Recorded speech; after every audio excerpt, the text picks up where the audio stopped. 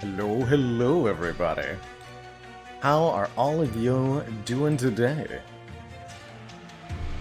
Time appropriate greetings one and all. How's it going, Zonard Stark, Ivy Blade, 6'4 Ninja, Zizzy Vivification, Donis Incarnate, Byronium, Silver Shadows, Core FTW,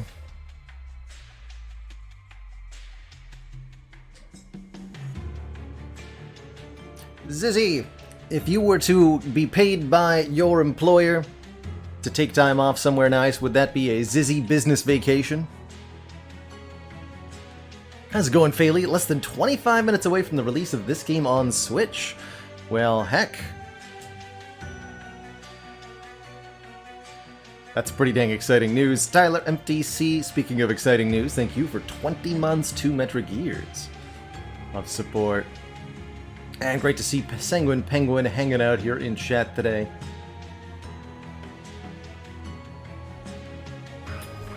Really quick here, going to, just to give myself a longer music loop to work with. I'm gonna start a run here with the Arcane Focus Challenge. Play as Stygian Random. Stygian definitely seems like the clan to do this with. Let's see, does it let me? Yeah, here's what the challenge modifiers for this run are. Working our way today through some of the expert challenges in Monster Train, a special set of rules kind of set forth by the devs. This one's called Arcane Focus. We get half money, and boy is this a huge penalty. Having had to play with this before, this is real tough. Enemy units have spell weakness 1, however, taking double damage from the first spell that would hit them. But worst of all, our own units, when deployed, have 2 stacks of spell weakness. Or, sorry, 2 stacks of daze, meaning that they cannot act for 2 turns. But I think starting with double Hornbreak, double Ice Tornado is a particularly good roll here. And we even got more spell weakness from Urchin Spines. Phased Soulguard cancels out the Dazed. Ooh, maybe I should have picked,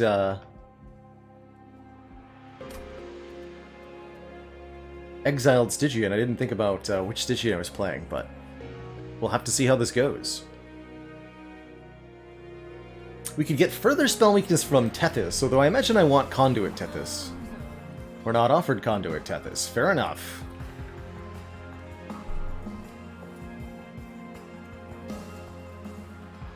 So, we either take the Chillwind version, who's good at applying Frostbite. A good boss killer is Chillwind Tethys, as long as you have some kind of tank for Tethys to sit behind.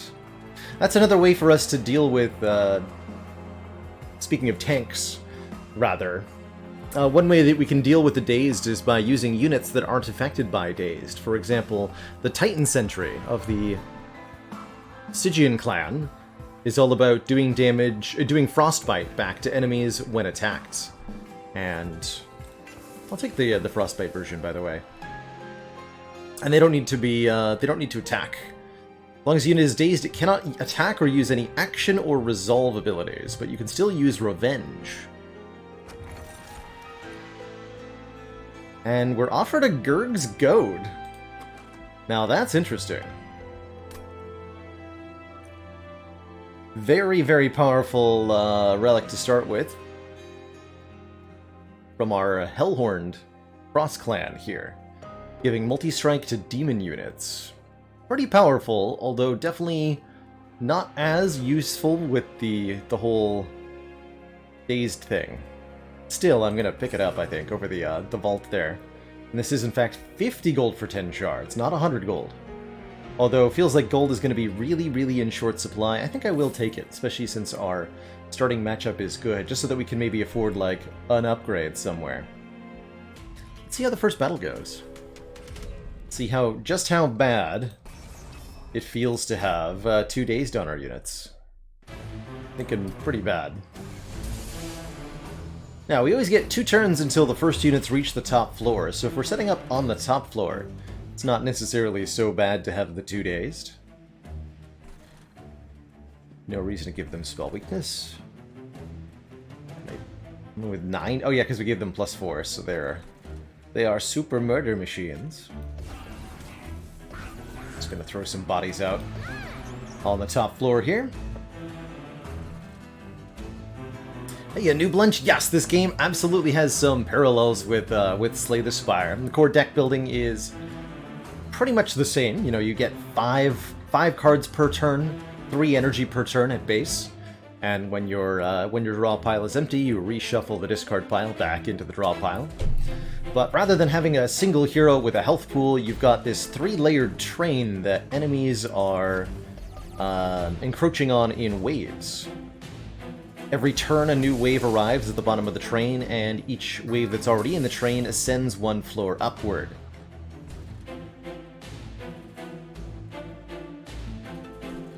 Each turn, units on both sides will also engage in combat with one another. Yes, the imps will still deal 10 damage to unit on their floor when summoned. Even if they're dazed, which is nice. We need to make sure this collector dies. I do want the 25 gold from that, so we'll Frozen Lance to kill. And then we're gonna make sure the big one dies.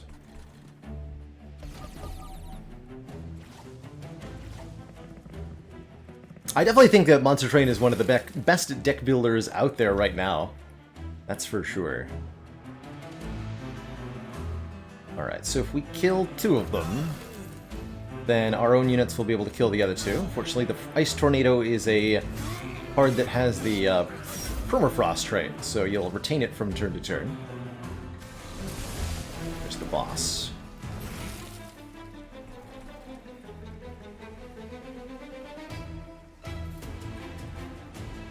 It would do better to get even more stuff deployed here.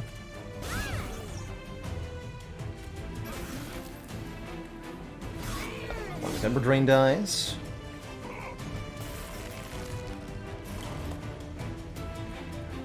How about? Hit the boss twice, actually. That's good. We're not going to be able to do a whole lot next turn. Pretty spooky.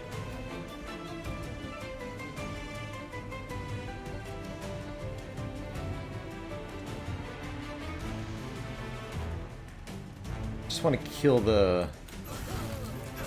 Yeah. Actually, that does not defeat the boss, but... Oh, because he's got trample! That's alright, we'll take a little bit of fire damage then. Stinky trample.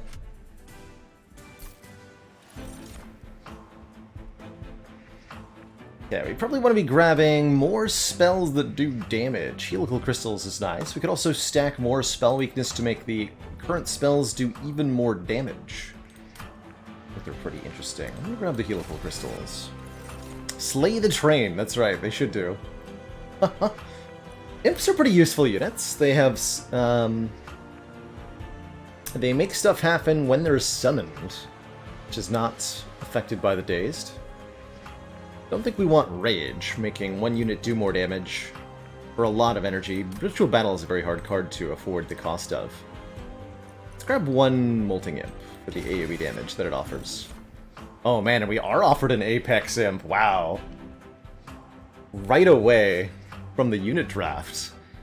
The Apex Imp is here. Gains Rage whenever it gains armor. Has natural multi-strike thanks to the Gurg's Goad. This is so powerful. So this is one of the units that was added with the Last Divinity DLC, which might be new to you, does not matter. There was a DLC that added a 6th clan, the Wormkin, as well as new cards and artifacts for all the existing clans, as well as the Pact Shard mechanic, and a new final boss. Yeah, exactly. Apex Imp plus Incant armor.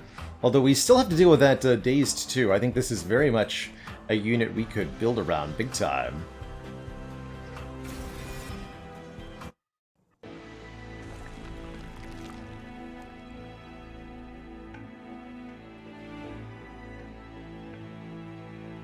suppose I'll look at the Merchant of Steel, although we can't afford a lot in the way of upgrades. We only really need one good upgrade. Quick or multi-strike. Hell, maybe even Large Stone would be okay.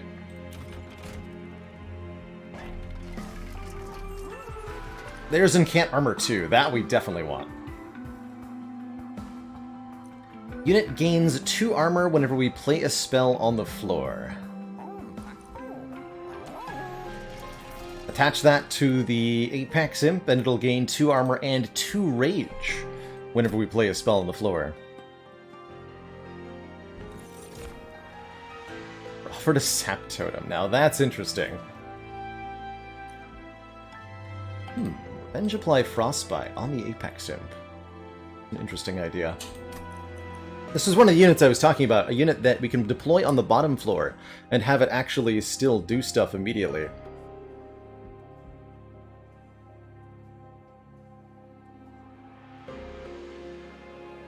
I might want that separate from the Apex Imp, but I'm going to take that. Maybe I put the Large Stone in the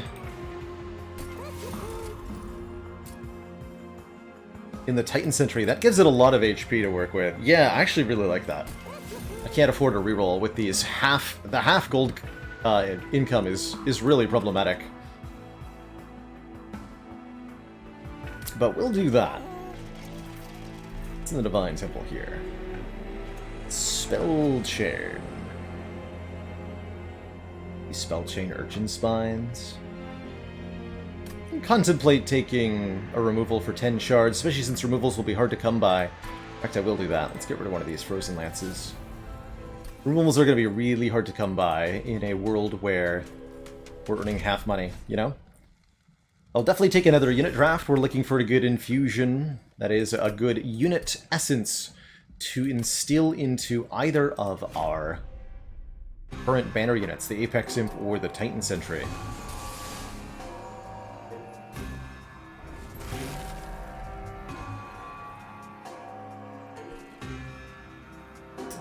Straight to the top floor, then. That's actually going to be a problem, because again, we have dazed too, right? So,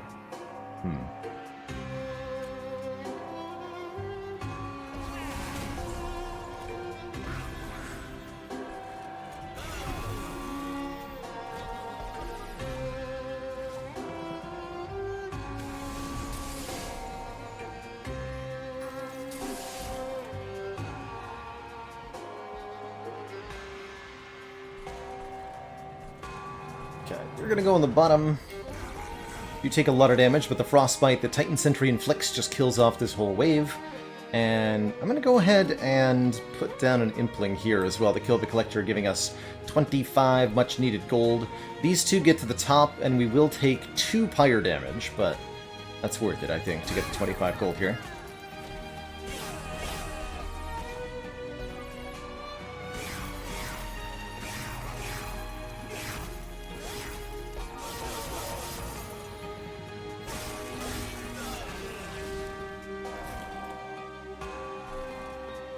The brief respite always heralds the arrival of the boss.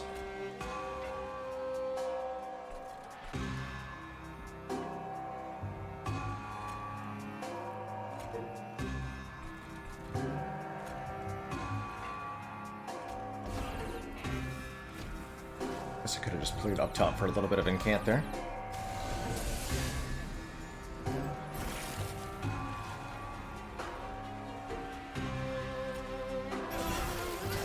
Bonk.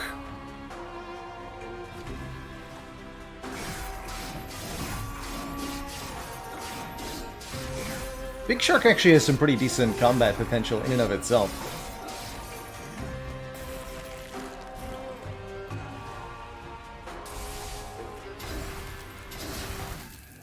GG.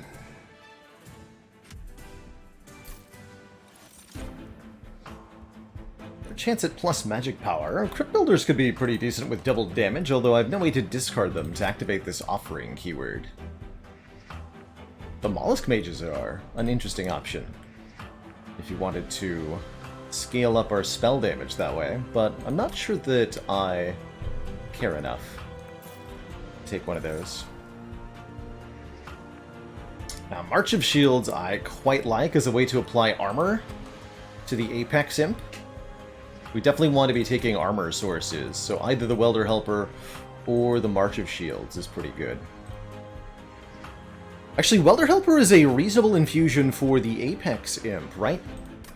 It says armor 10 and summon apply armor 10 to friendly units, so it gives itself 20 armor with that infusion, and that would be 20 rage,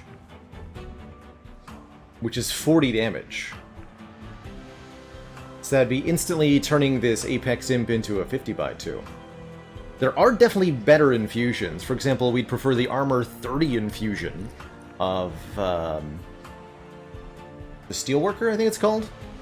Or the 5 armor per turn, maybe, of the Rail Beater. Grab March of Shields.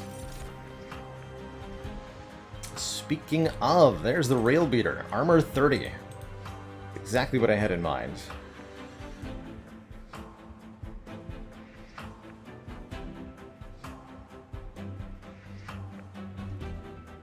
Also take a sweeper here.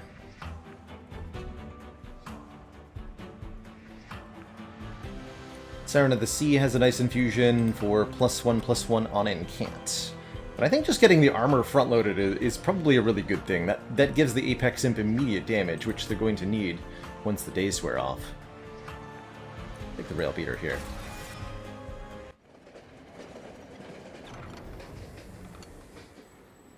We get offered a Divine Artifact. We also skip it for 10 gold. Oh man, it gets rounded down. Well, in that case, I'll probably take the Divine Advanced Prototype. Give us Super Stewards for our first boss. Make sure. Well, although that won't be that helpful with the 2 days. In that case, I'll take Armor 3 for the next boss. That should make it so that we definitely don't lose any HP to that. Let's see, we could dupe a card. I could dupe our infused Apex Imp now.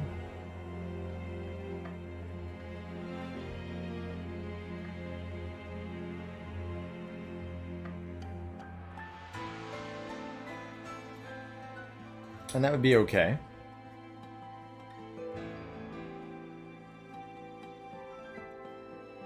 Actually, I think that would be pretty good. Not a lot I can afford at a merchant, you know?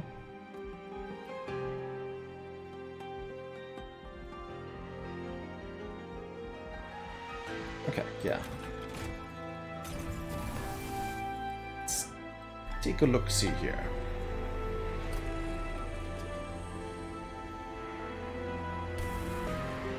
Armor 30 is also reasonable to put into the Titan Sentry, just make it a little bit tougher. It's much better on this guy. Pretty magic power. Boosting one of these horn breaks to be piercing 35 twice with the spell weakness seems like a really good way to just make it into a delete target enemy kind of spell. But we'll take that.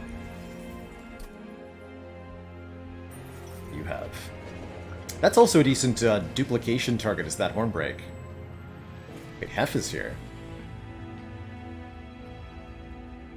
Oh man, we get offered good old Wingmaker. She'll also offer us a consolation prize, which is the Humility. Plus 10 damage, I think -1 capacity, right? Shame we didn't get 2 upgrades on the Apex Imp, but I wouldn't mind duplicating tiny Apex Imp here, since we have a dupe available. Let's do nothing. I'll take your Hef's Consolation. Make this Apex Imp small. 20x2. We definitely want Conduit Tethys now. And now we duplicate that Imp.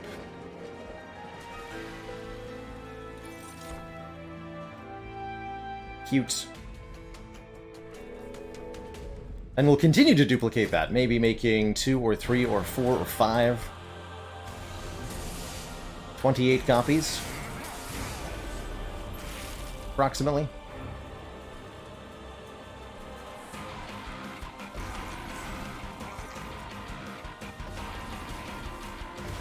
Look at that, they start out at 90x2 with 35 armor.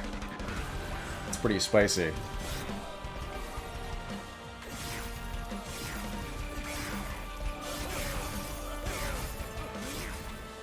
Although the durability maybe leaves something to be desired for now.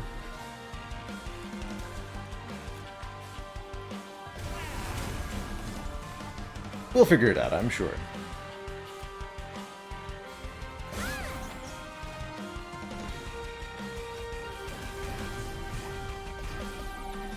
I'm sure.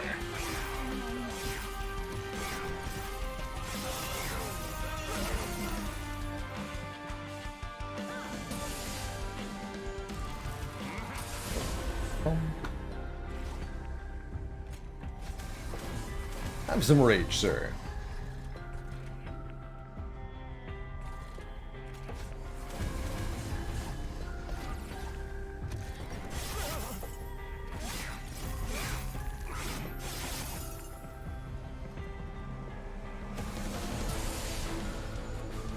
Definitely a run where we're going to want to find the Railforger's Hammer if possible. Make our life much easier. 8 health bombs, how dare you.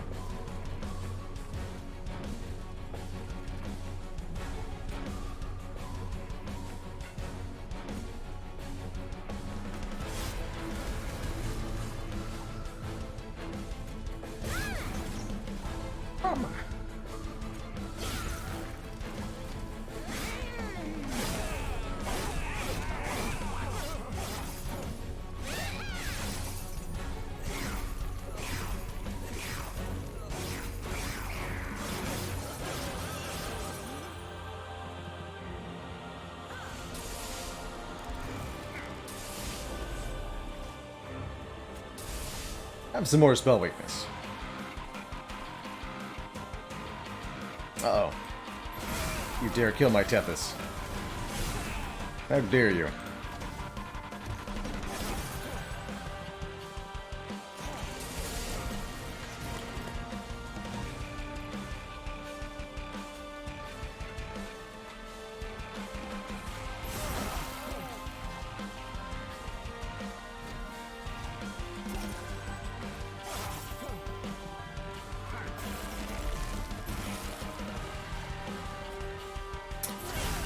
Former Better went to see the largest steam train ever made. It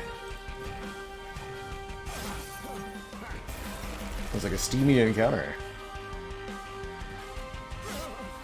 Anyway, genuinely though, that's awesome. Really cool. Be choo-choo. Alright, poor Daedalus has no chance there.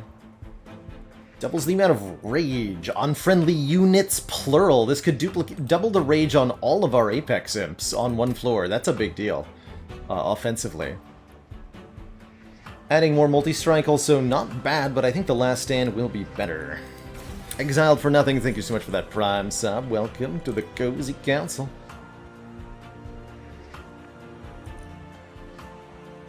Some reasonable units, but I think not necessary.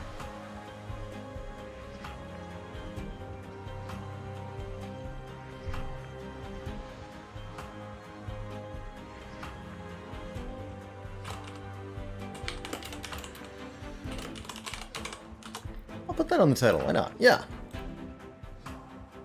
So Monster Train is out on Switch now. That's exciting news for you Switch owners.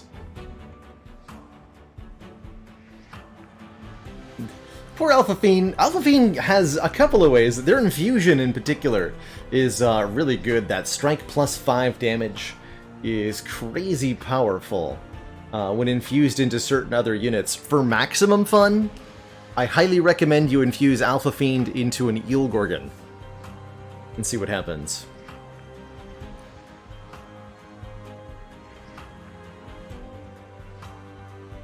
But the Alpha Fiend itself does sometimes struggle, I think. Let's skip all of these. We want more... I imagined card draw. Yeah, card draw. And then we want, again, Conduit Tethys.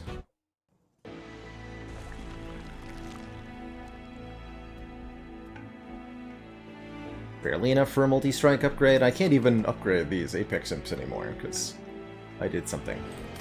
So I'll go this way. Hooray! Well, the remove 2 is, like, really useful. Hooray. Those are an fact, you know? 2 chances to find the Railforger's Hammer here, notably. We do get offered Conduit. Okay, damage spells cost -1 on the floor with Tethys. That's the Horn Breaks, the Frozen Lances, the Ice Tornadoes, the Helical Crystals. And makes activating our Armor Stones on these Apex Imps much easier. That'll upgrade to -2 cost later. Store 5 Pyre HP when a card with Consume is played.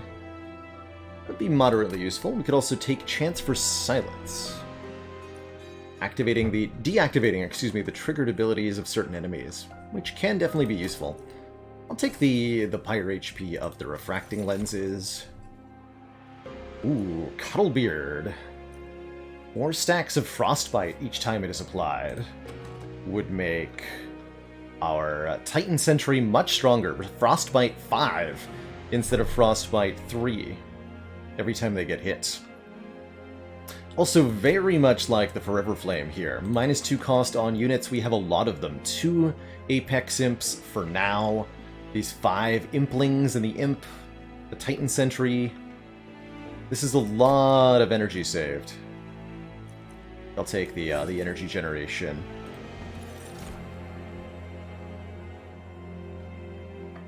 I'll take a second Rail Beater, but we're already like way ahead on pack shards here, right?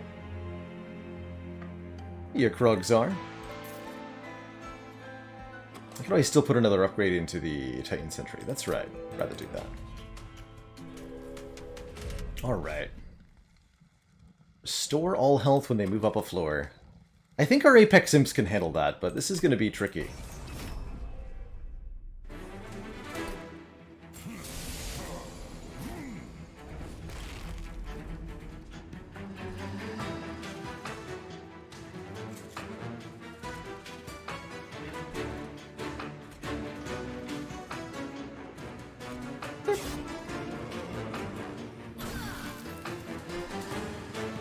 Yeah, look at already.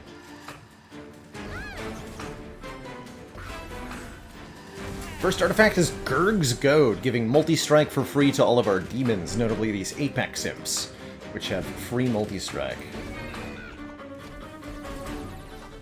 Good stuff. Mama!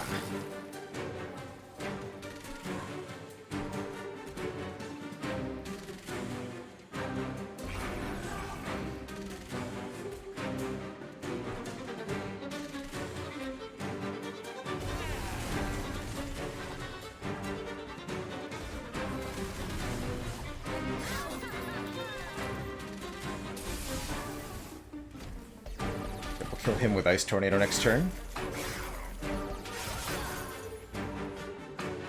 It does kill, right? Drop this another one. Oh, yeah. It's fine.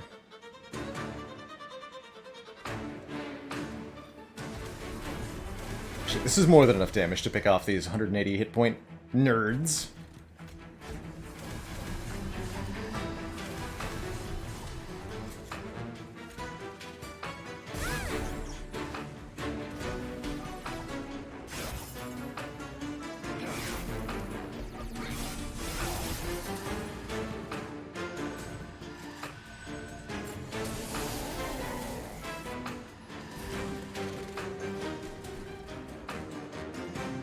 Double the amount of rage.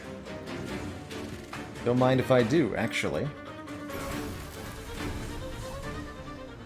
Do not mind if I do one bit.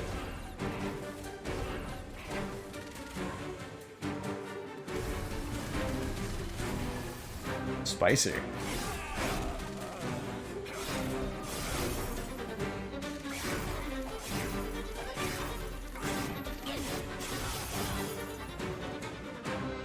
Okay, it seems like this Heaven Seal challenge hasn't been too bad, all things considered. Yeah, not too bad at all.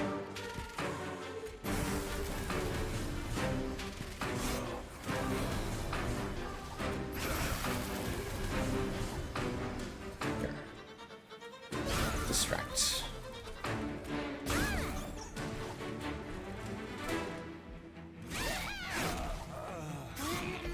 preserving some of the health on our units by throwing kind of chump blockers in their way.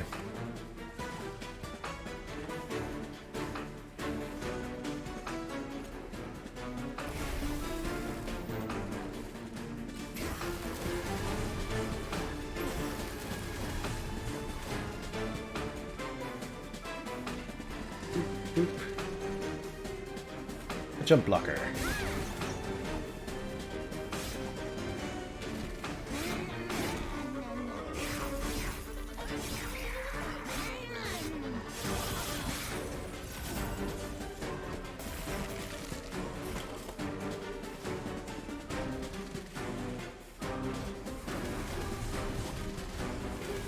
This is why we wanted the conduit version of Tethys, so we can just play those for free to get incant activations, basically.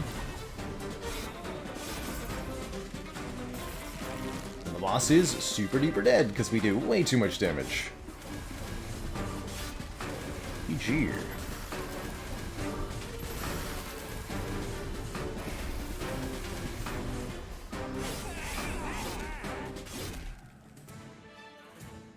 Much bonkus. We're given the improved Firebox, giving us way more energy on turn 1, although I don't admittedly think that's going to be particularly useful. Guess it's still an option. Take a Drain, a Titan's Tooth, an Urchin's Spines. Don't know if I want any of this. Discarding cards is not my jam, although Sap could be nice. I definitely want more ways to apply armor, though, to our Apex Imp. So now Ally of the Ancients is perfect. 1 cost, consume, apply armor 25. Yes, please. It's Merchant of Trinkets, or Merchants of Magic, and Forgotten Boons.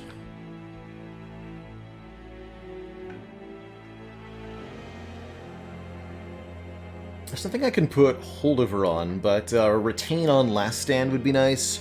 Holdover March of Shields could maybe be good. That could let us juggle the imps as well. There's definitely some good uses for things, the Merchant of Magic. Removing 2 cards also very, very valuable. Definitely going to go Hellvent, Concealed Caverns, Unstable Vortex on the next floor, which means we're not looking at a Merchant of Steel again for a long time. That's totally okay. I really can't afford anything at a Merchant of Trinkets anyhow. Okay, we'll go this way then. What you offered. They add some more card draw sources in these last updates. Yeah, there are a few new sources, particularly with the Wormkin clan, and Stygian Guard got a big one with the Last Divinity DLC in their new rare card, called Deep Offering, I believe. Discard your hand, draw 5. Is very, very good. Very, very good. I think that's new as of TLD, but I'm not sure. So yes, there is permafrost. Deep Offering was in vanilla. Well, excuse me. Definitely what I want to retain. I'm not going to pay for a reroll, am I? Probably not. And then Eel Gorgon was what got added with the DLC. Understood. Understood.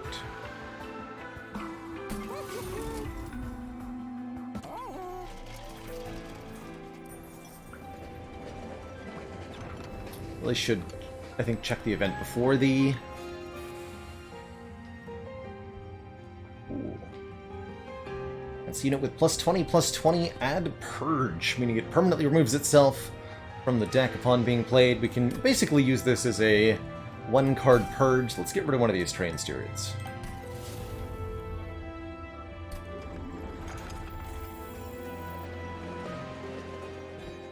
Generally speaking, though, card draw is not something that Monster Train gives you a lot of access to on actual cards, to avoid crazy, crazy infinite combos, I think, mostly. Really easy to end up doing shenanigans otherwise. Alright, let's skip the 10 shards for the money here.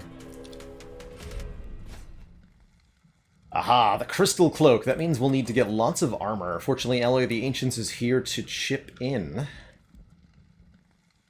And our Shark Boy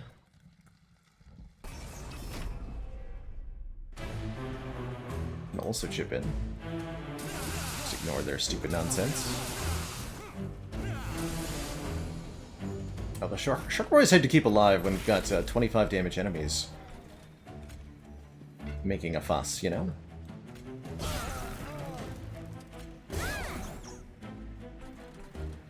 Got him.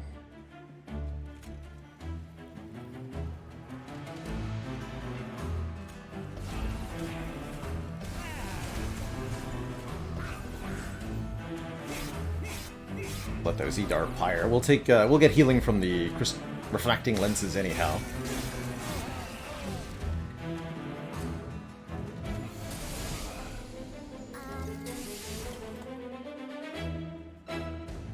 How dare you?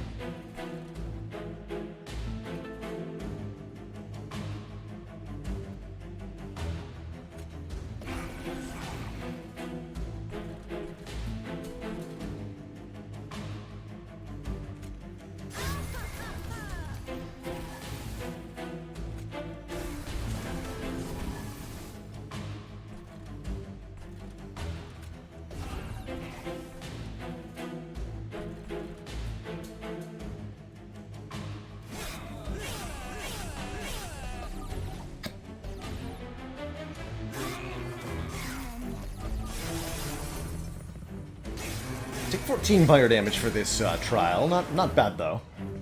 And we're gonna get more than that back, I'm sure.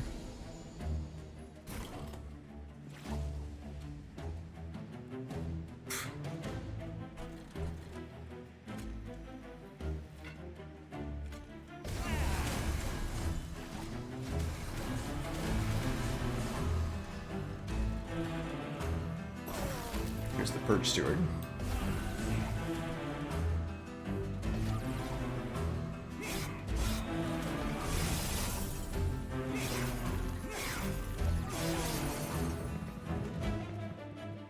These cloaked enemies are invisible for a couple of rounds. Makes them very annoying to deal with sometimes.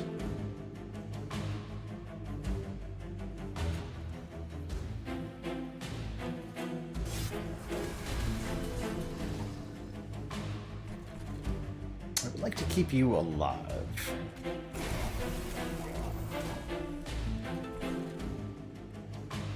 We do take some damage here, but it's fine. Let's get some more incant activations up top.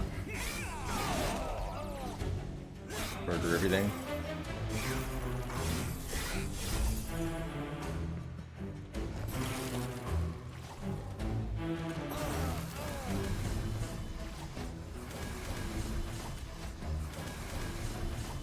Take that rage and double it. Yeah. Good stuff.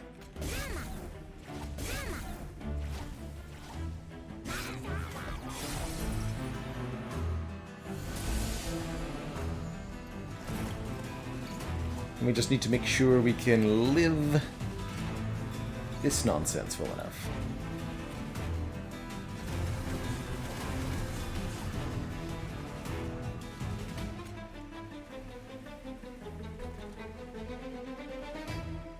Actually fine.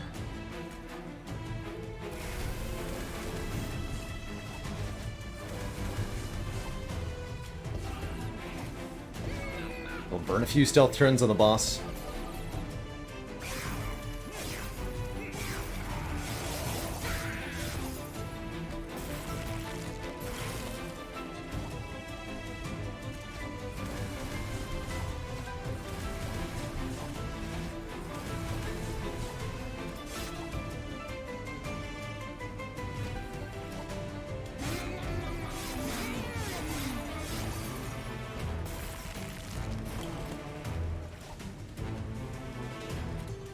GG. We do lose one of the... Oh, actually, no. No, we keep them both alive. Sweet. Get him.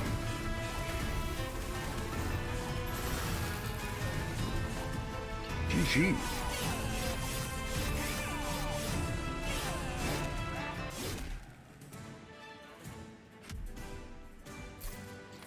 Tons of cash to work with here.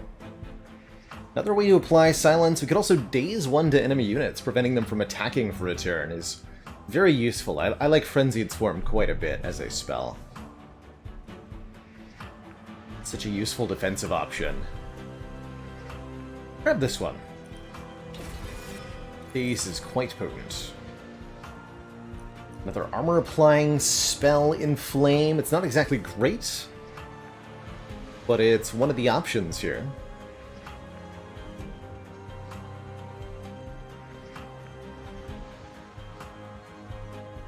And it does the things that we want to do. I think it does them well enough, though. It's just not enough armor or enough rage, feels like. I'm gonna go this way. Offered the Value Stone. Make Last Stand a 1-cost spell instead of 3-cost. That's definitely tempting. Another Purge chance. Get to remove 2 Train Stewards. And I'm going to be duplicating our Imp again to get a third one of these 0-cost 1-capacity Apex Imps that have free multi-strike. That just seems kind of broken, doesn't it? Good. Good. As it should be. We should look at the Concealed Caverns first, though. We could get a third upgrade into one of the Imps from this event and then duplicate them afterwards or something. Pillar of Light. Infuse Nexus Spike with the essence of 2 spells. Or purge a spell and create 3 copies that have Purge. So 3 one-time only uses. I really like the Nexus Spike here. Infuse a Nexus Spike with the essence of 2 spells. You're telling me I can make a spell that says play Last Stand and play Alloy of the Ancients? Although I might not be able to use them both because they don't have the same targeting condition. Either way, let's see. So if we choose Last Stand as the first spell, then yes, we cannot select Alloy of the Ancients as the second spell. The reason for this is that Last Stand targets a floor, Alloy of the Ancients targets a creature. Both spells in the Nexus Spike must have the same targeting condition. But Frenzied Swarm is an interesting pairing, or Ice Tornado. Let's see if we can... if we choose the Alloy of the Ancients first. Yeah, then we can do March of Shields, Hornbreak, but not Last Stand. So we'll do Last Stand plus... I'm thinking either Frenzied Swarm or Ice Tornado. Let's go Ice Tornado. And it gets the Permafrost. I forget if that's because we chose the upgraded Last Stand, or because we picked an Ice Tornado, which has the Permafrost keyword, but either way, this is an also retaining Last Stand, which is really nice. Will this get cost reduced by Tethys? I actually do not know, but we're going to find out.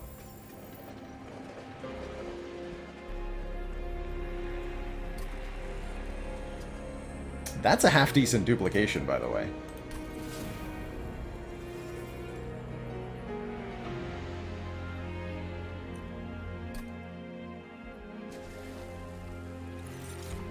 Let's put us up to 120 shards for this Fell fight, but I think we'll be alright. This is Armor Fell. Armor Fell's not too bad.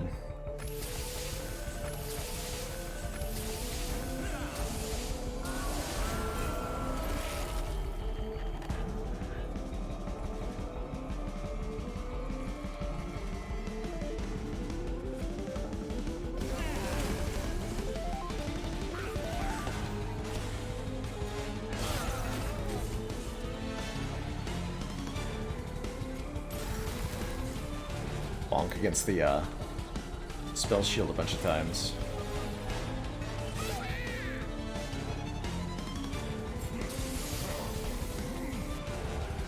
It's funny to see the statue killing something.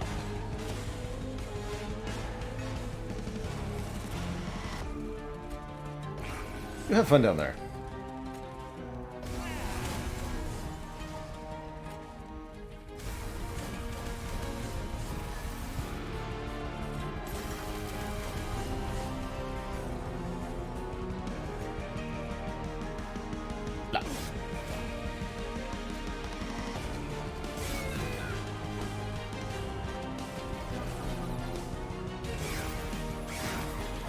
This is pretty nasty, man. Coda PDX, thank you so much for the 11 months. Just shy of that full year.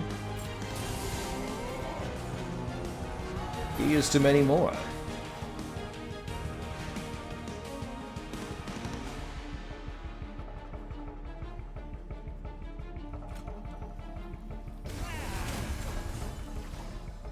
$16 damage, huh? Not on my watch.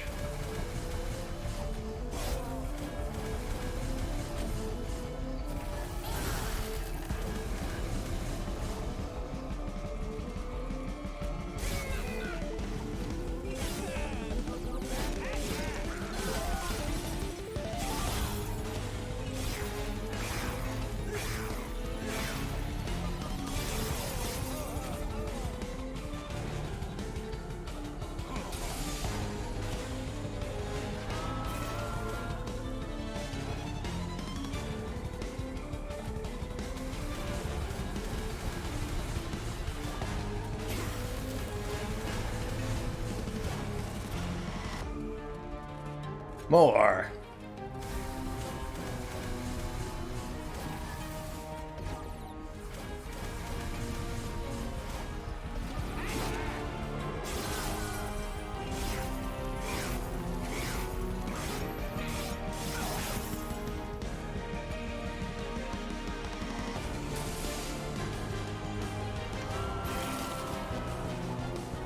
Yes! The Nexus Spike does get cost reduced by Tethys. How exciting.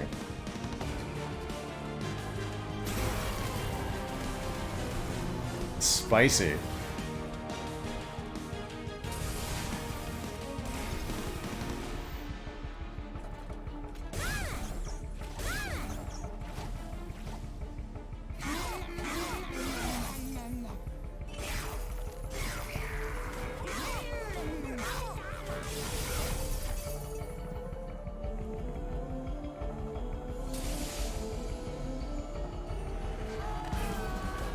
Truthfully, Rage Decay doesn't matter really one bit at all when you're starting to get into the hundreds of Rage.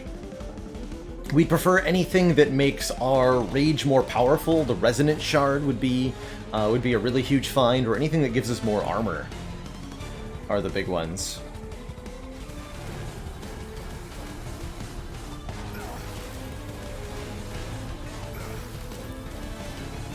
Those are the really big ones we could find.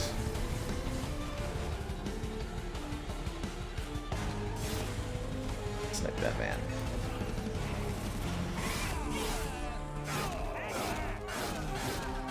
Wow. Oh, right. We're actually just winning. I understand. Well, Rip fell, I guess.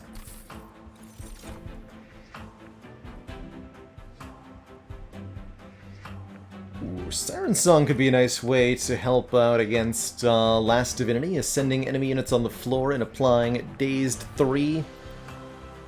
Good Shepherd Entertainment, thank you so much for the generous raid. Hello and welcome on in, everybody.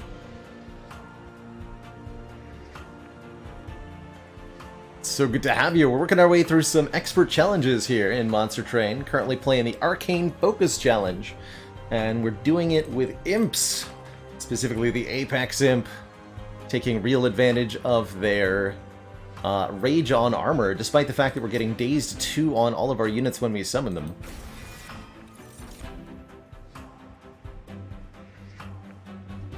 Congrats on getting the game out on Switch today, by the way. It's so cool to hear that so many more folks now can enjoy the title. You know, this definitely feels like the kind of deck that wants to go double plus draw, because we have such powerful energy generation, right? We're going to have Conduit 2 Tethys, reducing the cost of all damage spells by 2, and we have the Forever Flame making every unit free, so we just want to draw more cards, since we don't actually really need to spend energy on such. Oh yeah, that is the wrong challenge description though. Oops, a little out of date there. Let's see, Forgotten Boons. Yes, I want to go to a Merchant of Steel, I believe. Although it's not that desperate. We really only get the upgrade on the Titan Sentry. Duping the Imp one more time. I think 4 is the correct number of Apex Imp to go for here. But I mean, come on, one more Concealed Caverns event? Yeah. Gotta love the Concealed Caverns. Endless. There's an interesting option. Endless Big Shark. That way, even when it does die... Actually, I really like that. Heartstone Endless. Or no, just Endless, because it's already big, right? So yes, just Endless Big Shark. We just keep playing it on the bottom floor every time it perishes. I love that. I love that. What about you? What are you offering me?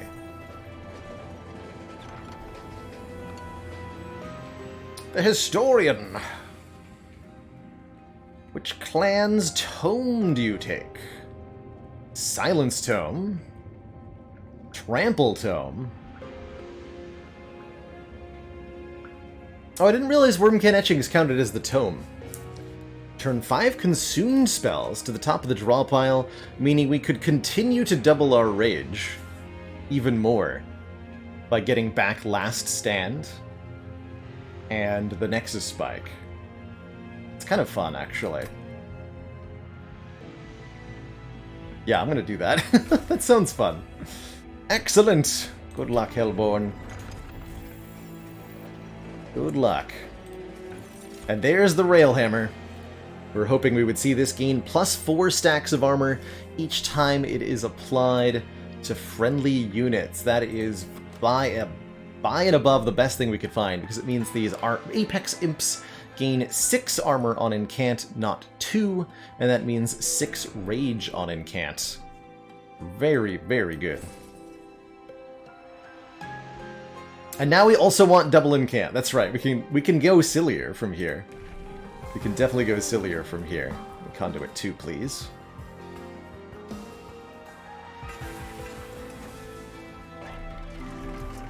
Yeah, Endless Shark.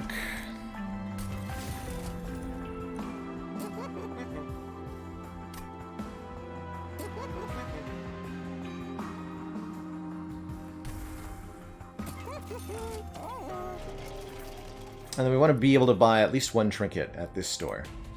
So we'll save the rest of the cash. Plus 8 damage. I can't imagine that's going to be a problem. He said, moments before disaster.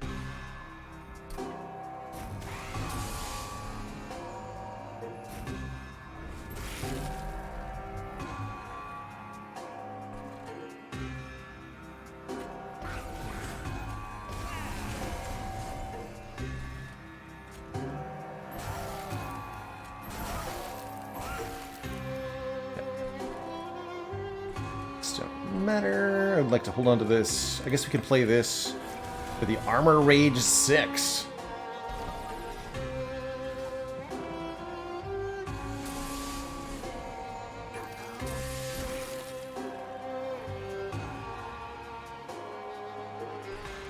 Shork.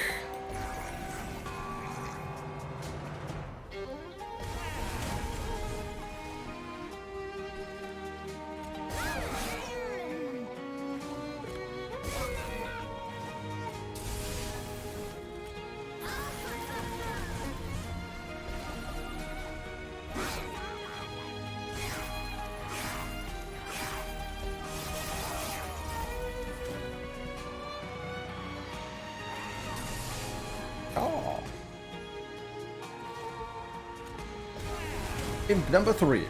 Get in there.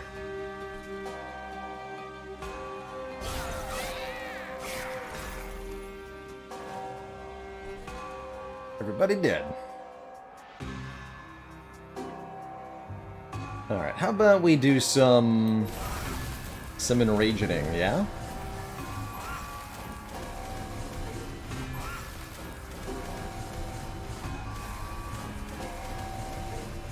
Yeah, that seems good. 200 rage per imp. Easy peasy like, you know?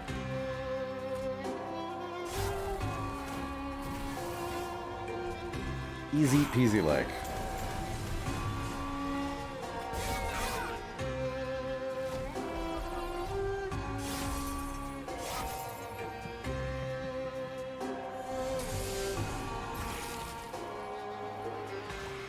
And now just go ahead and put those back on top of the deck, yeah? Thanks.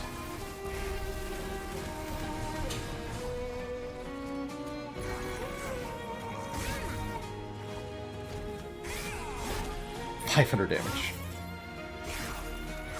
Good stuff.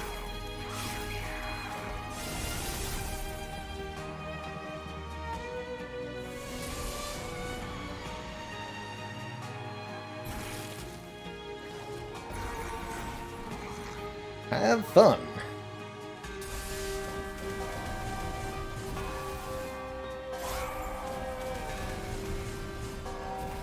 $200 rage, how about 1,000 rage?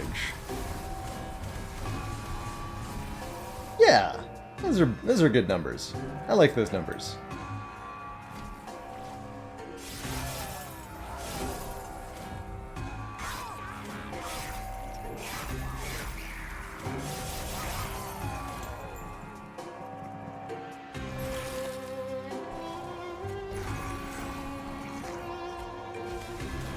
$62, unacceptable. Hold on.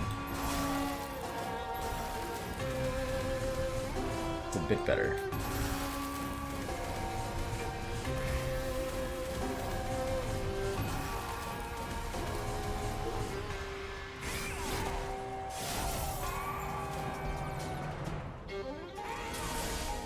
So angry.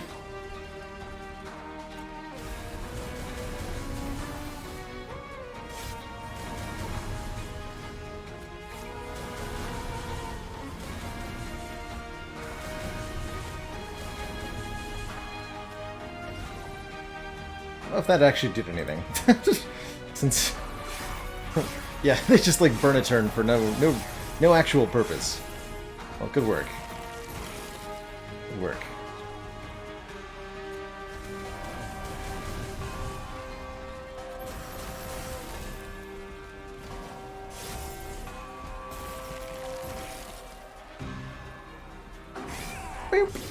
One hit. One singular hit. Good stuff.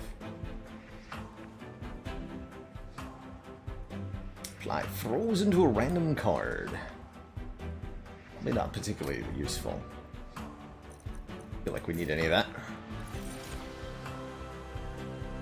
Inflame is definitely better now that we have the Railhammer. Important Work's actually decent too. Gain an energy, draw one. We have lots of imps to sacrifice. Let's grab the Inflame. Yeah, you are allowed to sacrifice the Alpha Imp. That'd be a nasty misclick. That's for sure. Alright, Merchant of Trinkets, what do you have? Enter with Rage 3 is pretty minor. Token of a Traitor is pretty minor. Titan's Claws could be okay. End of turn frozen cards are reduced to 0 cost.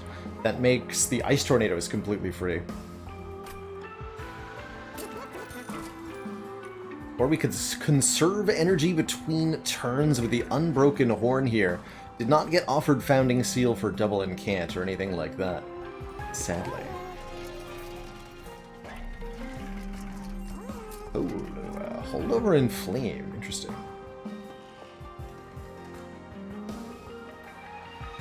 Actually kind of dig that.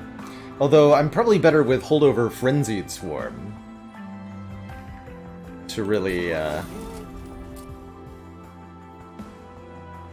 give us constant days uptime.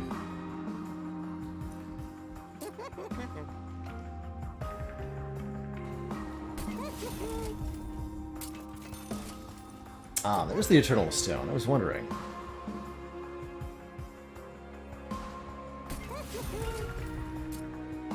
Let's just do this. That should be pretty game-breaking.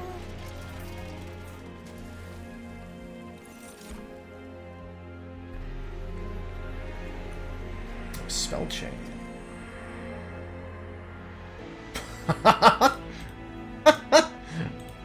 Right.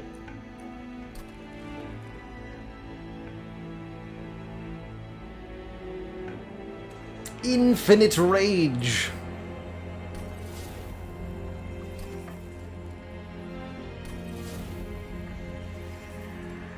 This put us to 175 shards, but I kind of doubt that it's going to matter. So spell chain causes... when you play the spell, you'll create a new copy of it in your hand. The new copy is more expensive, though. But essentially, you get to play the spell twice. Oh no, anything but the sap?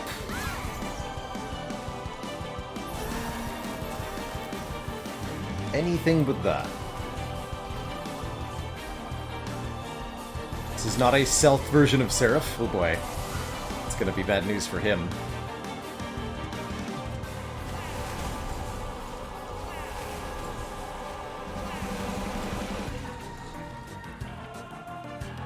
Good. Oh, nana. Nana.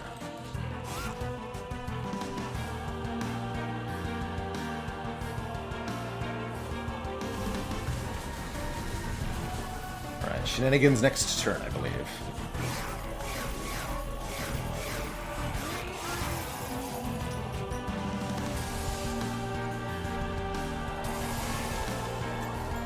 Yes. Oh, he's got damage shield 4, though. Alright, fair enough. Next time, then.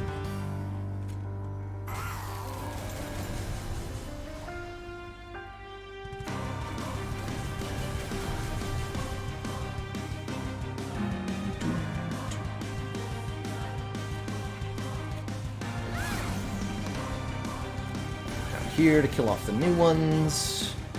Oh, the harvest prevents them from dying. Fair enough. Oh, actually, this will play Ice Tornado, which will remove the damage shield from Seraph here. Wait a minute, what?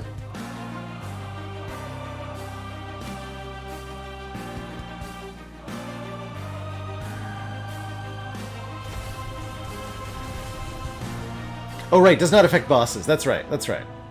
That's right. I always forget that part. That's right. Well then. Until next time, sir. See you back at the top floor in a few waves, and you're gonna die.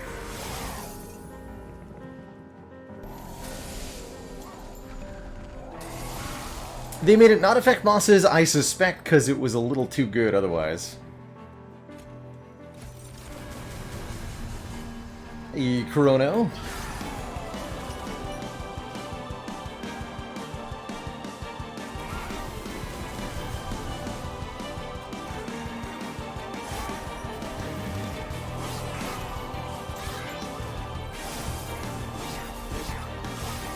Not that it's gonna matter much, since I can return it to my hand, right?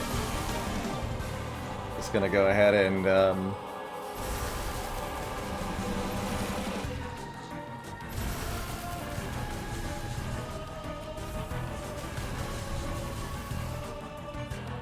Mm-hmm.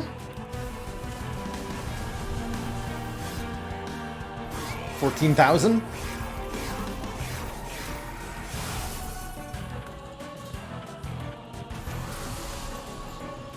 Oh no, he came up top. I've got really bad news for you, Seraph. You came to the wrong neighborhood, sir. GG.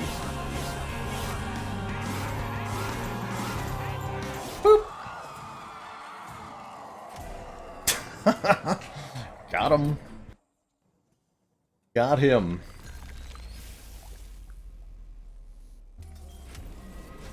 Either in victory or defeat, the divinity's endless destruction rages on.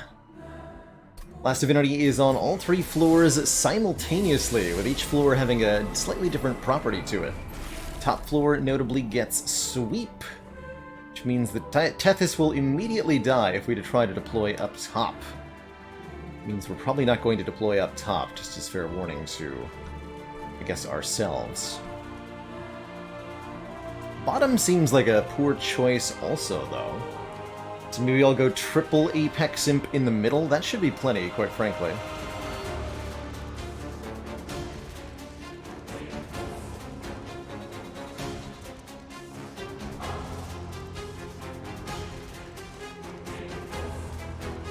We don't have the dazed.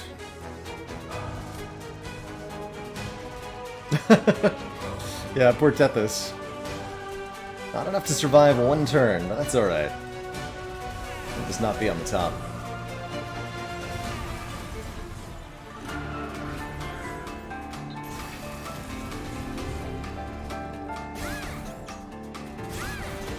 We can actually lose an imp if we need to.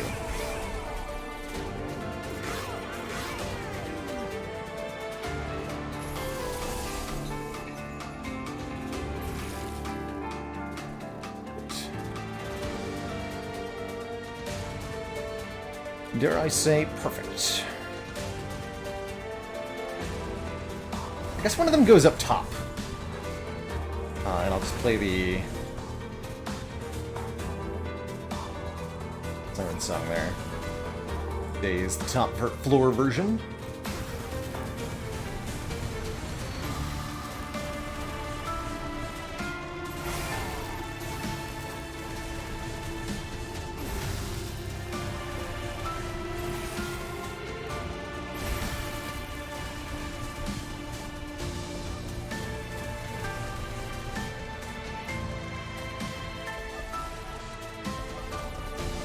Nobody can do anything. We're all dazed. Alright, well, next turn then.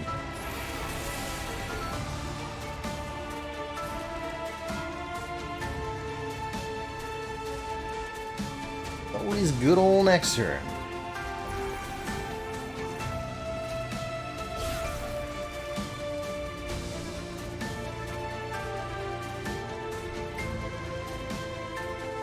Let's see.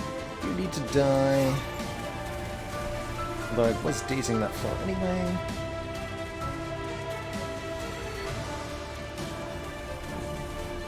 Not actually getting to attack yet.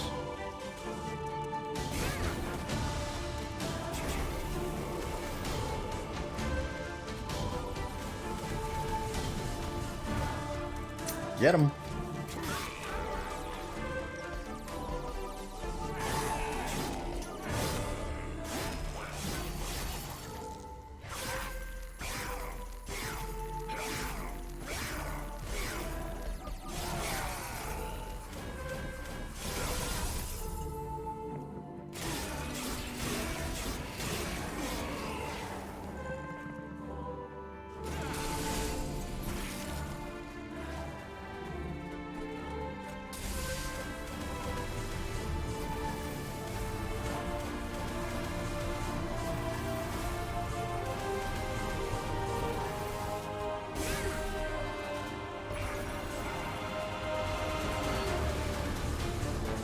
That holdover Siren Song keeping us extremely healthy. Really important.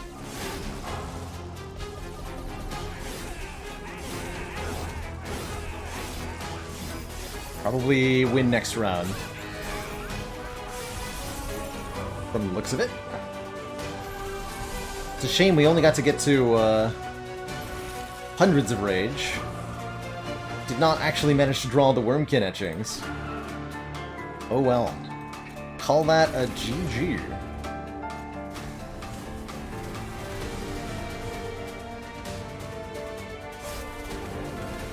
So we're winning. Get bopped on, sir.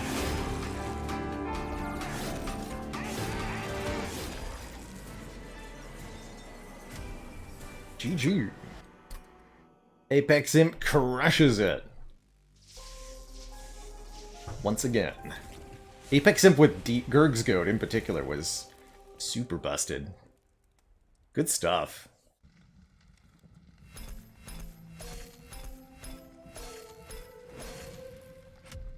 Well, what a fantastic start to the run, start to the stream that is, then.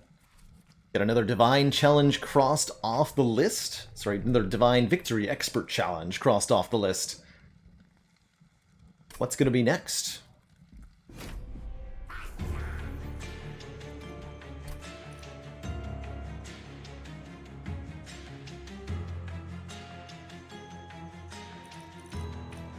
Why don't I just start working my way down the list here? With the next uncompleted one, Stewardship.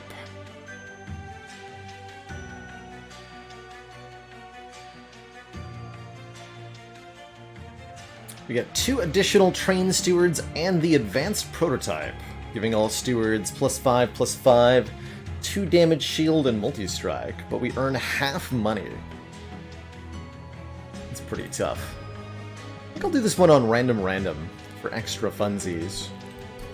Don't believe we've done extra Pain Train yet. No, that one we haven't done, but we did get Blighted Existence done. That one wasn't too bad. I think of the super hard ones, this is probably the hardest, Extra Pain Train.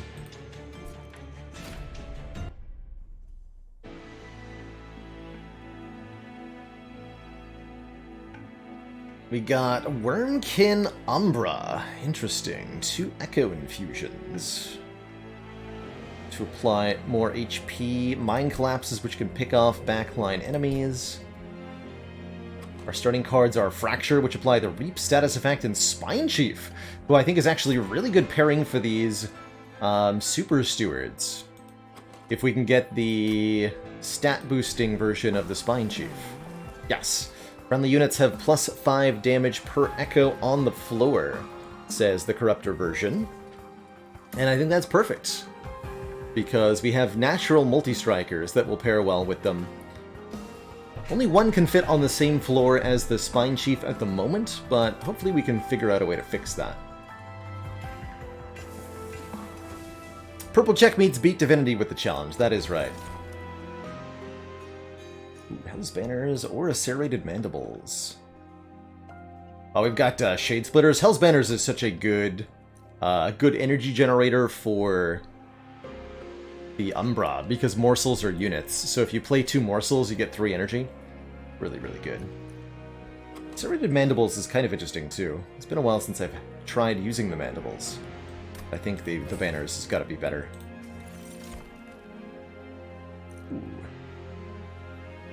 Start of turn, add a morsel to your hand. Or easier eggs, or echoes on consume. Don't have a lot of consume cards. Don't really have any. I guess I'll take the morsel generation with the Hell's Banners, and we'll see how that works.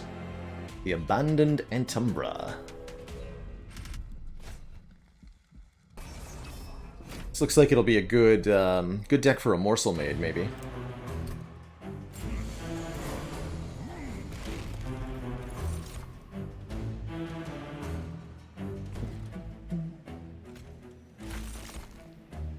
Morsels can also help you deploy your units on the top floor by absorbing that Ember Drain. First unit summoned onto the top floor each turn gets 1 Ember Drain. That's part of the Covenant difficulty modifier the game adds.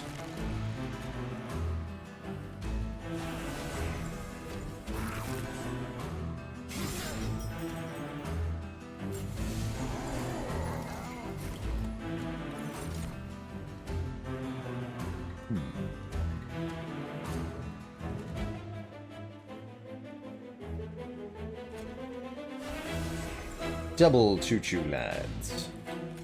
I need to Fracture to get the Collector. I want that money. Gotta get that money. That's right, the Shade Splitters create echoes on the floor they're cast on, so we should actually be a little diligent about that. I have so much energy. Not gonna summon that onto the bottom floor, it's kind of suicidal.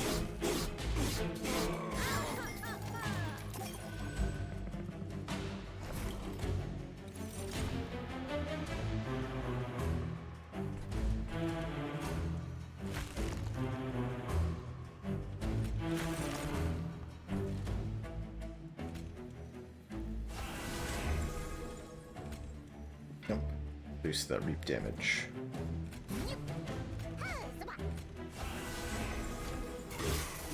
That's right, the downside here is half gold.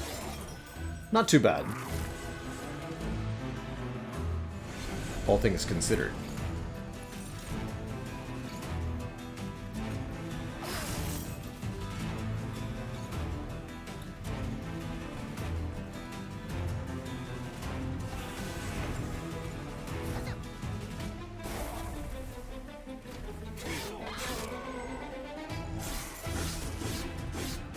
That's true. Train stewards are not necessarily, even with the advanced prototype, not necessarily the best unit. Although they are pretty good. Choo-choo.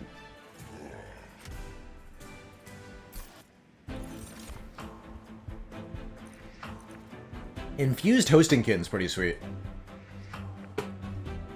Good old Bogfly is a nice unit to pair with the Spine Chief, too. Grab the Hostingkin. It's infused.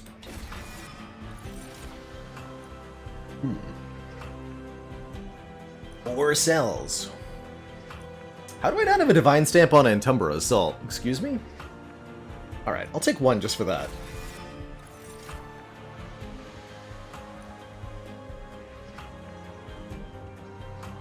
Bog Chrysalis could be interesting.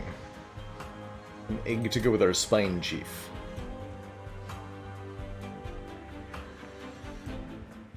The Crucible units are also fairly interesting, gaining damage, shield, or lifesteal on Gorge.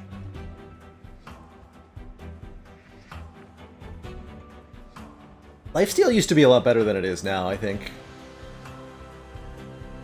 When the enemy waves to the big threat, damage shield does seem preferable a lot of the time.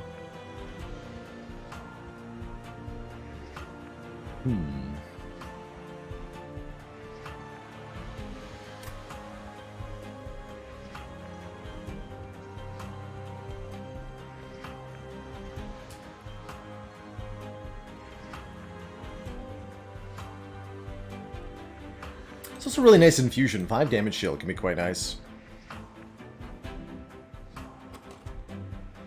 Let's see here. Ideally, I'm using the Train Stewards pretty well. We could even infuse things into the Steward. Plus 5 damage shield's pretty reasonable. Alright, I'll take the Damage Shield Warden. I'm sure we'll find a use for them. Even if it's not an immediate one. Do I dare even go to the Merchant of Steel? Could buy one expensive upgrade, but to what end?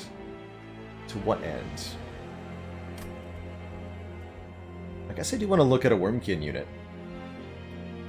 Theoretically.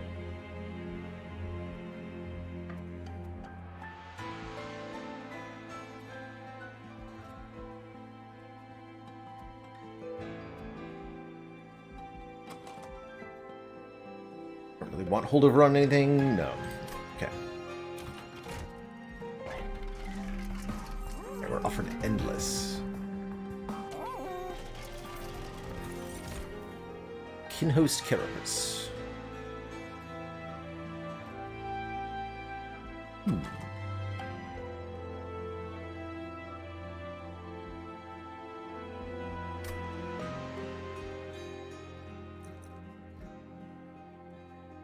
Kinhost Carapace is a pretty interesting infusion for an Endless unit.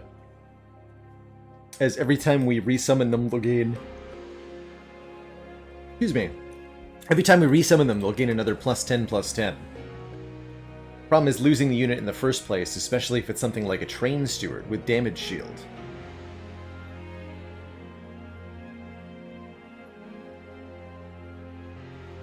Hell, just having an endless 7 damage shield unit with the Crucible Warden's infusion is pretty good too. To be a reusable frontliner.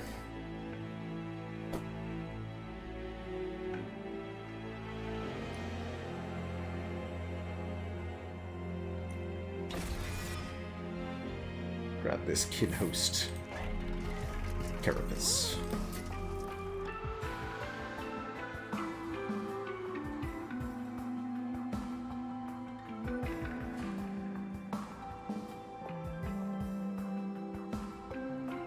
Problem with making one of the Train Stewards endless is that they don't have priority draw, so we're not guaranteed to see them early on.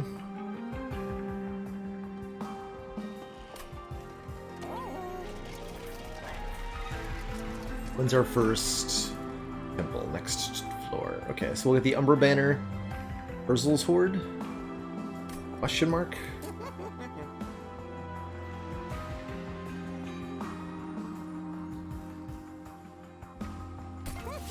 Alright, I'll do that. I regret that I'm doing that, but I'm gonna do that.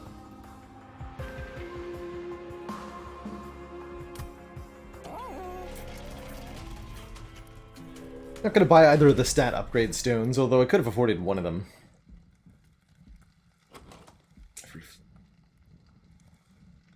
Be able to deal with this? Probably. We need the money. Worst case scenario, I'll just take some damage.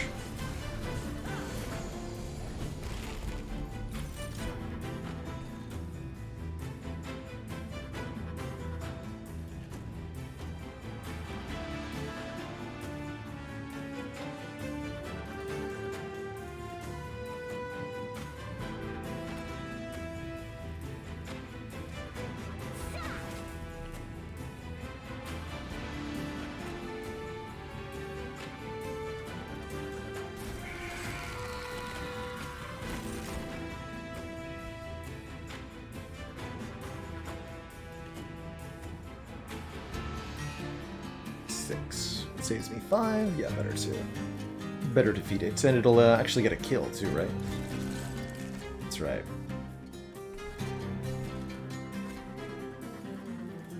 Which it won't do if I use the Echo Infusion.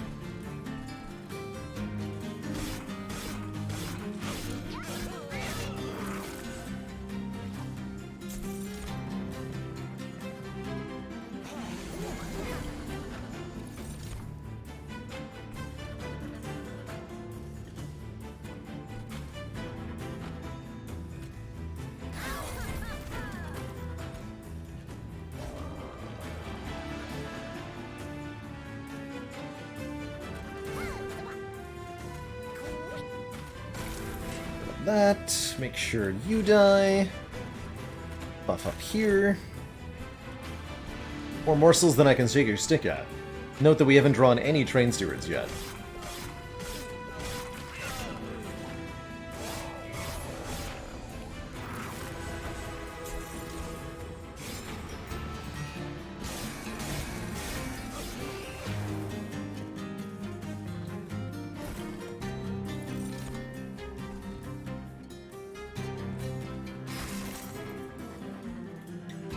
Dead.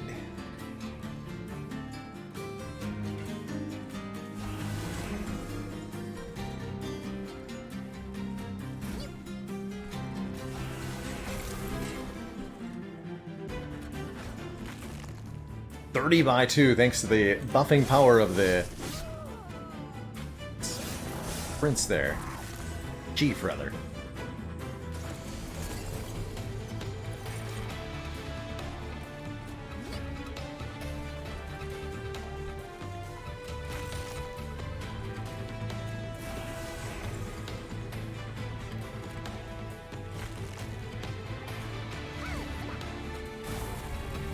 Donk those curse adders.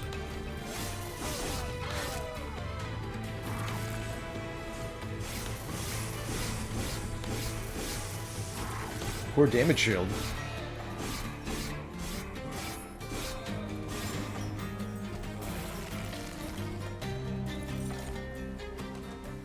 Note the Endless Steward was on the bottom of the deck, so it never even got to do anything.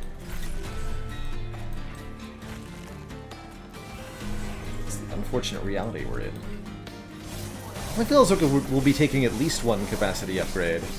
I really would like a Space Prism, so I can comfortably fit 2 Train Stewards behind the Chief.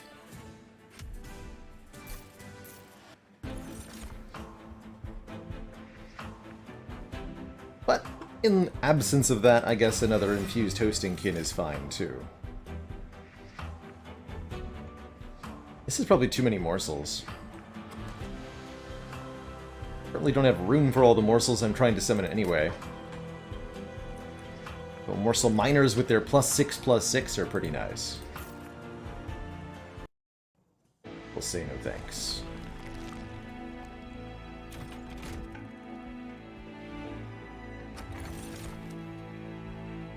Alright, both of these are Pyre Health Restorers. We've got lots of Consume spells, right? At the very minimum, I have 2 Hosting Kins. So this will be +10 per battle. It's probably more than +40 total.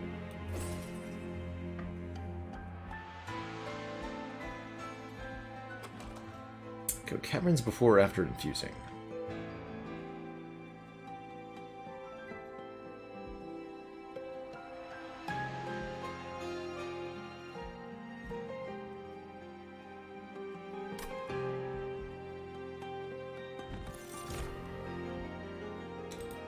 Morsel unit on this floor. Create a copy.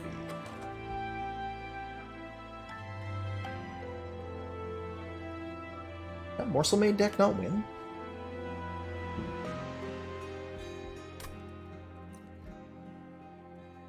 Confused.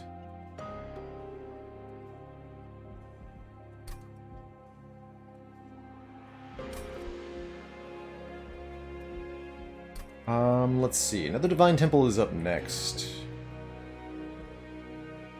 Still one more Wormkin banner. I don't think we want either of these.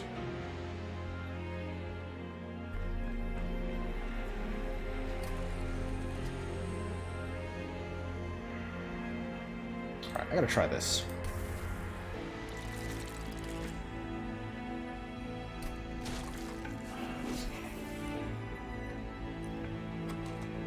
Is that gonna be worth it?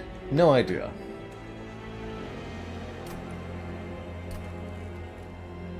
Truly haven't got a clue.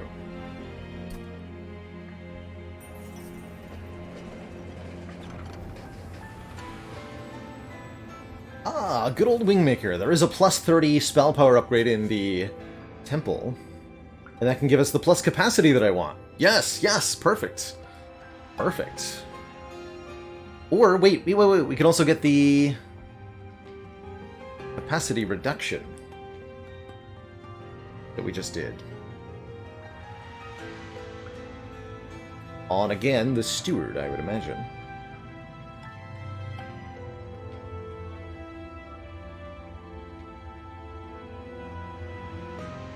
And then we end up, like, duplicating that or something? An interesting possibility. But I also like taking good old Wingmaker and just using it to do absolutely kabonkus amounts of damage. So let's take that. Give me the kabonkus, please. Good old Wingmaker hits the entire floor twice, and then increases your capacity if it kills anything, which it certainly will, since it hits for 36 times, too. I could additionally make that innate, with the strat being to just kind of bonk the opening wave and deploy on the bottom.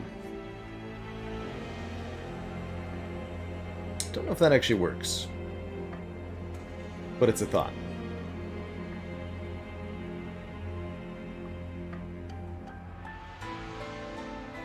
Holdover would definitely be spicy times too. I don't necessarily want more shards. Plus 1 capacity per thing that it kills. So if we can kill multiple things, we get multiple capacity.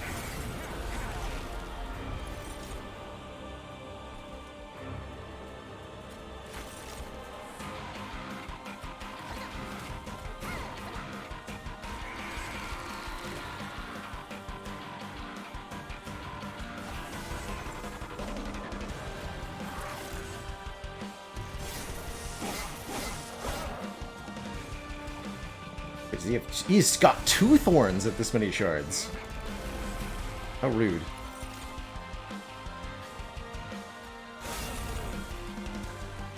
How absolutely rude. Oh, you died at the thorns. How even ruder.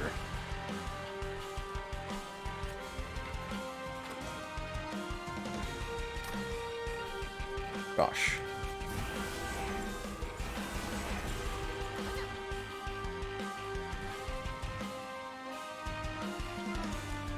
You must live!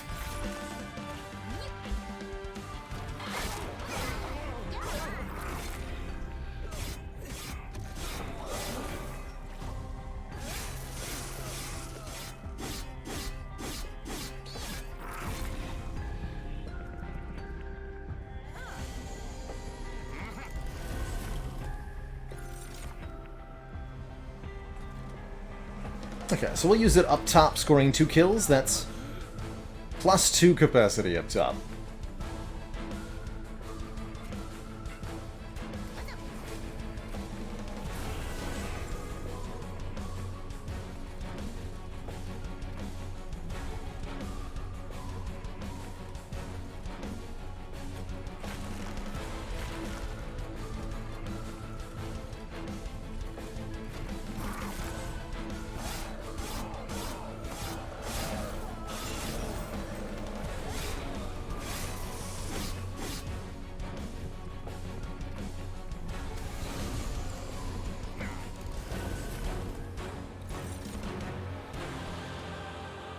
Endless Train Steward, still nowhere to be seen. It's okay though, because we got double steward up top here.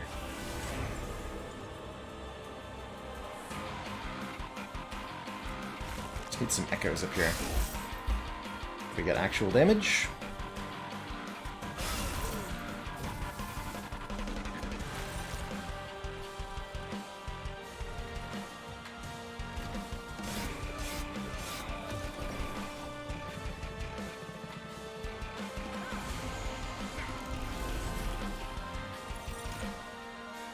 One.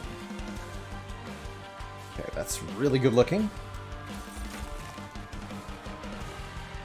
Just gonna summon this steward endless repeatedly with the intent to get it killed. Essentially.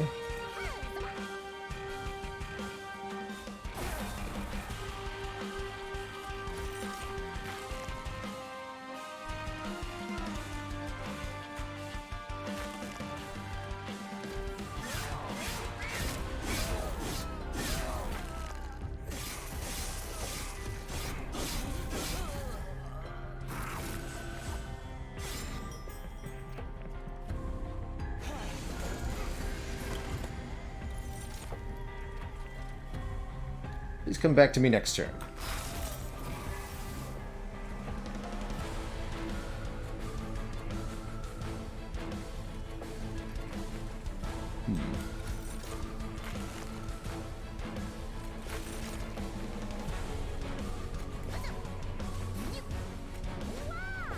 Alright, sweep.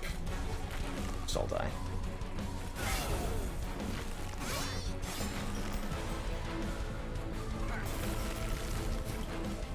So you become another +10/+10 here? That's right, 32-35. Good. Actually putting up a decent fight here.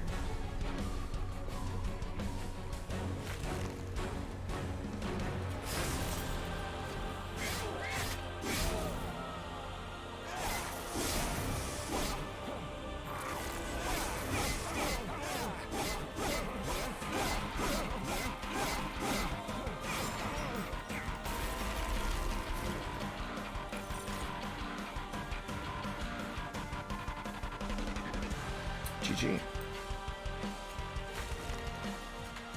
Look at those echoes.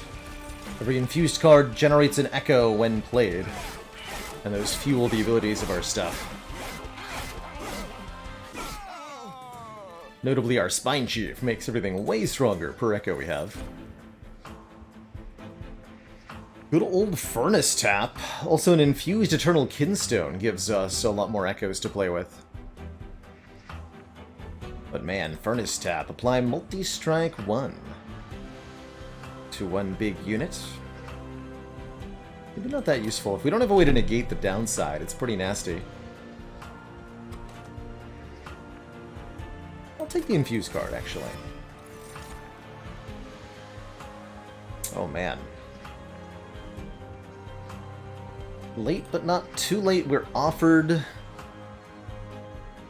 the Overgorger, a way to permanently scale off of morsels, or the Glareminder, a sweep unit. Applies Reap 2 to all enemies every time you consume a card on its floor.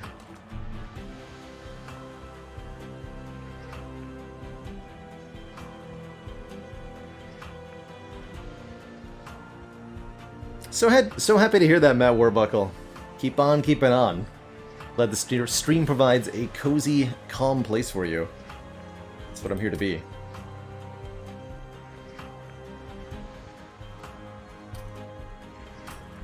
A Glareminder to receive this Crucible Warden is pretty good, actually.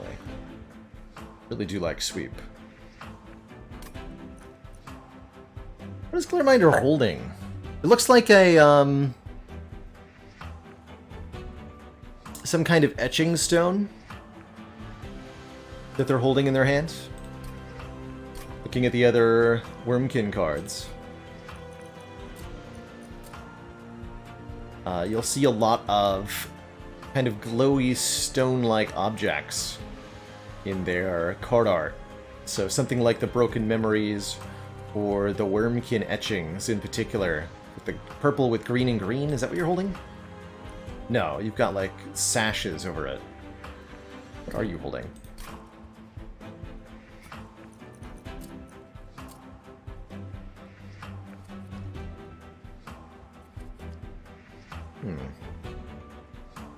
Something weird. Really like the Glare Minder. Wish I could do Overgorger into Glare Minder. That's a combo I haven't had yet, but we'll just take the Glare Minder. Grab that sweep unit, and this deck feels like we want more card draw? Let's get more capacity, actually. We're having a hard time getting the morsels in play. I get free morsels every turn, so, you know. What does Hellvent offer me? We could dupe the Endless Steward. Actually, not a bad idea at all.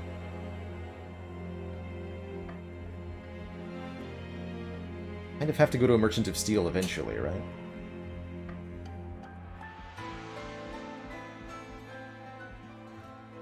That's almost assuredly going to be this one, then. Shame, because I want the remove 2 in the artifact.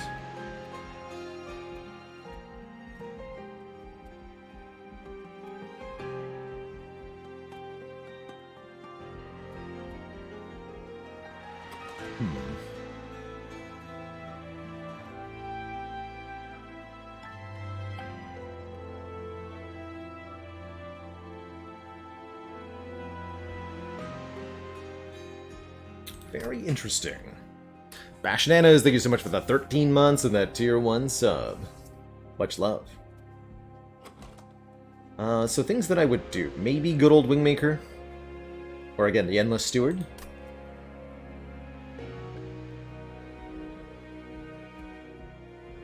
Don't really want the Wormkin unit. Okay, I'll go this way then. We're just going to plan not to spend all my money at the Merchant of Magic. He said, eyeing holdover on good old Wingmaker. Did not quite finish the no-skip challenge on Spire Black Condor. We still need to do the defect in this current Spire challenge. But everybody else is done.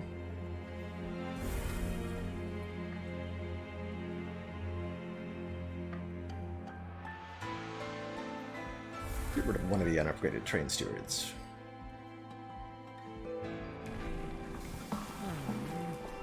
Plus 10 per echo. Another 30 magic power. 66 damage 2 times. But no, holdover seems very good. Good old holdover.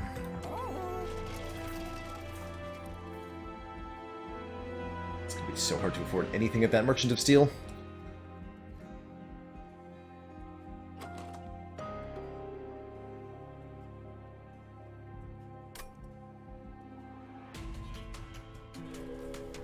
Oh wait, did I forget to... Shoot, I just did. Okay, there's another one coming up next, though. Okay, that's fine. Playing without the infusions fight will be tougher. Giving enemies extra damage was maybe not a good idea.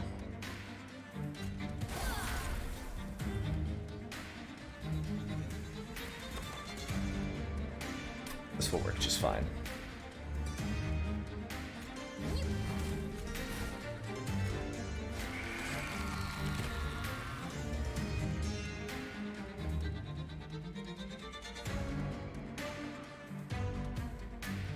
I don't remember if reap damage happens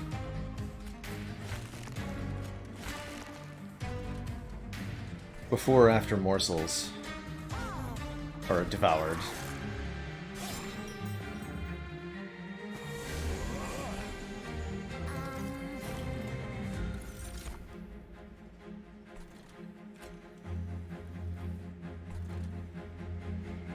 Bonk.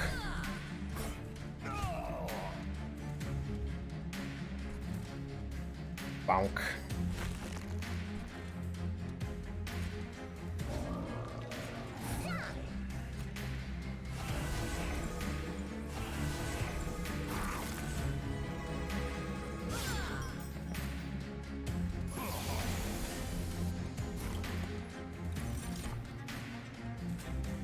Bonk.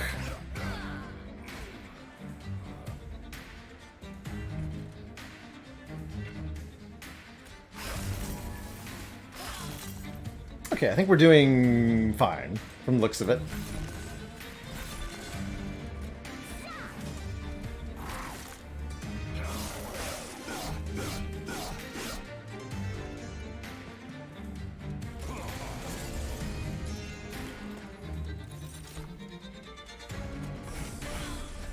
Good old Wingmaker is absolutely thrashing these nerds.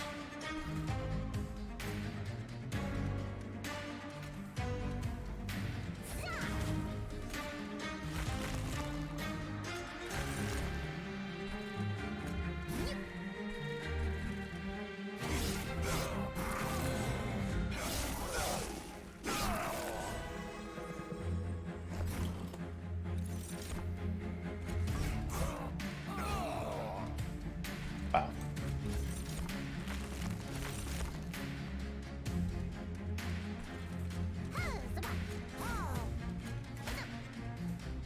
For the masters!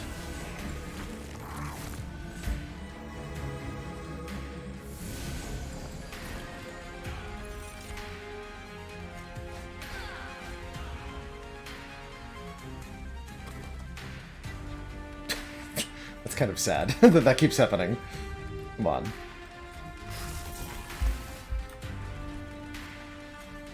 Don't be like that, man.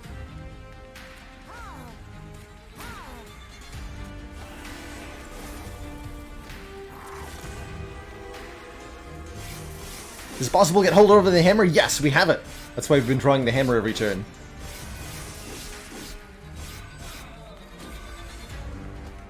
That is in fact what our hammer has. Is holdover. Minus 425. And counting. Good. That's right, morsels are devoured by the frontmost unit that is alive at the end of the turn. Whoever that is.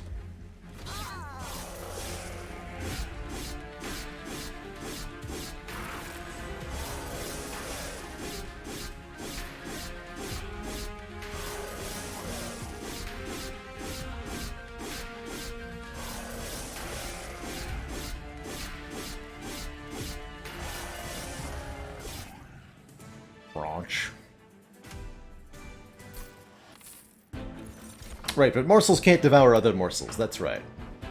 Oh man, an infused return soul, letting us get back a card from the discard pile, making it infused and consume so that it'll heal us as well. Rotten Trade can be an energy generator. I'm taking this return soul, though.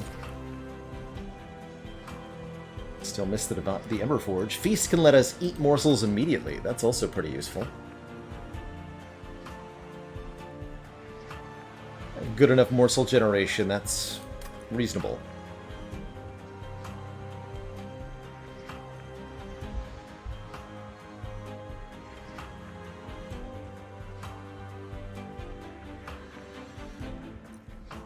Let's skip those. Alright, and Hef is here. We also have the option to use Hef herself, right? What the 9 rings did you do to this thing? Looks like you tried to tear apart the rail with it, and then when that didn't work, you ran it over with the Bone Shaker to forget about it altogether. So, Hef the Blacksmith, 3 capacity trample. She gives the floor +1 capacity each turn.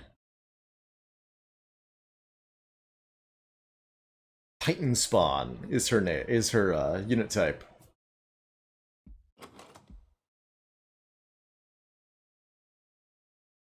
Maybe I give her the damage shield 5 infusion.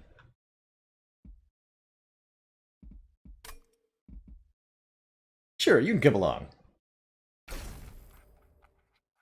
Good, and don't think this makes it okay. It is not okay. She just needs a little more love and a lot more polish, and I sure as hell don't trust you to do either of those things.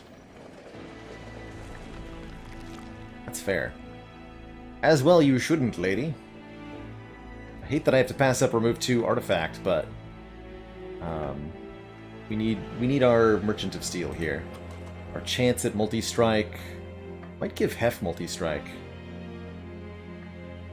50-50 with trample's pretty potent.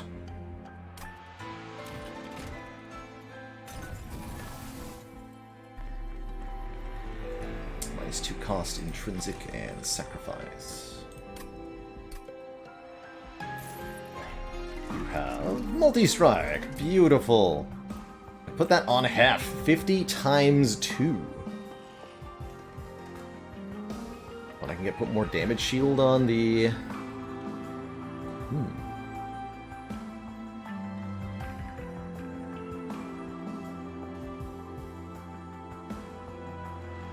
Kind of dig that.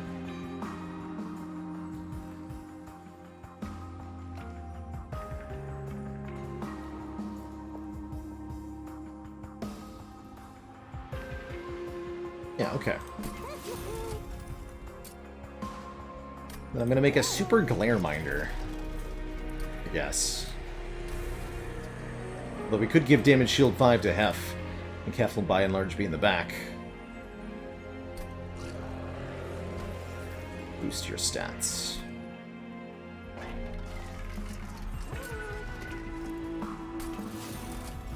Alright, so Glare Minder has damage shield 8. Ignoring the first 8 hits will be our frontliner to absorb hits and get boosted by morsels.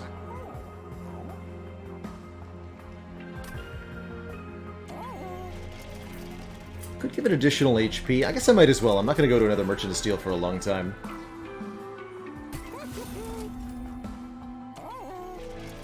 Weird.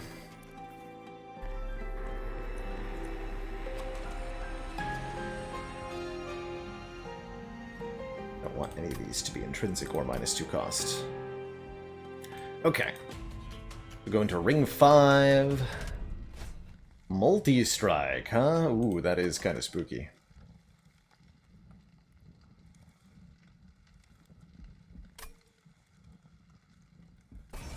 I'm in. I have 110 health. And we have endless units and such. Only 15 by 3 after all. Smiley face.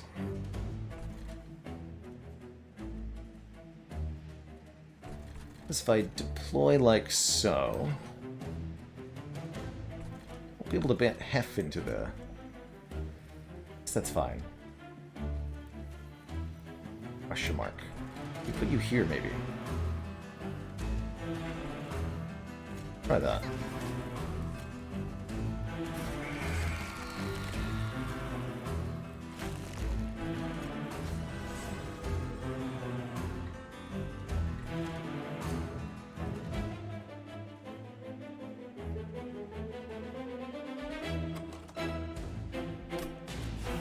Or is he just gonna die? Oh, yeah, we're just gonna die. Oh, because you have sweep. Understood.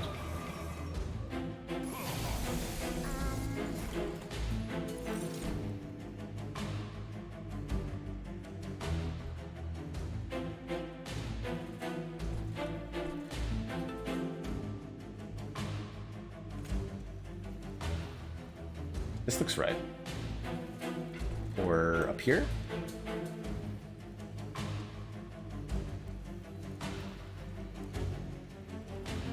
Up here.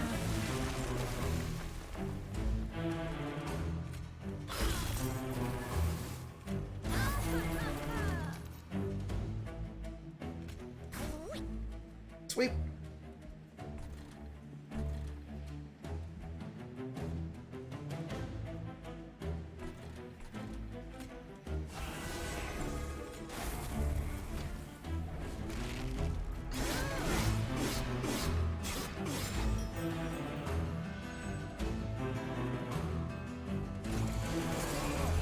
Multi-strike sweepers are super spooky.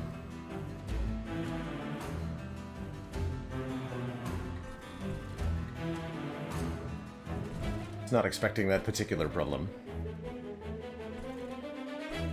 How did you get one rage?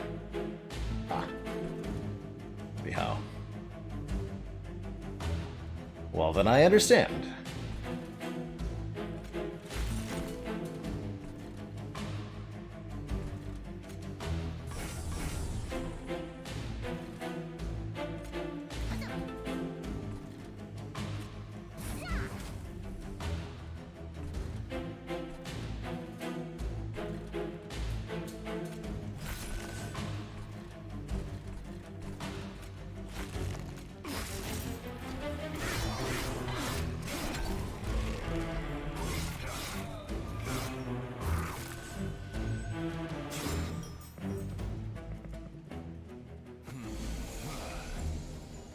180 is a lot of health, but we have it covered.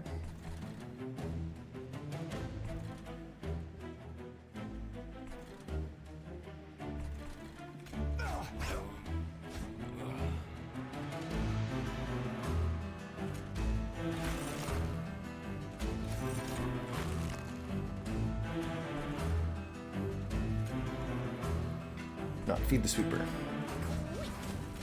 46? The morsel does 46 damage because of the spine chief. Oh my goodness. Wow. Wasn't expecting that, but yeah, it makes sense.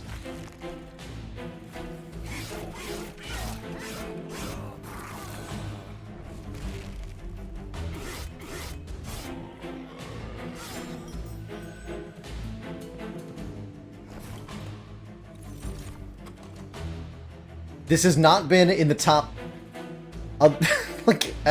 come on. One time? Can I use this steward one time? Please.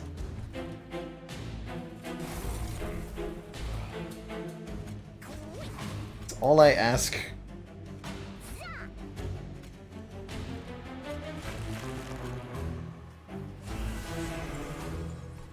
Madman.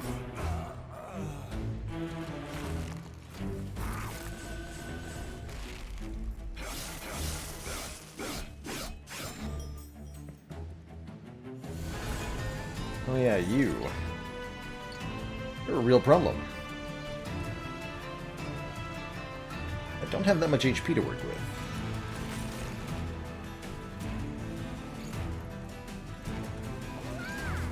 Theoretically, there's an endless train steward in here somewhere.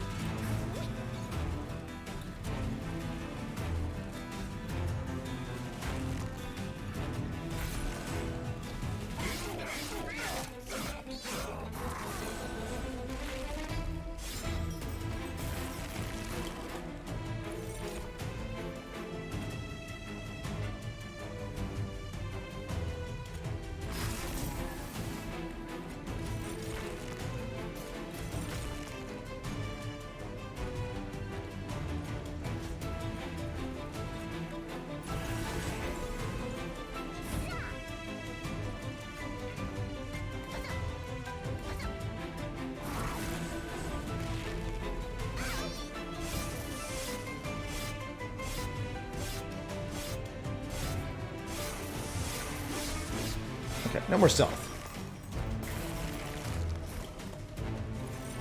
What we got there? No problemo. Never didn't have it.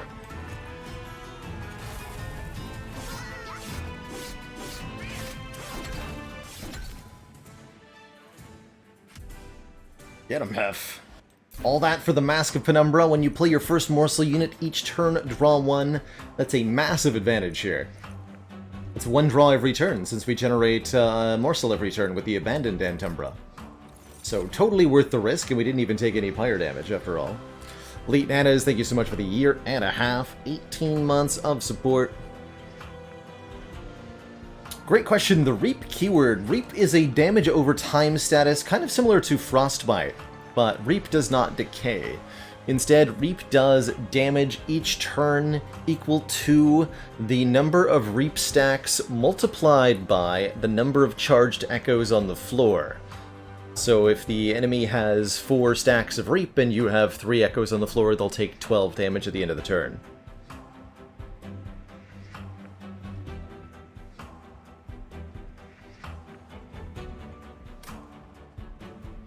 Make enough consume cards. Or Power of Knowledge to be good. I don't think so. It's a single target spell for 2 costs. It's pretty hard to justify. What about the Broken Memories? I don't feel like I have any good targets for it to return. So we'll go ahead and skip. Now, ooh, Grovel and Gem Trove. That's more like it. Some different ways to get reliable morsel generation. Gem Trove is damage shield 1 to all units on a floor, very notably. And as our floors get more and more overstacked, that becomes crazy good. Grovel is infused, though. Go with the Gem Trove. See if I can figure out a way to afford it. I am headed this way, right? That's right.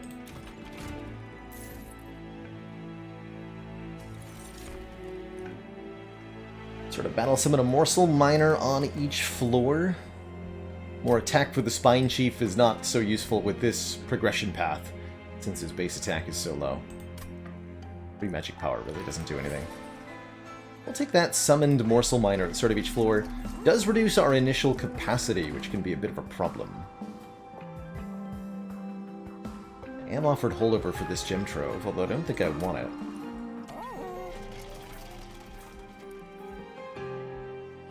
Just because I can't afford it, you know?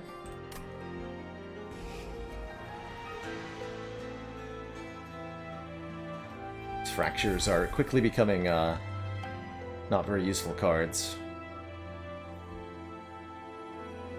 We get one more steward as well.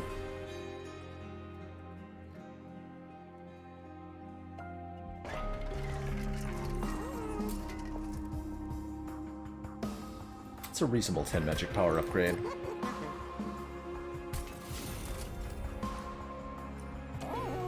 Do I buy holdover? I mean, 3-cost holdover gem trove is kind of nice.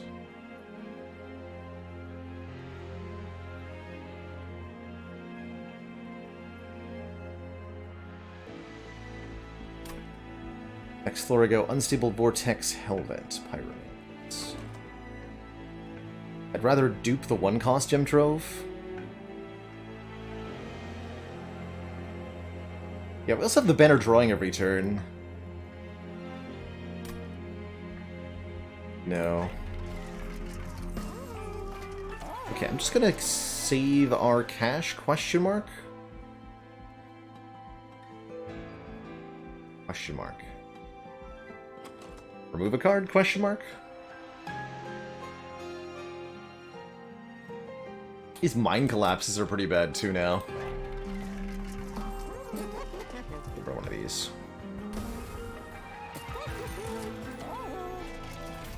Please, I would rather draw anything else. Thanks. The Incant Dark Shard and the Your Units Died Dark Shard.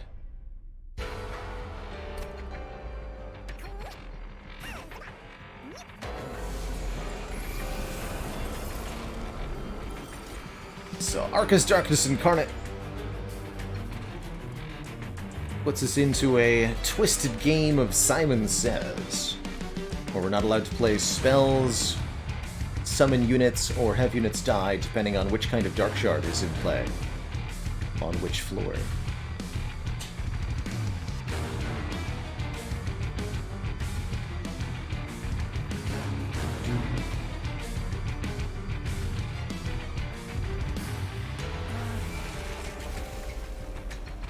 Put Hef in the middle here.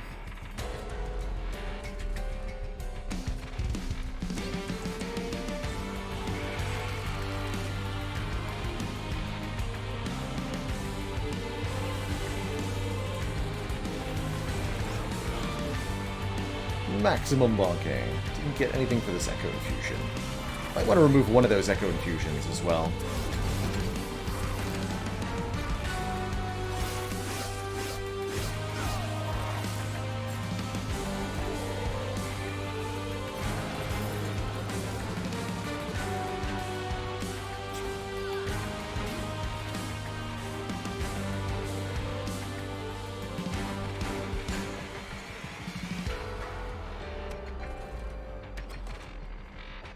Difficulties with the initial deployment.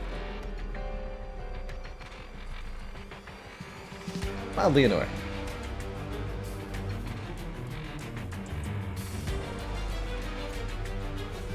I'm going to put the Glare Miner down up front, ultimately.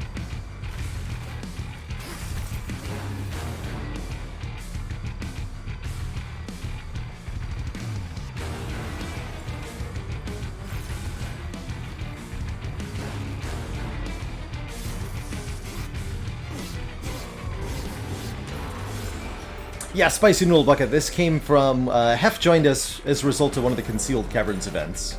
She'll first offer you the good old Wingmaker card, and then if you're able to kill 5 units with Wingmaker, you can do the thing.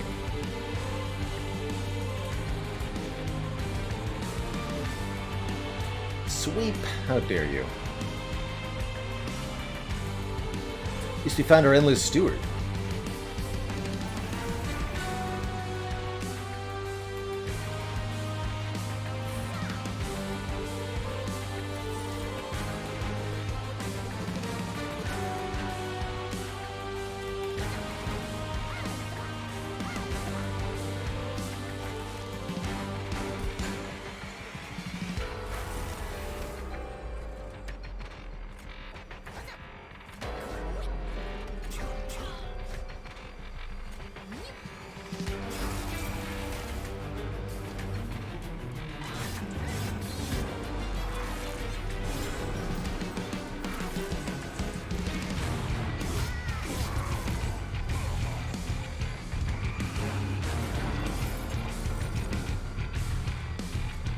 Bonk.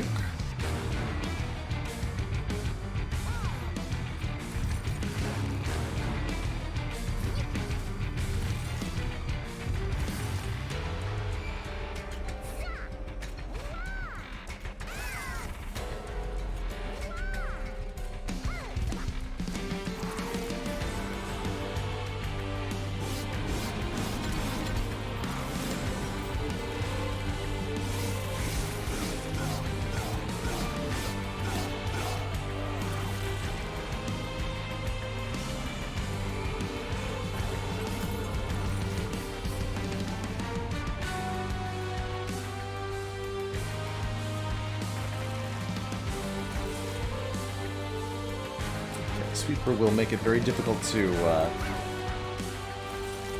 play morsels in the bottom there.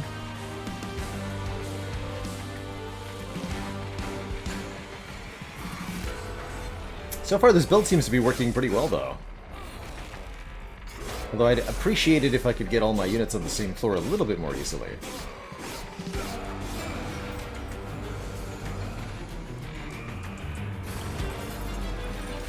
I think the commemorative spike did make that more difficult. I might go double capacity here.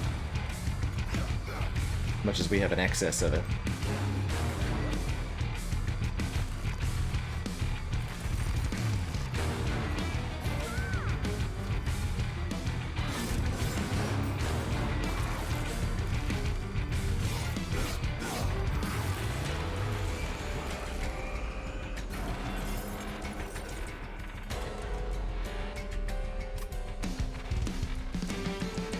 Card draw also feels exceedingly useful in a variety of ways.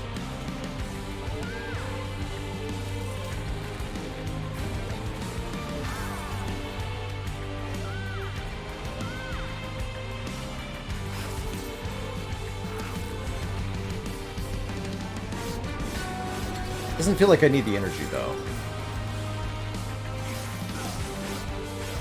Hey, Mr. Spokes, I do think Poker Quest looks very, very fascinating at first glance.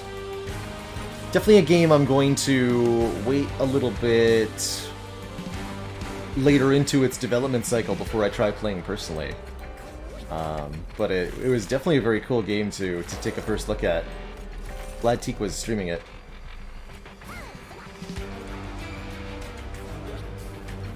It's like Dream Quest meets Dicey Dungeons in some really fun ways.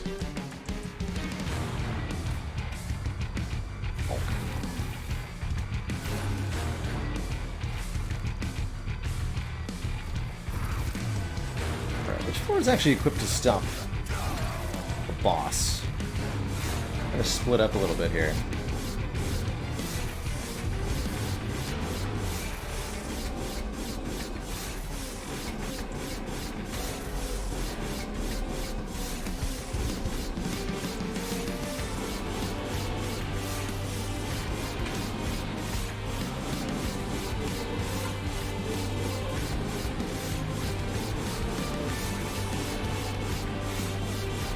Alright, well, that was a thing.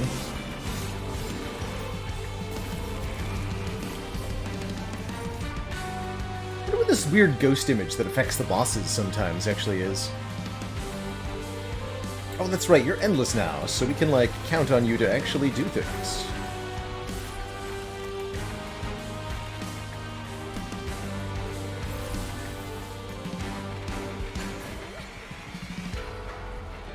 Easy peasy like. GG.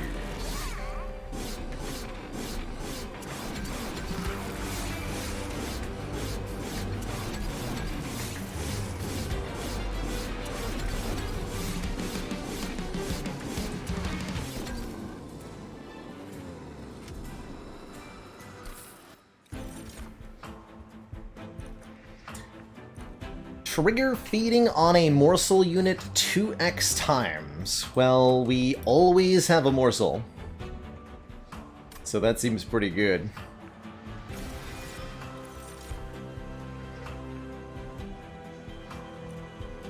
Always have a morsel.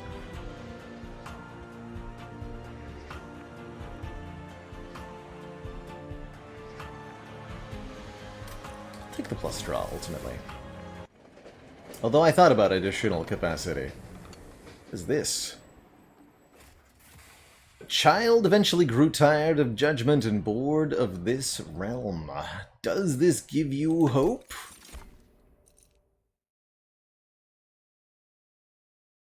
So this is ring 7.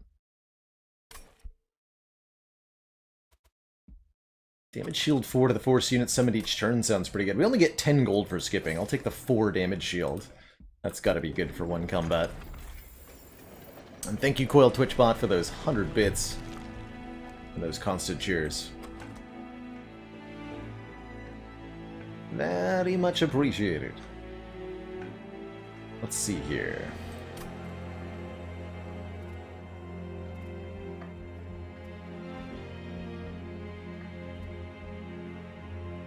What would I duplicate? Oh, that's right, I want to get a one-cost gem trove. And duplicate that.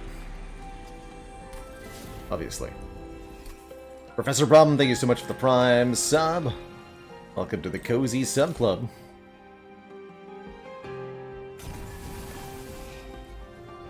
Keep it cozy if you dare.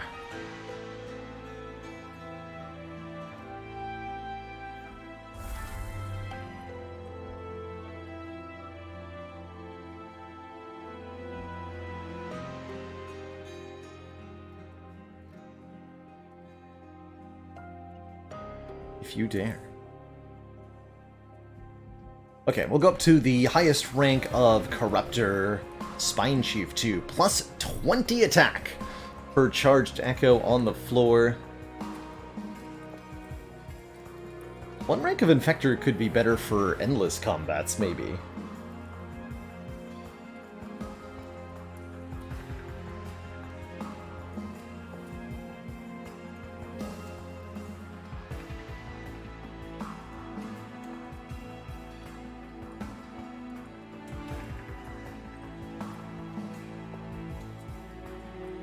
I will take the Corruptor.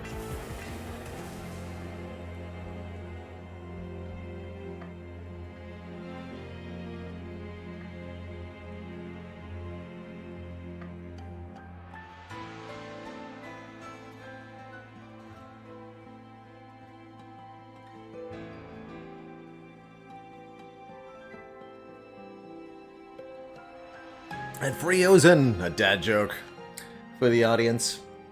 What do you call it when a cat wins first place at the Dog Show Awards?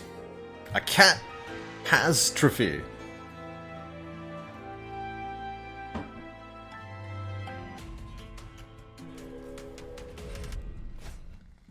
No refunds. Can I deal with armor 20? I can deal with armor 20.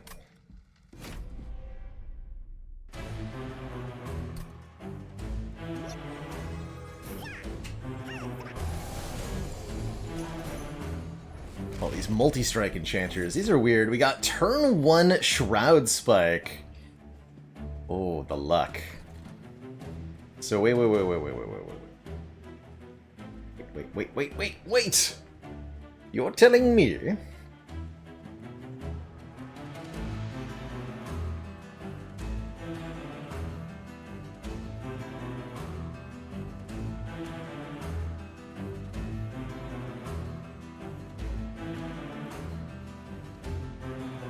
Nice Jedi monkey. An oldie but a goodie, right?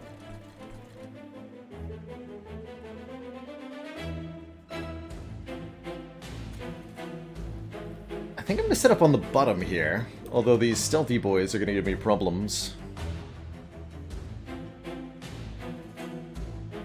And we're just going to crank the stats on the Glare Minder to Infinity Town.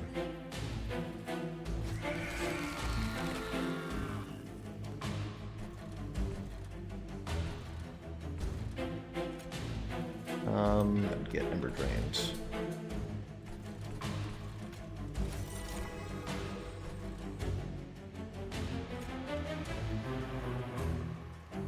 We're drawing Hef next turn, guaranteed? That's correct. Oh, we're drawing Hef right now. Oh.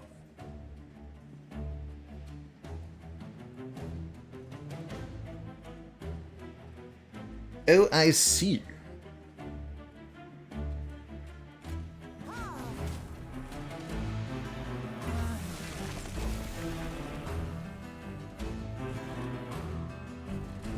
That unfortunately does make the Shroud Spike a lot weaker.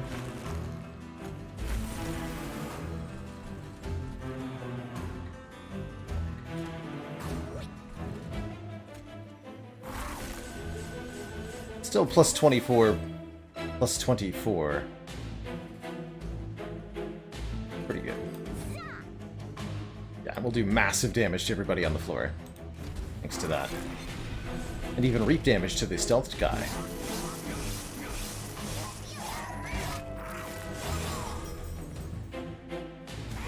And with a 99 damage sweeper on the bottom floor, I think we're going to have a good time for the most part.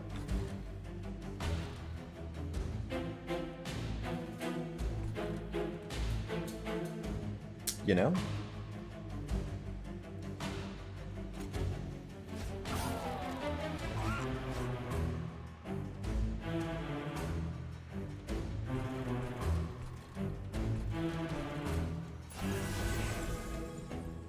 Go forth, my minion, and slay!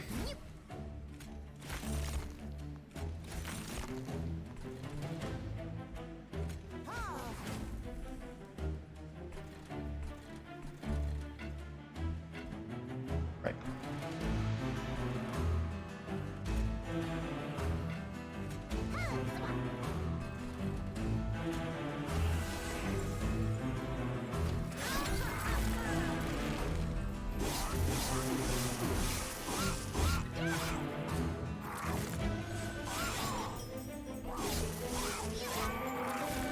That morsel just hit you for 100? Oh. Oh dear. Oh dear.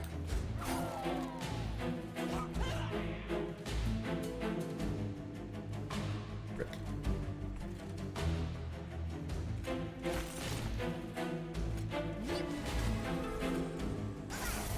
Oh no! The damage shield. That's right. Forgot we had that. That's correct.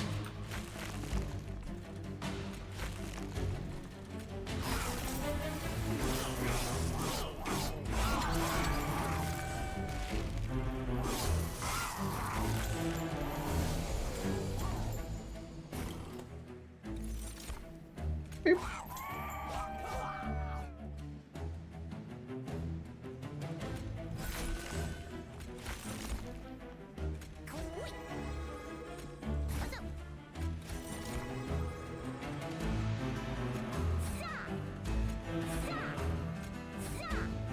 There is a limit of 7 units per floor.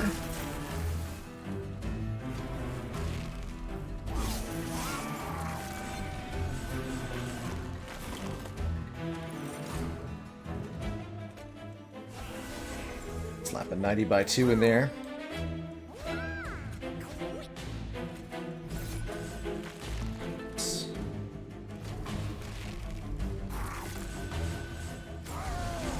Did have a sneaky multi-striker behind. Oh, rude. Ah, well, whatever, we win anyway.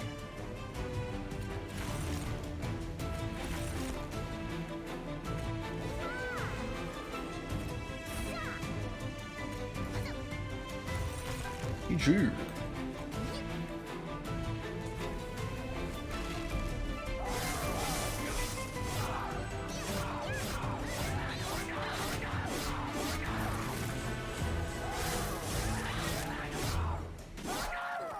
GG. Wow, that's a lot of damage output.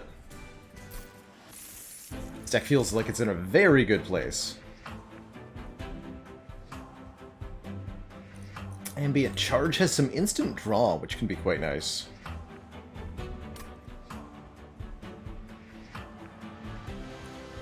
Forgotten Trade could be okay too, especially in conjunction with the Shroud Spike.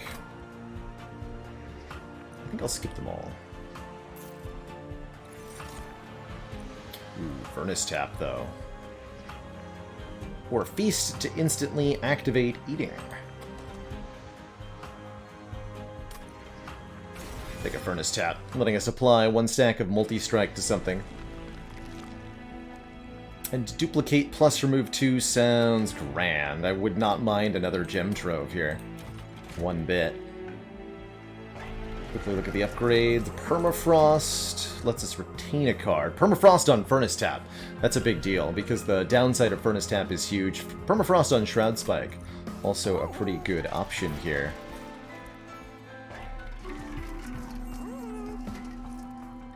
Ooh, more capacity on the middle floor. That's actually really, really nice.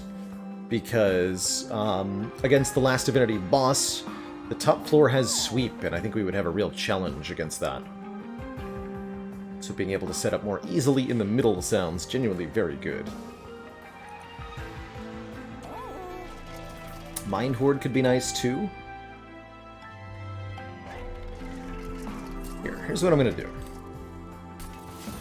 Upgrade that. Make it cheaper. Duplicate that. Remove 2 cards. Echo Infusion can go.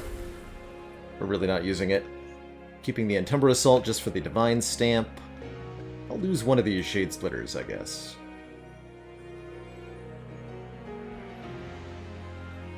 We can lose another Fracture.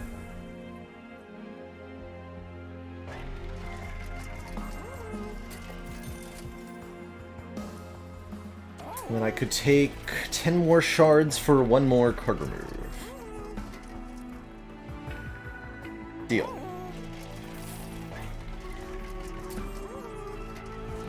Get rid of our last Fracture. And I can buy this for free, so I might as well. Put that on Revenge of the Damned. Actually, no, put that on Entumber Assault, so there's a better chance of actually getting a morsel for us. Alright, Seraph the Patient is our boss. Seraph attacks every turn. This guy's... and applies a melee weakness, causing the next melee hit our units take to be multiplied. Pretty reasonable boss to chump block with damaged shield or with our morsel units.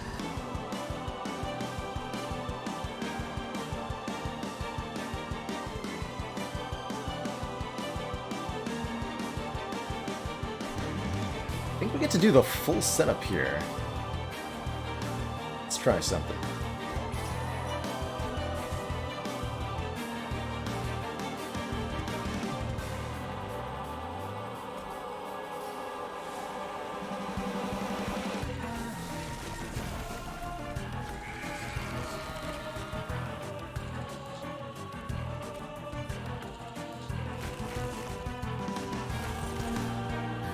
Lifesteal, perfect.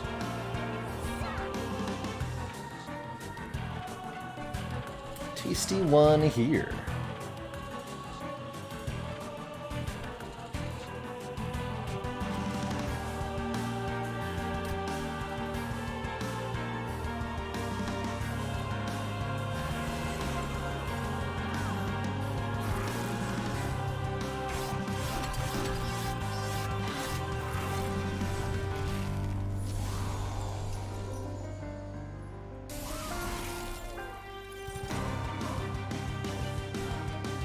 the bunketing. Look at that capacity, though.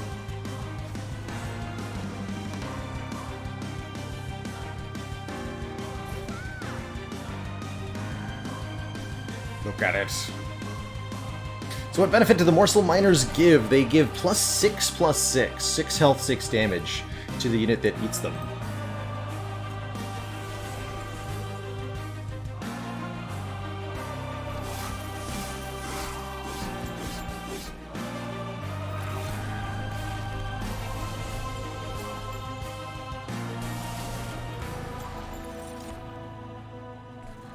Alright, here are the gem trolls. Arriving in numbers. I won't be using that top floor too much. A lot of cards in my hand.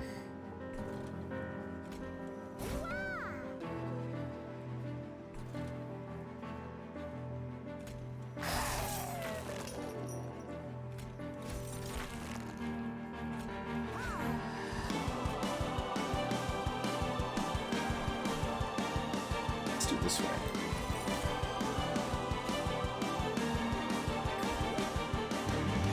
Okay, that's maxed out.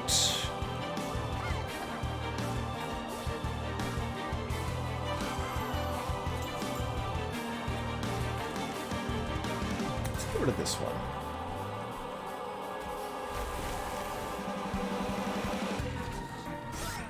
Rip.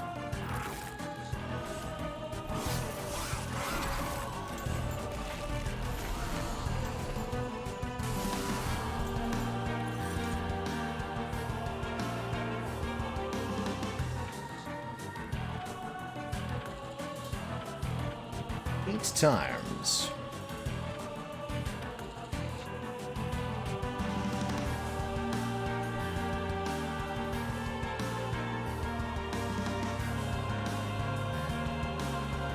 So we'll lose a lot of damage shield stacks on the Glare Miter here.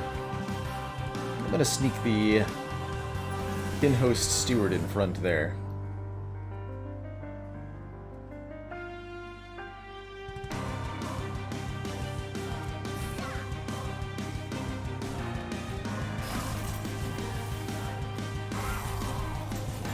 Oh yeah, perfect.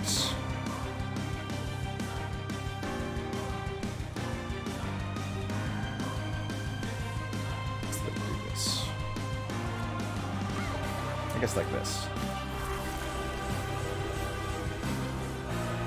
That seems right.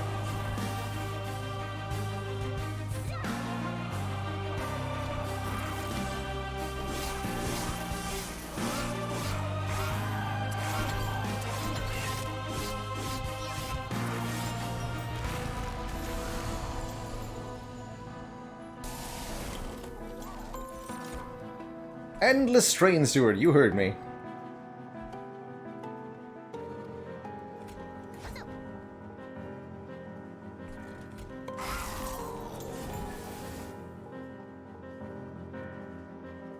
Alright, who's gonna be our absolute donker? Make that the Glare Miter.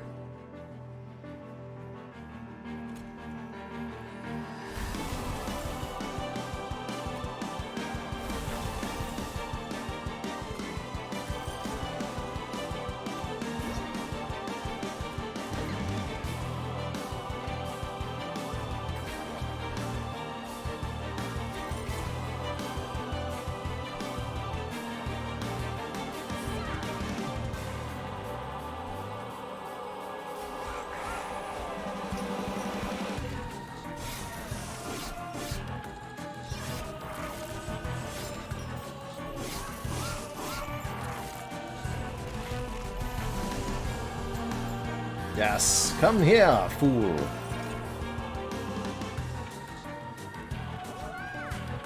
Enjoy your demise.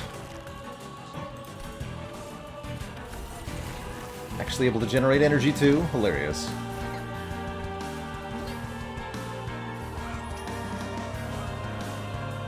Would anyone like some capacity?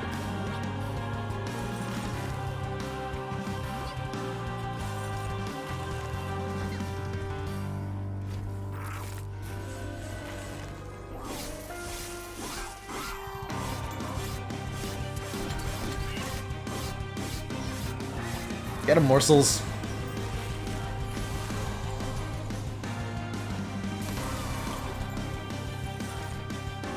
Get him.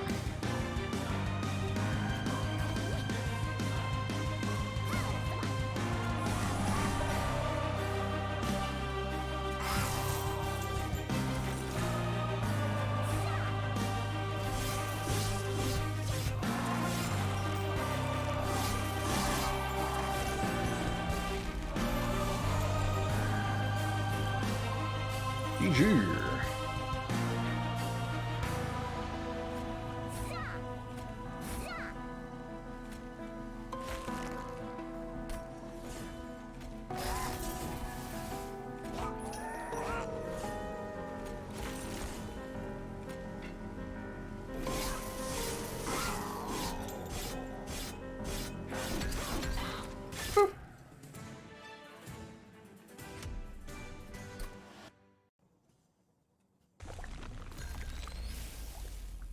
Big boop.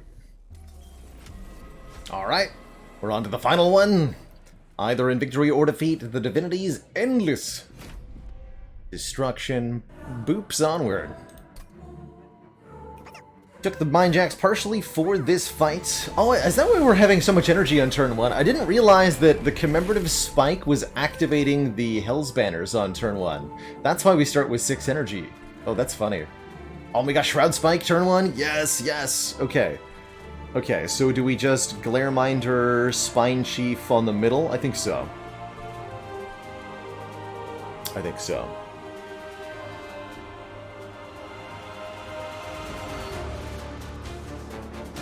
Yeah, and then we can feed essentially 10 Morsel Miners to Glareminder, giving them plus 60, plus 60. Well, that's fairly enormous.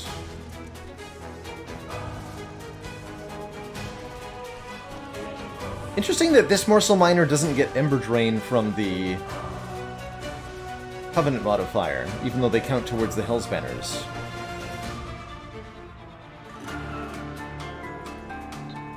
Yeah, you can add pip slots indefinitely. We saw with the charged echoes that they can just actually go off the edge of the screen if you keep adding them.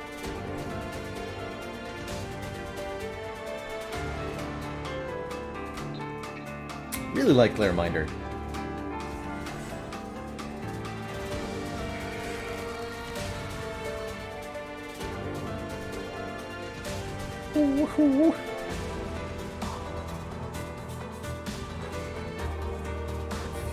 Alright. Devour the big man.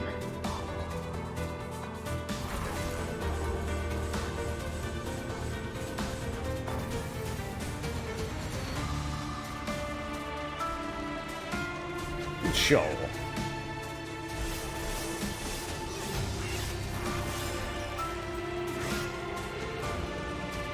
The damage shields on these boys are going to be annoying, but we can actually just let them get to the pyre. That is fine. What I can't do now is put Hef on this floor. At least not now. Does Hef not participate? That'd be annoying. Got Return Soul, Gem Trove this turn. That's going to be spicy. I honestly think I should just double Furnace Tap right now and have the Glareminder just kill everything.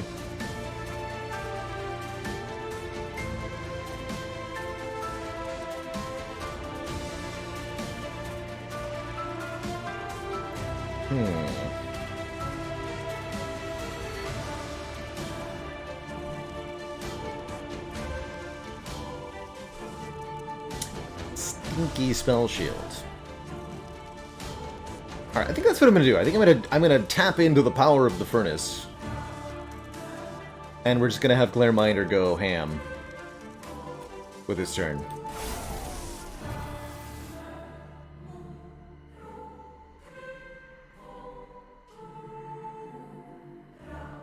I guess boosting the defensive stance? Well, I can make more morsels. Lots more.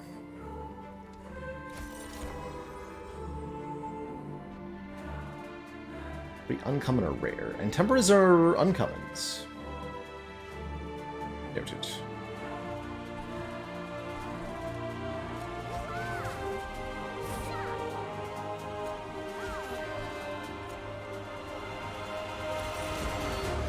Okay, I guess we're getting End-Temper morsels. That's fine. Question mark.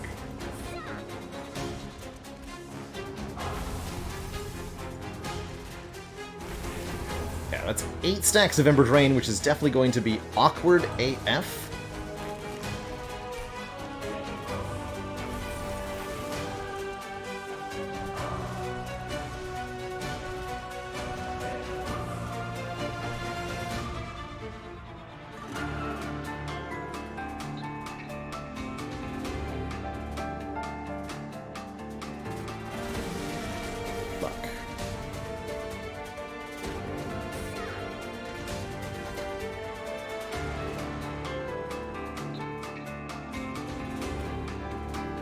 She's just gonna die down there, but we'll try.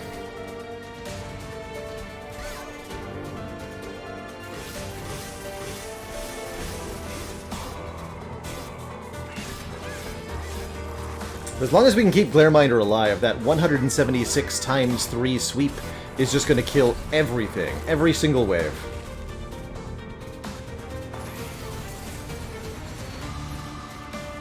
As long as we can keep them alive.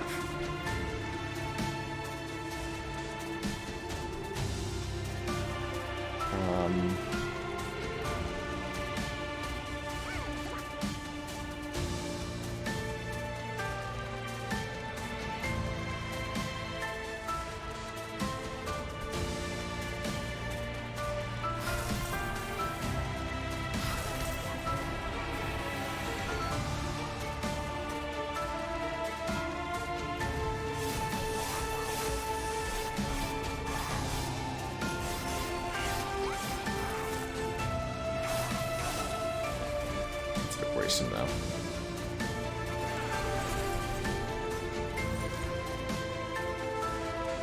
Oh dear.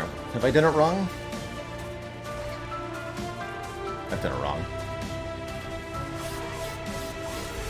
Shoot. So playing the thingies was not correct. Dang it, I might have to redo this. Maybe only one of them? Oh, okay, here we go. Now we have 2 morsels, so I can actually play my cards. Good. You must stay alive for a moment, sir.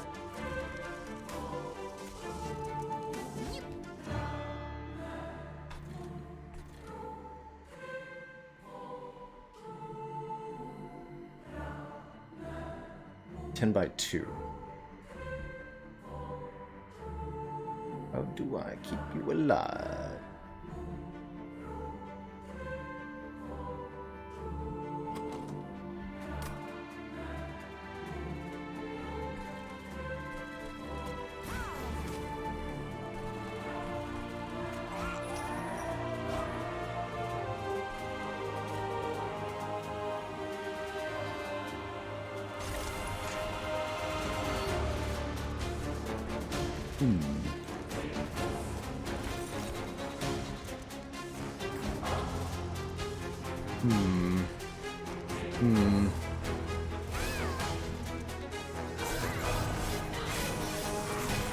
Yeah, that looks like a rip.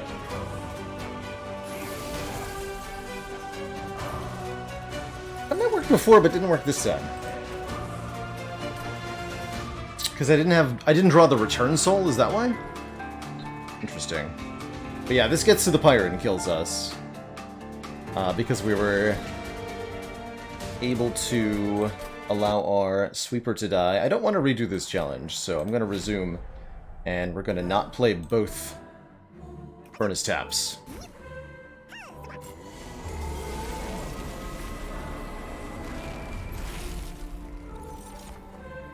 But I am going to set up in the middle here. That was correct.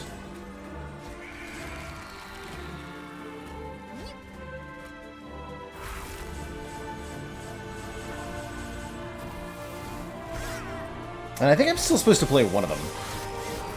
Just not both of them.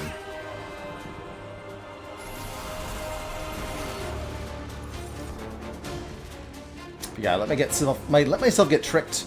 We also did not let Hef contribute to the fight, which is potentially problematic. Let's try putting her up top this time.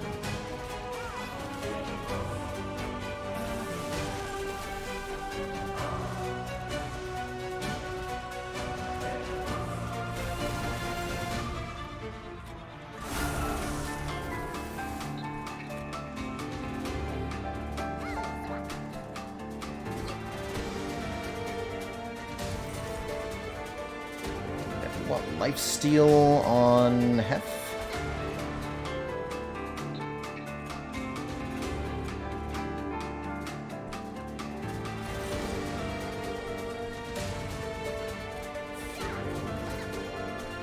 I do want some of those to shuffle back.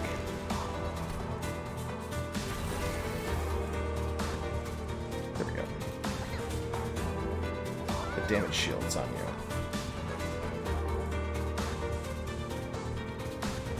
Okay, let's try this configuration. Keep the second furnace tab.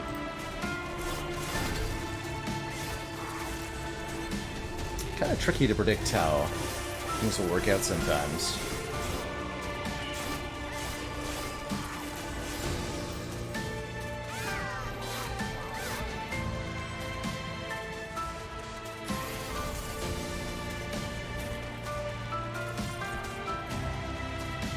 Still can't play any cards on this turn, but this was okay, theoretically.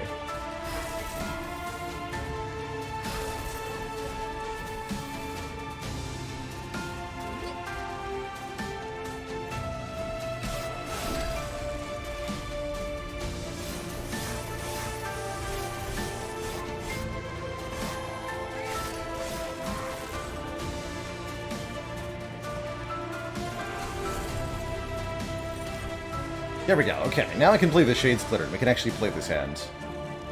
Yeah, that was... thing.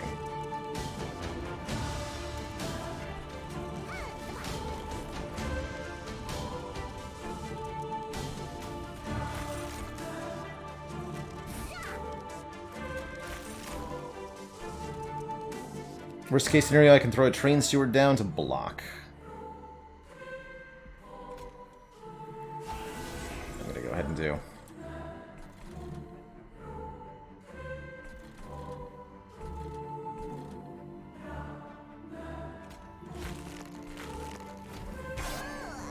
Bonk, bonk.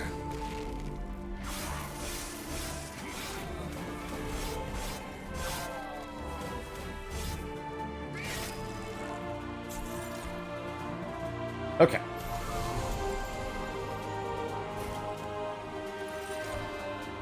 This looks considerably better. And now we have the Endless Train Steward here to actually do their dang job of being an endless frontline tank.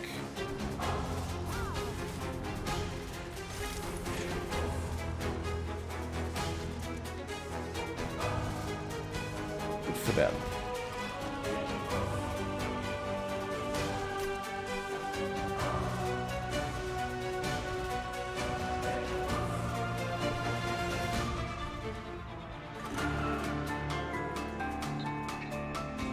Okay, there's 2 zero-cost morsels, so now we can play the second Furnace tab. I think it's time. Problem is we can't keep these ones up top alive.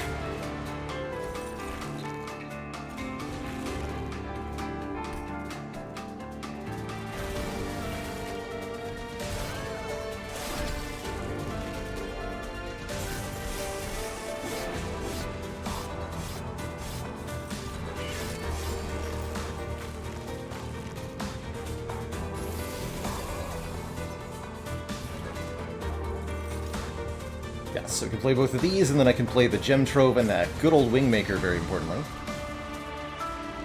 Play the Gem Trove up top so that Hef can have some stuff. Yeah, there's no capacity down here. Bonk.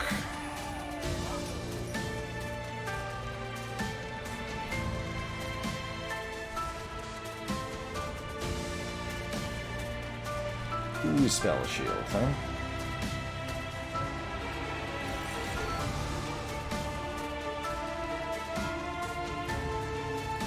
Lifesteal on the Glare Miner feels real good.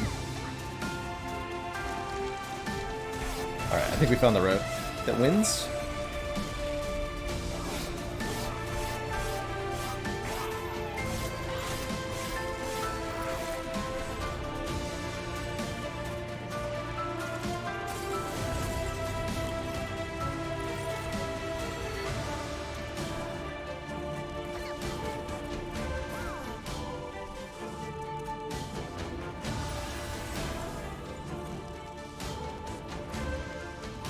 Our miter just kills everything.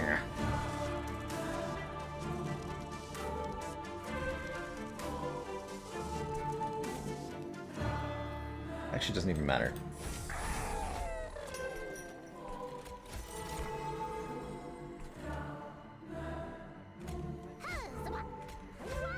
Oh, dying to...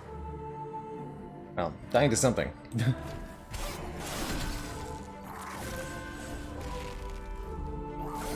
Oh, the sweep. Didn't see the sweep in there.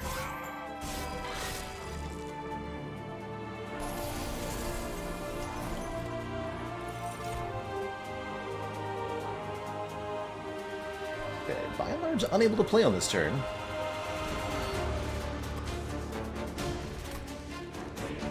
This large man makes it through. This could be a bit of a problem.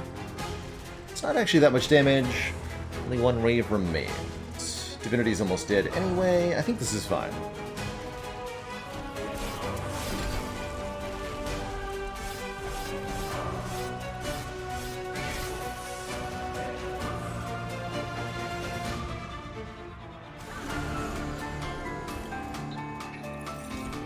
And next turn. It's not the end. Something.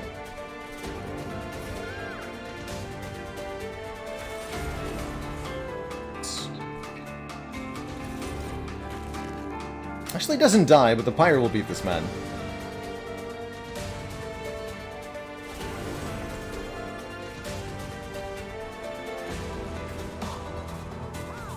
Oh, and we win in the middle, actually. GG.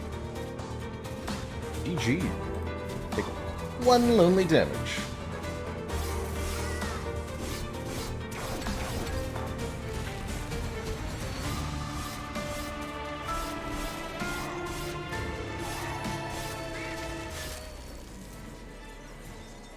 Really good highlight of why I like the Glareminder unit, or just sweep units in general with the Last Divinity expansion in this final fight with 5 enemies per wave. It's just so useful to be able to hit them all at the same time. GG. GG, cross another one off the list. I'll take it. And we get the Antumbra Assault Divine Mastery too.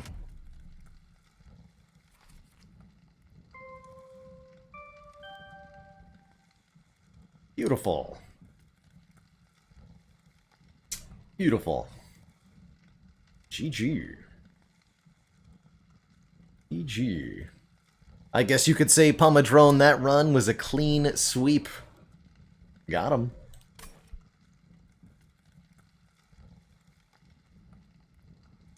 Got him.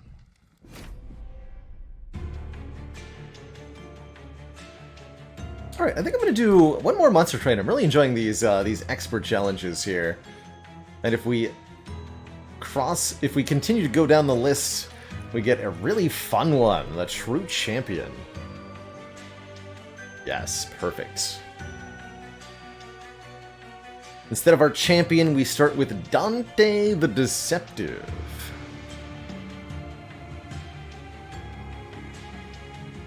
That's right, Killer Penguin. Spire does not have any preset challenges like these. I think it would be really cool if it did. There's a custom mode with a whole bunch of modifiers in it, but the game never really asks you to interact with that mode.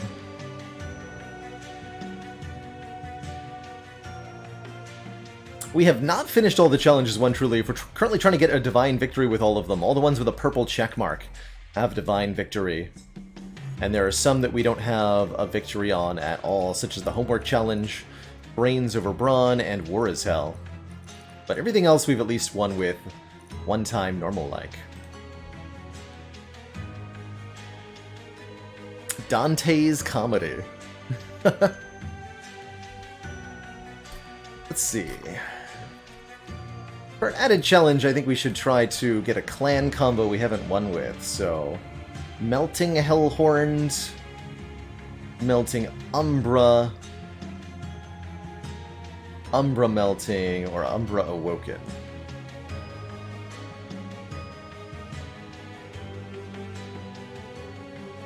Actually, Umbra Awoken sounds like a cool way to do this, right?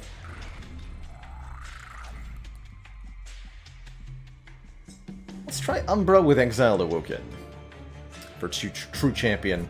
Also, as we start this run, I am going to take a quick break, refill my legs, stretch my water, grab a quick snack. When I return, we'll play another run of Monster Train with Dante the Deceptive and these starting cards. Get 3 Dante's Candles and an intrinsic Dante the Deceptive. So he'll always start in our opening hand. Gains a stack of multi-strike for each blight card in the deck. That's 5 blight cards. Currently, the 2 Deadweights and the 3 Dante's Candles.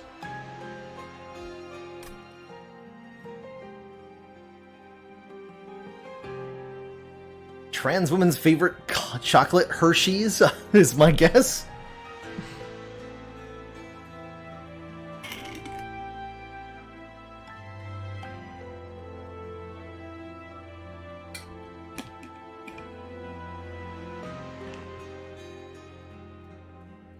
Why not take the other Umbra? Are you talking about Primordium, Wench Relief? Because we don't get the champion for this run, so we wouldn't actually get Primordium. Choosing the other Umbra just means we get Plink. And I can't believe you're telling me that Plink is good. So you must be talking about Primordium. Because I sure don't want Plink. Anyhow, I'm going to take a quick break, refill my legs, stretch my water, and when I return, no plinking.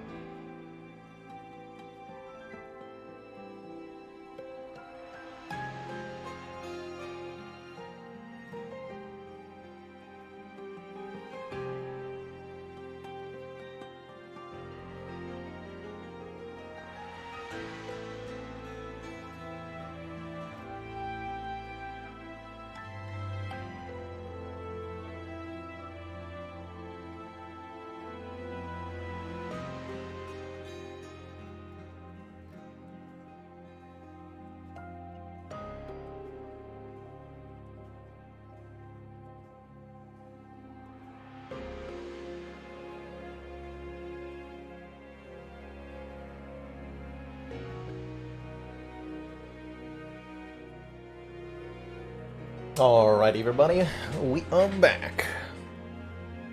We are back. So, things that are good on Dante here. There's a lot of fun things that you can do with Dante. Dante is an excellent infusion recipient. There's so many different ones that can work really well. Because Dante has naturally high multi-strike, any kind of plus attack buff is going to be a big deal. That is partially why we took these root seeds, because this +2 is actually going to be +10 when we're hitting 5 or 6 times or whatever. Dante also appreciates quick, so that he can strike before the enemies do. Ooh. Second chance at the Abandoned and Tumbra here. Yeah, loves an Alpha Fiend infusion. Any kind of strike-related infusion is going to be good. But honestly, just stats is fine too.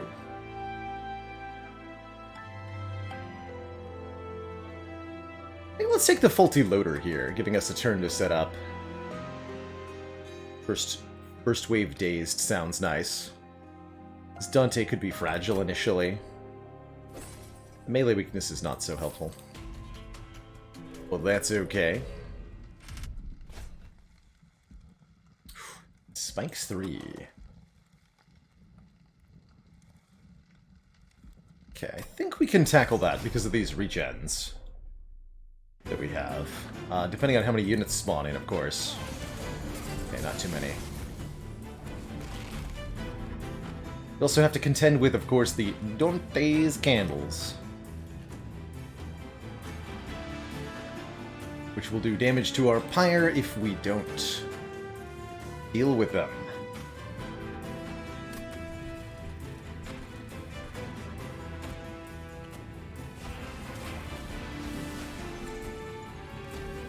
Spikes will indeed kill Dante pretty quickly here. Oh, I also have no targeted damage, huh?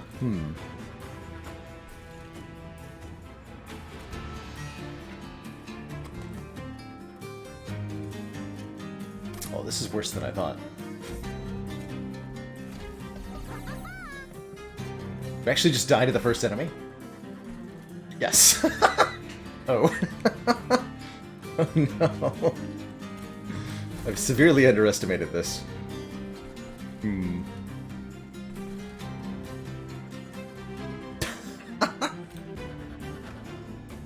If only I had Plink! It's true. So none of this will keep him alive, so we're just gonna buff a steward down here or whatever.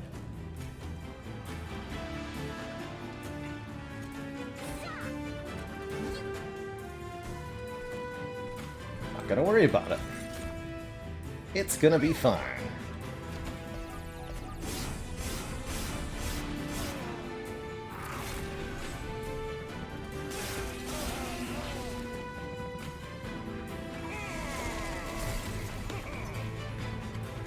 It's not fine.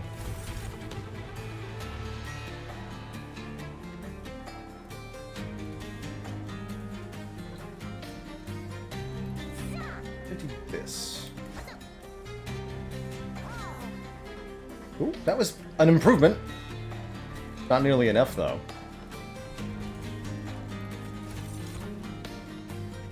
Problem is we can't kill the backliner here. We have absolutely zero targeted damage in the entire deck. That's part of why this clan combo is so hard. Yeah. Yep. Let's see how much damage to the pyre is this.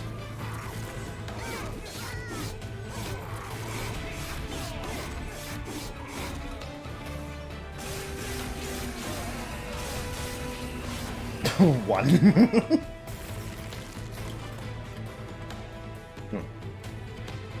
-5. Please die harder, or something. Oh god. Need to take only 10 shards. Wow. Alright, dead in the first combat. Let's try that again. I'm gonna try with the exact same clan combo. But yeah, there's a reason I don't have a win with this clan combo, and this is why.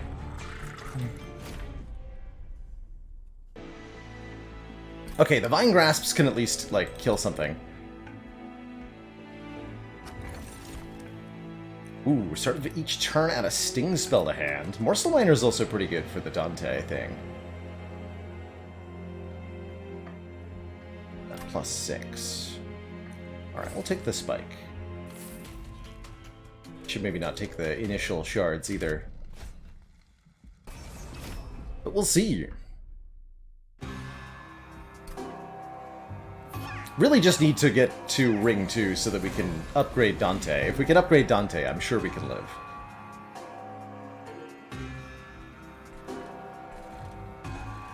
Surely?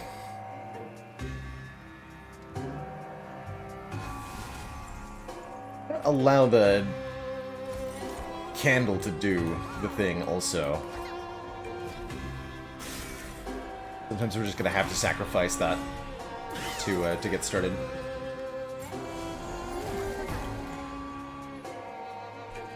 Feels like collector kills are just not gonna happen with this clan combo. Basically ever.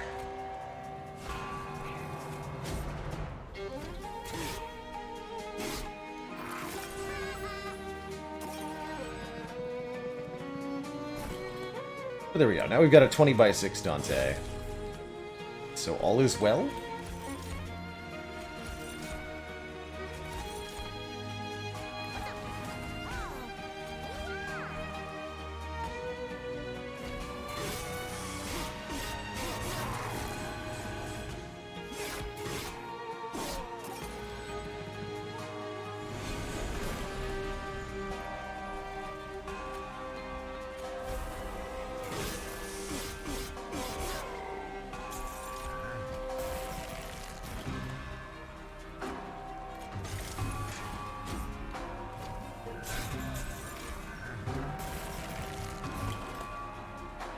Easy.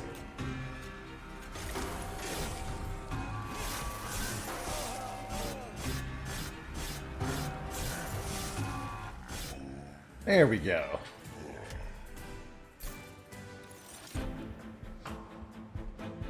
Alright, let's get some morsels going.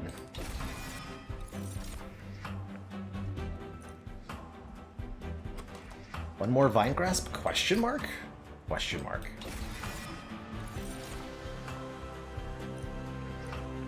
Wilting Sapwood is here. Interesting option.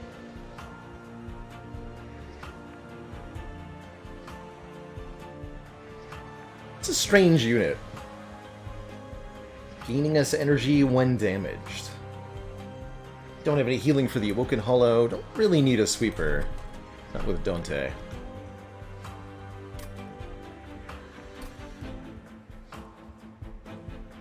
Of Steel Umbra Banner. Oh, what if I get an Overgorger? That's what I want. That's what I want for Dante, is an Overgorger. Permanent scaling. Can you imagine?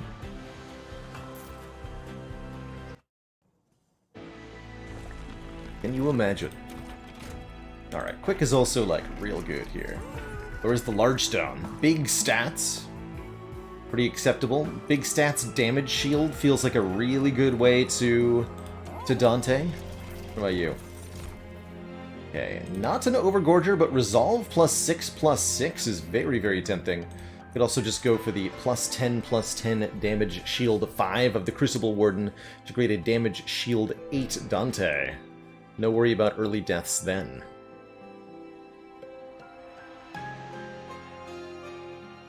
But I think we want that persistent scaling of the Morsel Maker. It'll do just fine. Don't get to fuse them until here. Okay. And we can fuse and then duplicate. Perfect. So we'll get big, automatic scaling, damage shield Dante. Sounds grand. Maybe should have opted for a couple of removals there. Should be fine. Removals are definitely one of the things that can dramatically improve this deck's performance. There are so many mostly worthless cards in it. Got Hasty Boys. Normally that would be a real problem here, but Dante should have no problem at all.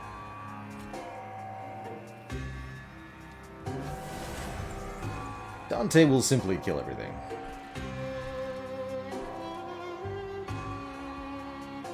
That's how Dante do.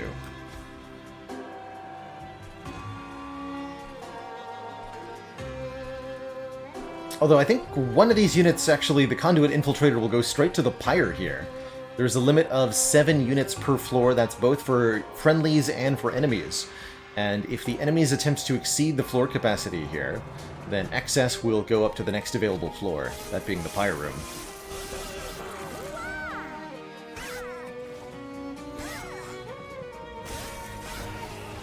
Like so.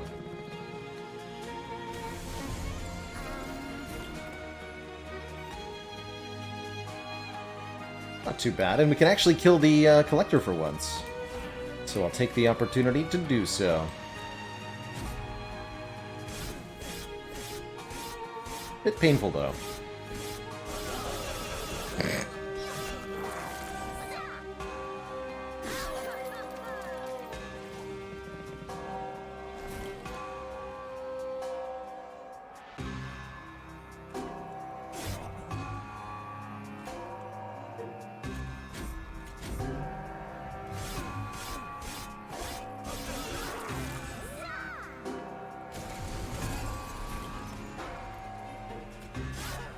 Buy me another turn.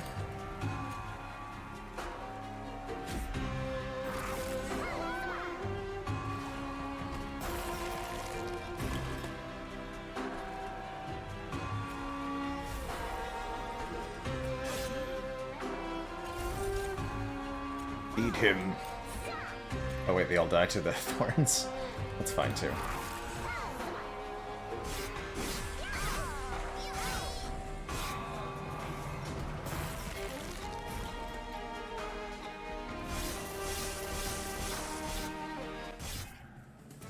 GG.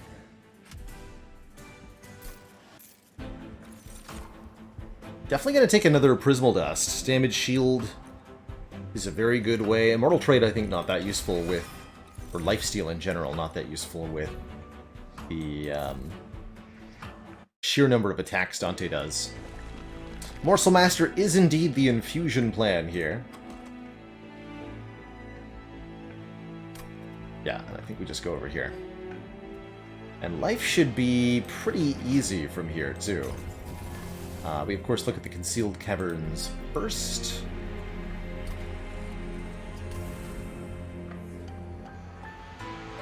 That gives +6/+6 to Dante each turn, without taking up the capacity problem thingy. Don't know that I want either of these upgrades. What do you got?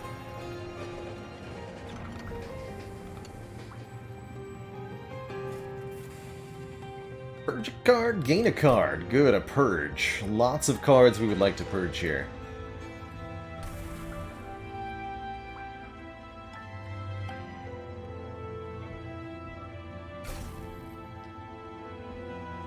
Unit 2x, I mean with 3 Prismal Dusts, hell yes. I'll take a Kindle. Yes, you can sacrifice Dante at the temple. What was your infusion? Or what is Dante's essence? At least I thought you could. Are you in the logbook? 90% sure you can.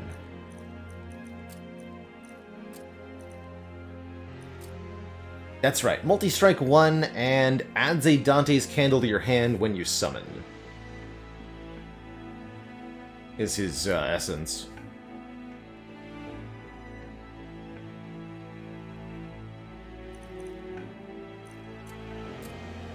Oh, that's interesting, actually. Half the blacksmith actually shows up with her special upgrade in the logbook. Very interesting. Don't add Dante to Legion of Wax. Ow. Indeed, ow. Please don't do that. Yeah. That sounds really rough.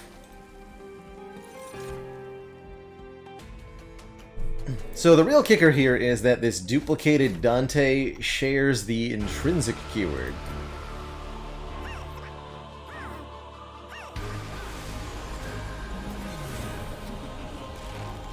So we're always going to draw them both on turn 1.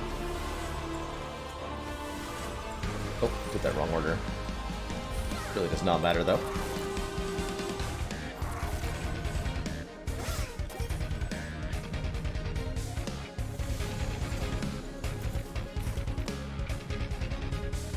Doubles it with the wax snapper.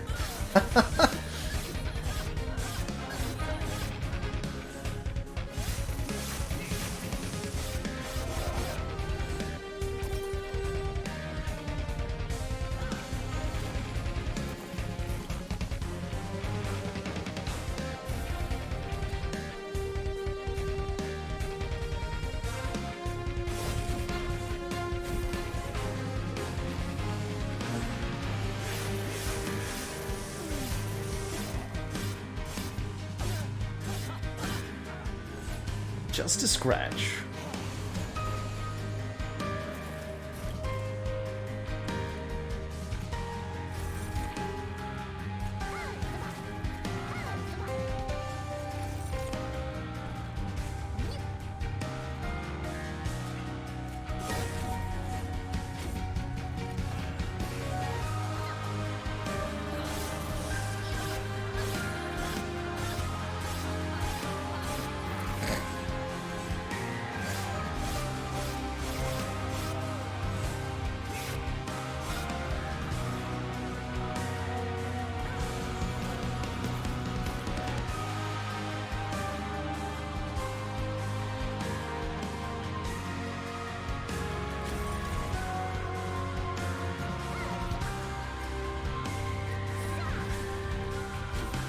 Get him.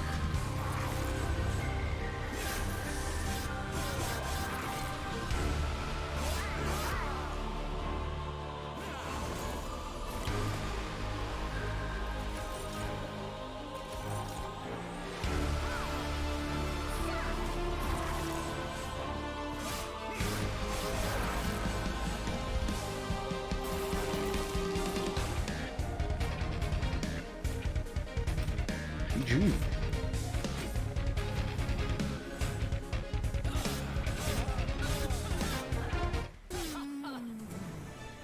Oh yeah, that's the Spire challenge command. You're looking for current challenge.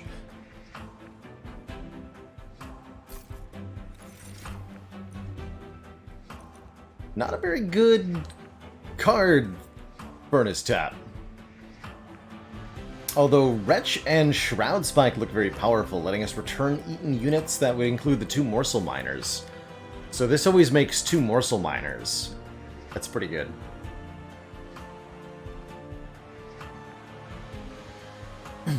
Hello and welcome, Saturneister. Our Dante is gaining 6/6 each turn because of the essence of the Morsel Maker. They're infused with that unit, giving them +6/+6 at the end of each turn. Oh, that's right. That's right. I've made this mistake before. Those Morsel Miners are cardless, so you cannot get them back. Okay, then I'll take a Shroud Spike. That's right.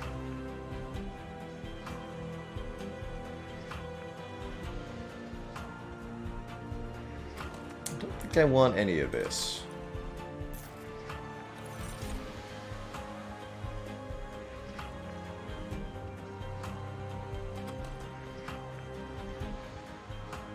Go draw first. With all these X-Cost cards, I could definitely see myself taking plus Ember at some point on this run. But we'll hold off on that for a moment. Lots of other ways to get Ember. So our Dantes are basically maxed. We might as well go to Merchants of Magic from now on then and try to break the run further by buffing our support spells and thinning the deck aggressively. So taking every unstable vortex we're offered. Well, this looks pretty tempting, but almost every unstable vortex that we're offered is going to be a good play for sure. Start by getting rid of the train stewards, and then... well, we'll see from there. Regen.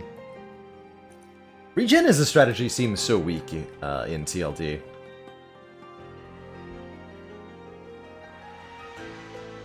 Thinning could be a problem with the blights, that's true. Sure, we will find a way around that, though. Double stack. Sting.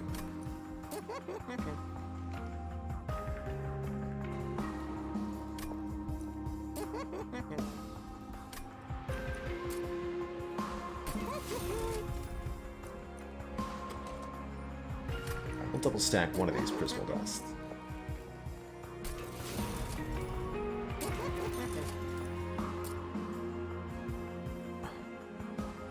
Permafrost Kindle? That feels really helpful, actually. That way we can always ensure the Kindle is drawn alongside another X-Cost card.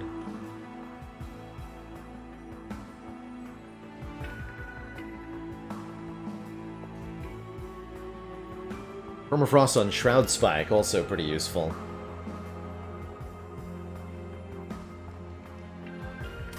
We don't have a temple this floor. No, we don't. Okay.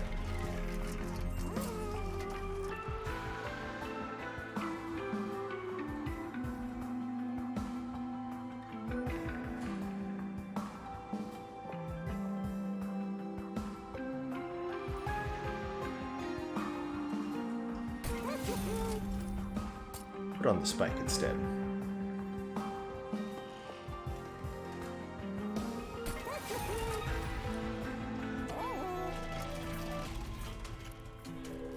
Already at 75 shards.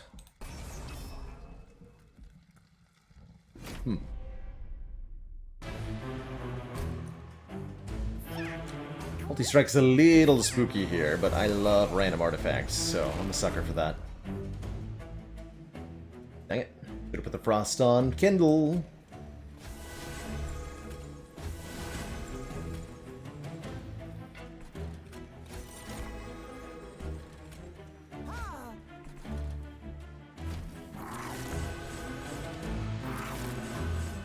Also, with these curse nerds, I maybe wanted to set up on the bottom.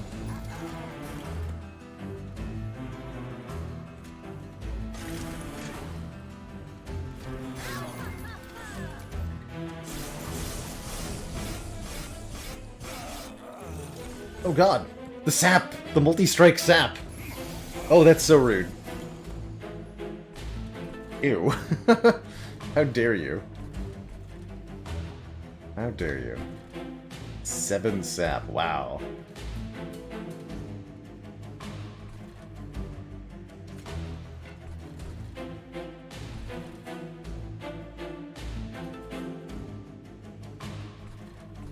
Alright, I'll allow it.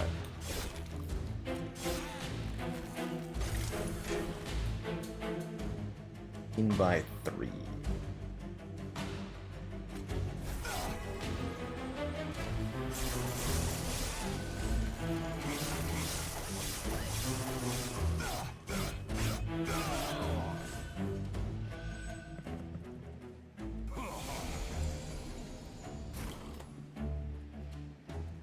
Yeah, I was not prepared for how terrifying that was going to be.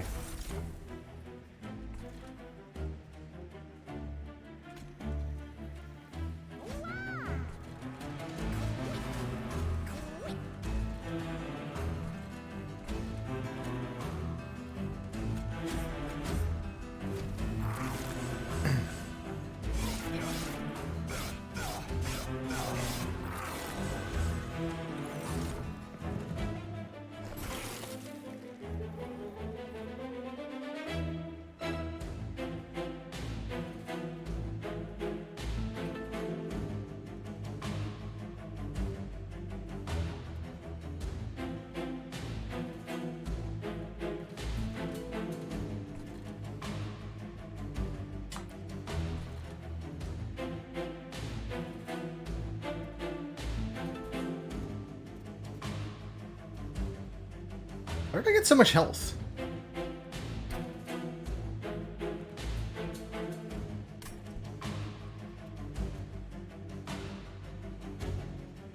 actually don't remember when that happened.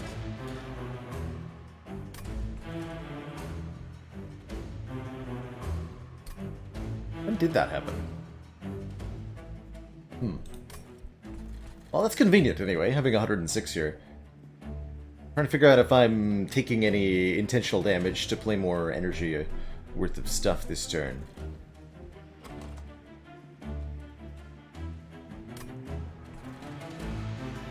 Or if there's a way to keep Dante alive. If I just play this. Ooh, actually.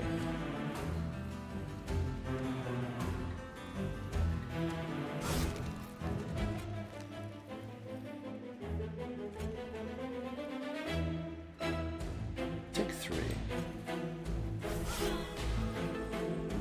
There we go. Putting the Trader's Quill to work to kill the damaging one there.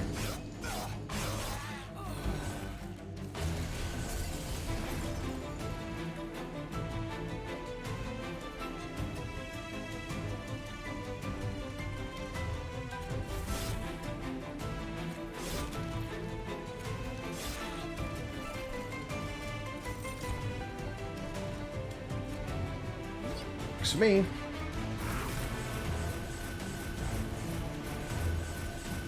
Chugga chugga.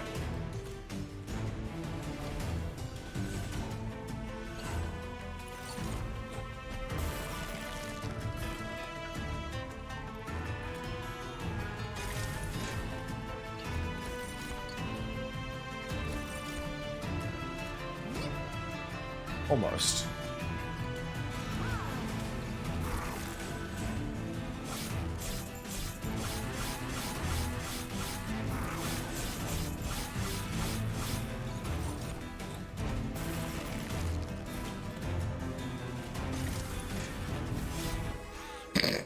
GG! We get Hell's Banners for that. I think well worth it. When we summon the second unit during our turn, gain 3 energy, enabling us to create energy when we play morsels to fuel these X-cost cards. I think that was a very good reward.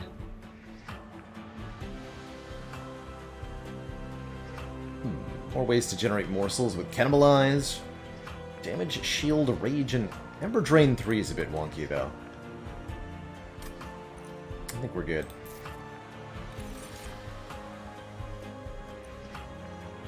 Store health, gain an energy, draw 1 next turn. I like Ensnare. Letting us root particular problematic enemies can be very, very helpful.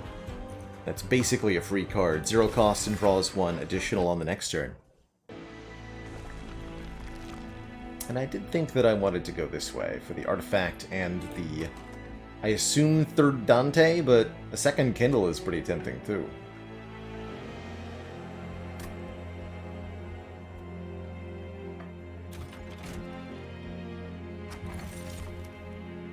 Ooh.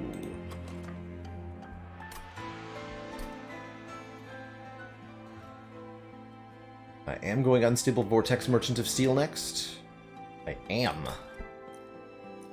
So an extra upgrade slot seems pretty good. Draw 1 from the morsels is pretty sweet too. We could dupe a Candle, although it would be better to dupe a Deadweight if we wanted 1 more multi-strike on our Dantes. That is also allowed. That is also allowed.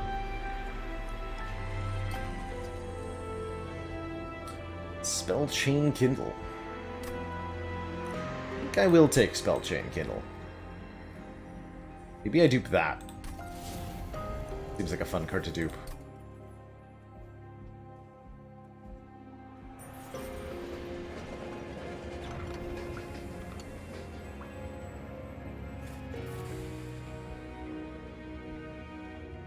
Hellhorn Remnant or Stygian Guard consumable. Mage. Remnant 1 is going to be like the Tome? No, I don't want that. Not the Tome.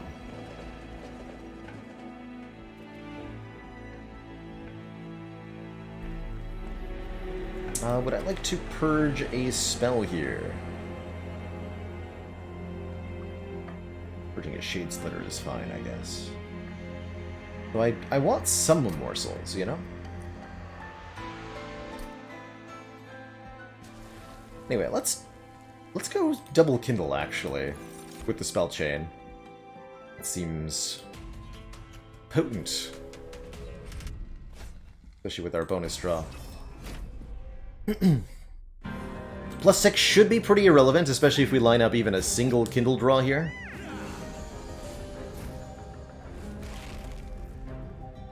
Alright, well, no success yet. The idea behind these kindles is they can generate enormous quantities of ember for us to fuel our other spells.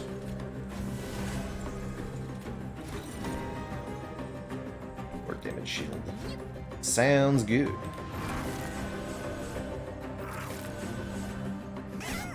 Blah.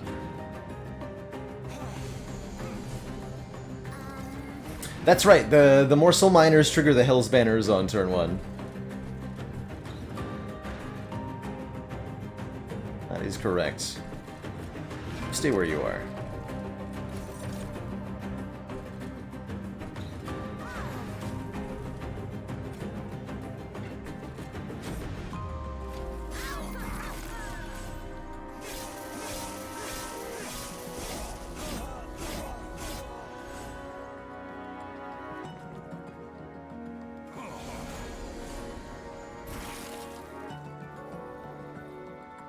Okay.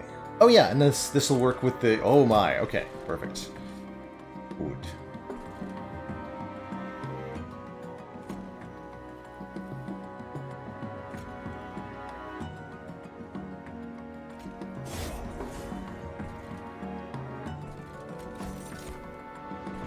Little rubble morsel.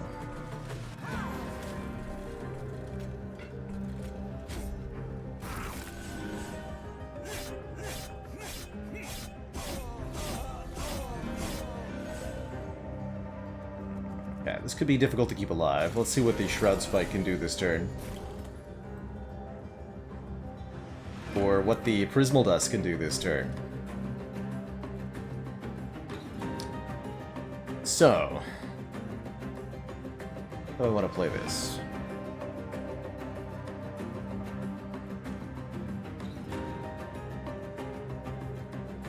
I guess we generate all the Ember first and then look at what the morsel is, and then we can decide. Yeah, that's gotta be it. So the more energy we spend on Kindle, the more energy it gives us. Of course. No, it can't. It also has the Consume keyword. Let's use it here. And then we create a new copy that again doubles our energy. We have 20 Ember to work with, meaning we can apply 38 damage shield or feed on a morsel 40 times. What morsel would that be? Just an... oh, yeah. We create a Rebel morsel.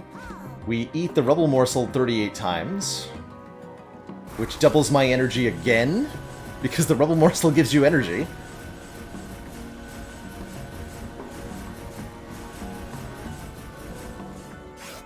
And then I apply 72 damage shield to Dante. Okay, have fun.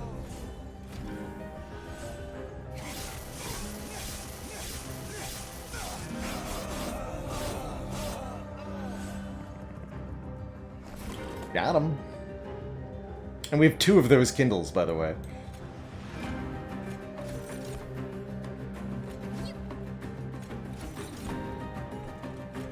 Good stuff.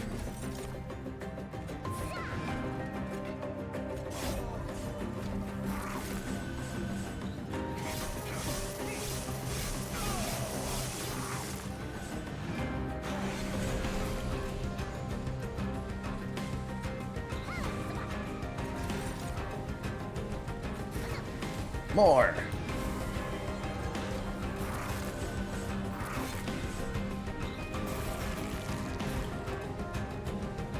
More.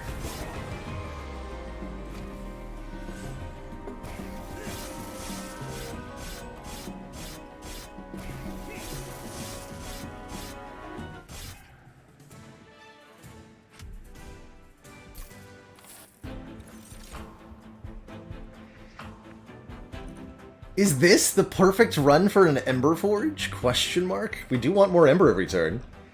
Genuinely. Although we can't fit the Dante, so we'd have to go on the bottom.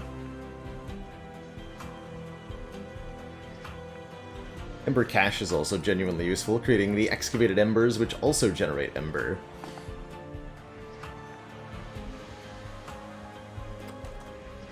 He chonky. That's right, he big.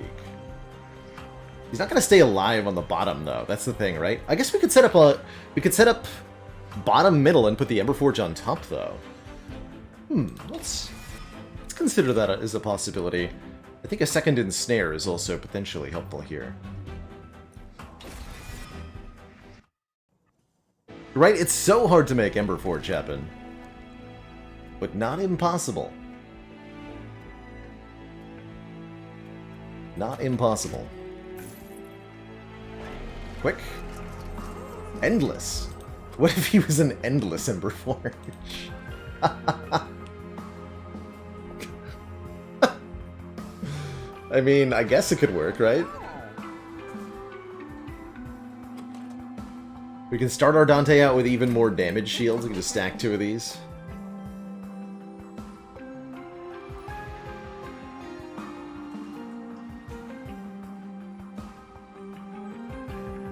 Beard.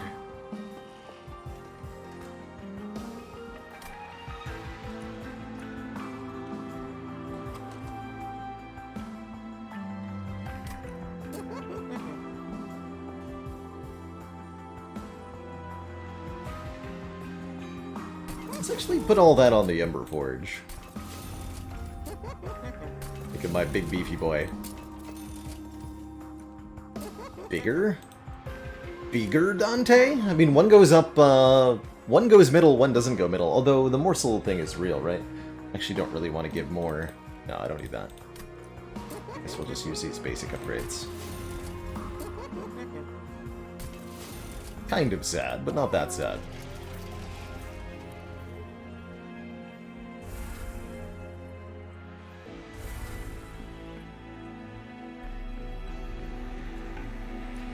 Get a -2 cost. I think intrinsic on Shroud Spike is pretty hype. This is definitely the one to put the -2 cost in.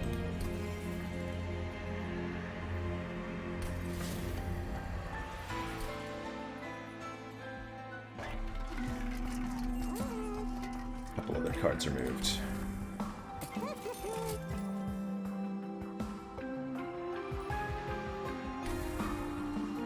Guess I shouldn't have added a third one if I was going to remove. It's alright.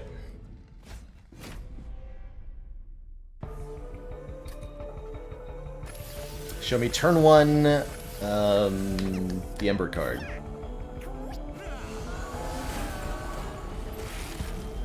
Dang.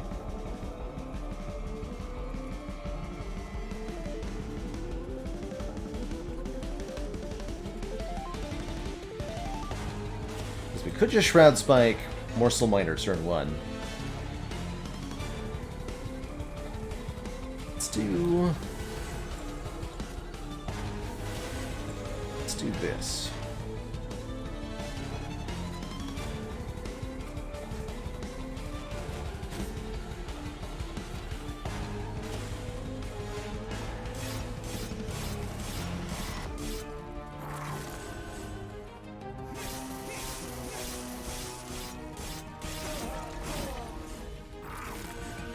Wait, you lived? Been lied to.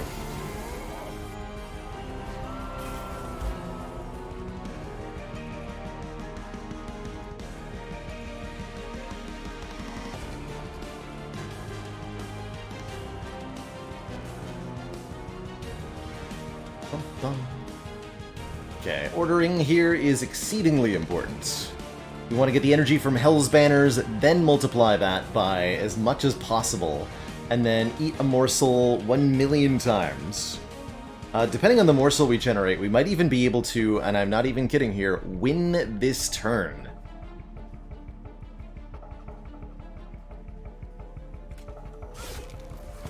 So I hope what I'm hoping we're headed for here? Currently 9 cards in hand, so let's play Grovel first.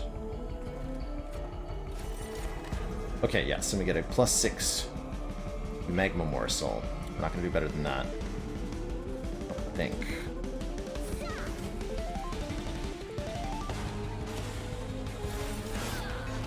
That's right, okay.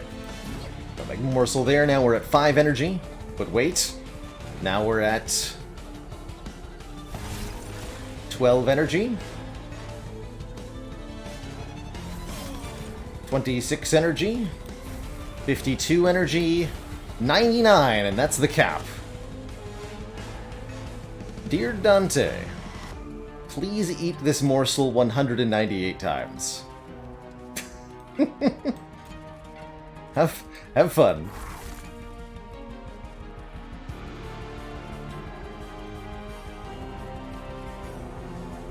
Do.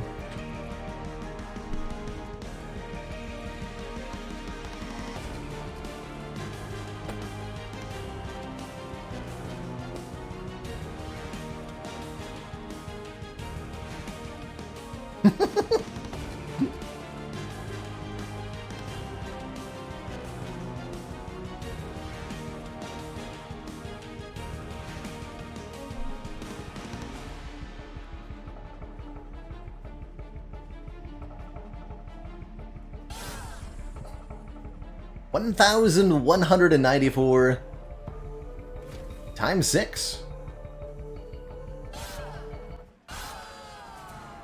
Rip. 9-turn boss rush. So we defeated the boss 9 turns early for a 90% score bonus. Got him. Now we're offered another Shroud Spike. Yes. I think this deck just wants more card draw, right? Actually, no. More base energy. More base energy. Because we're multiplying. Yeah.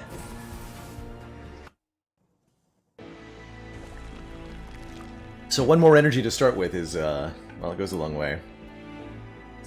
Trinket Merchant. I do want to keep removing cards. Removal is like card draw. Yeah, removal is like card draw.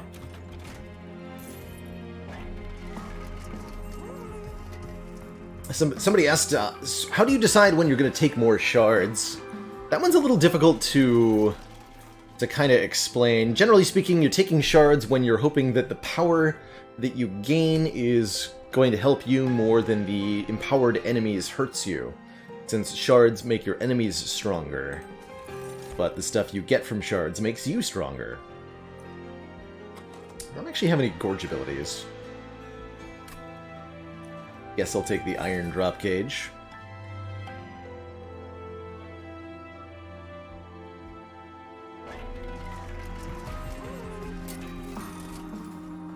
More capacity on the middle floor is kind of interesting. Definitely theoretically use that.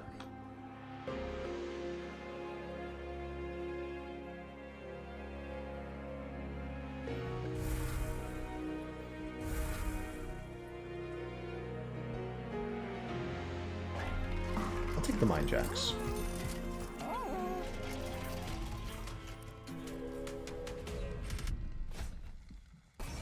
Spikes 5, I'm pretty sure I can deal. Although, that will be pretty nasty to us.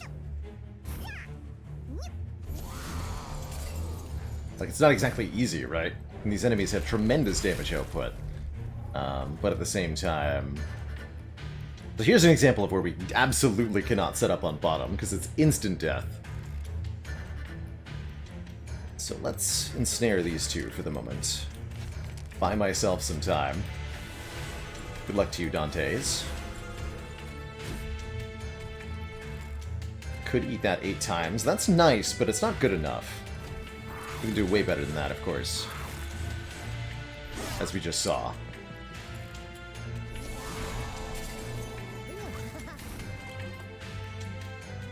Yeah, this looks pretty good.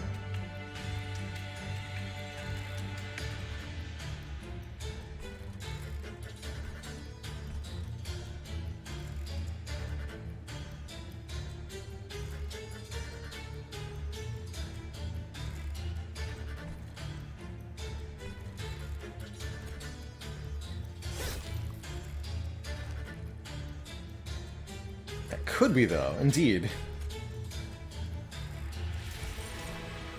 Ah, yes, we can, because we can just make a new morsel miner, of course.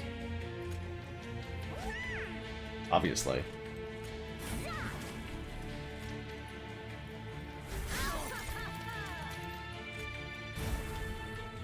Like so.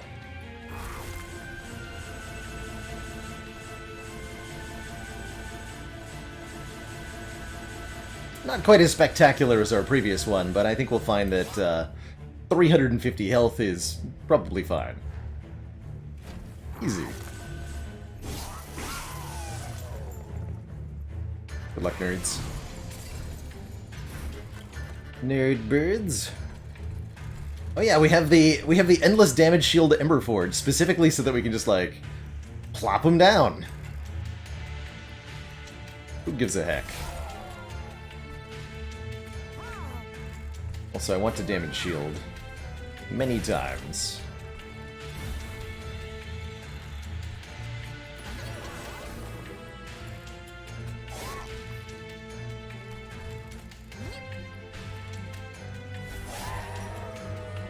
Get him.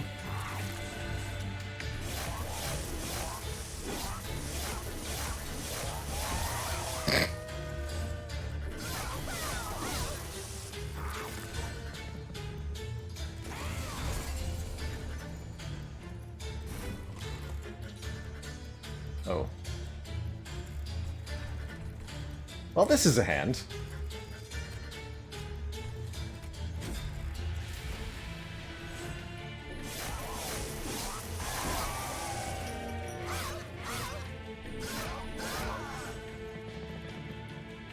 Expanding on that question, usually wise not to take too many shards early in a run because they have the most impact on enemies.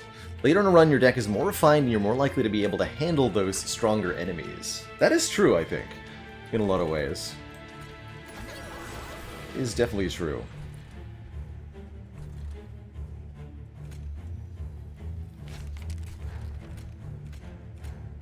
Oh, I should have played the Shade Splitter for the bonus energy. It's free.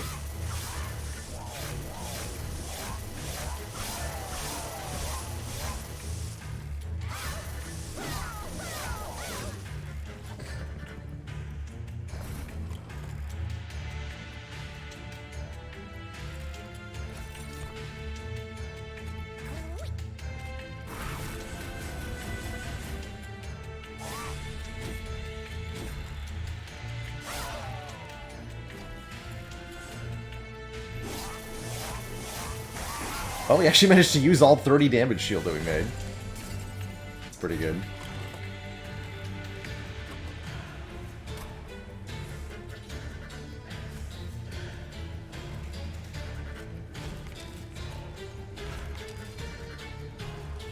Be a shame if anything happened to those minions of yours.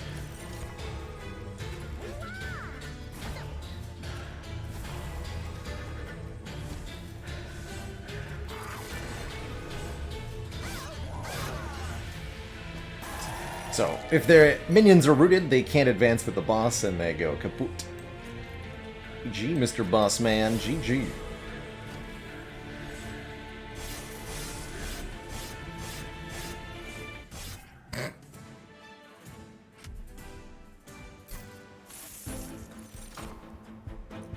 Double Emberforge. I see we're missing a stamp on Crucible Extension, so I'm just gonna grab that. This run is definitely at the point where it can grab cards to put stamps on them. You don't need any of this.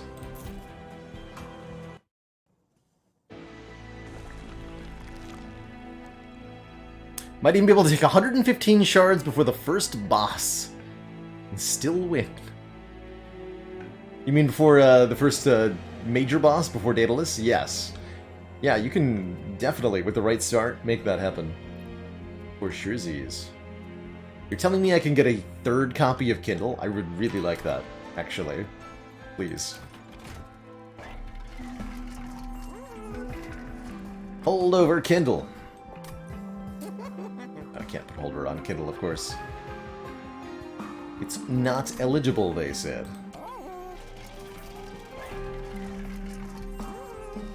I believe you get mastery stamps during the expert challenges, yes. I think so. No, no, no.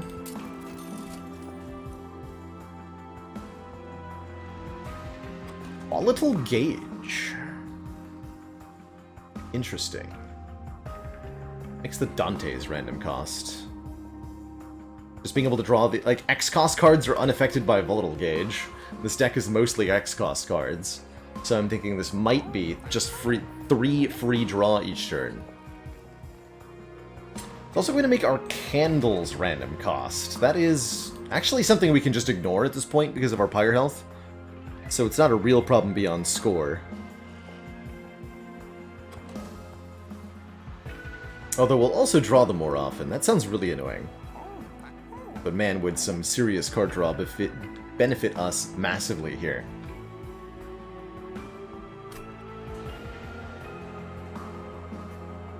I think this is kind of cute.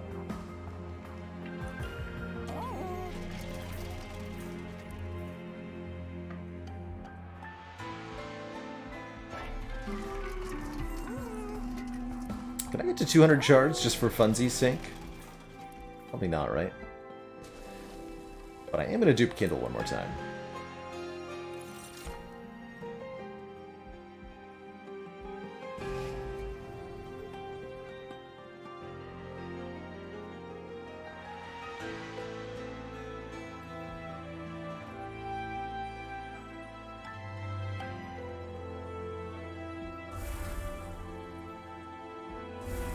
Should expect these final couple of fights to be exceedingly brief.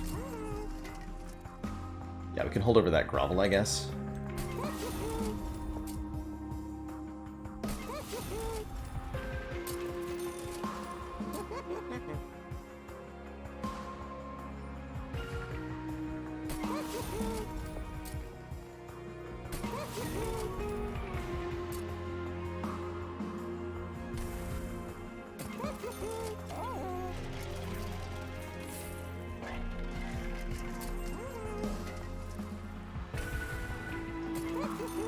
Oh yeah, only 25 cards. Feeling really good. Do you have stealth? That is my only question, Seraph.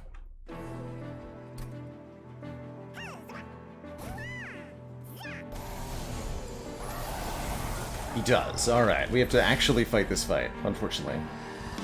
Tragic. Very tragic.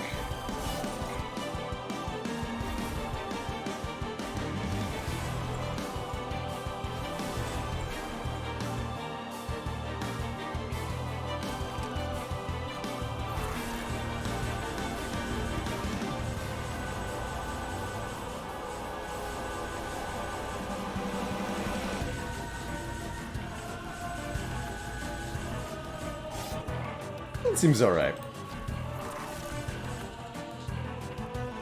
For a turn 1, you know?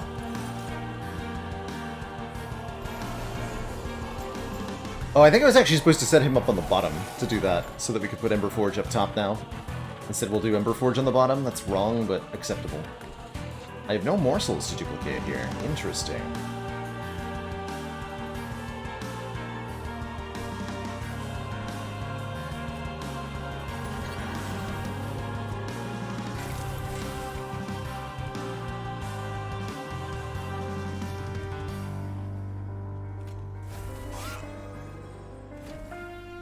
Yeah, definitely should have gone bottom. It's fine, though. Not like we're not going to win.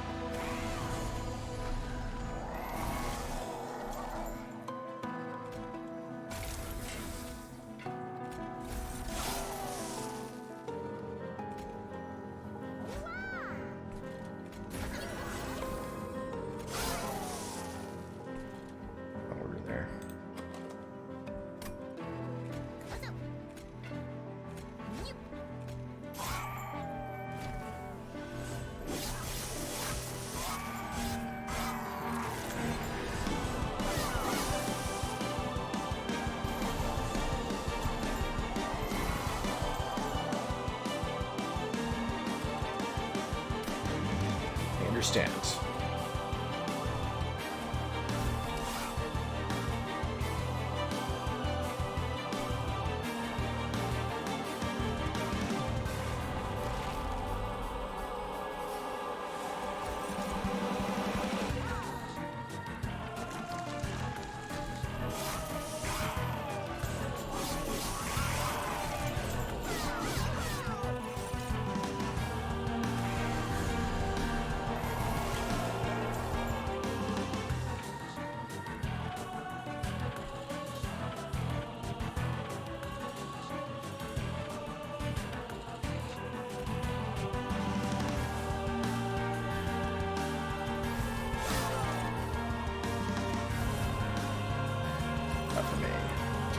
Lifesteal.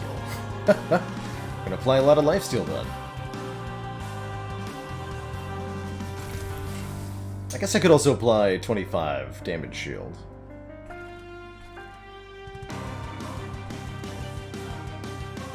To you! Go forth, my invincible forge. Stop dying.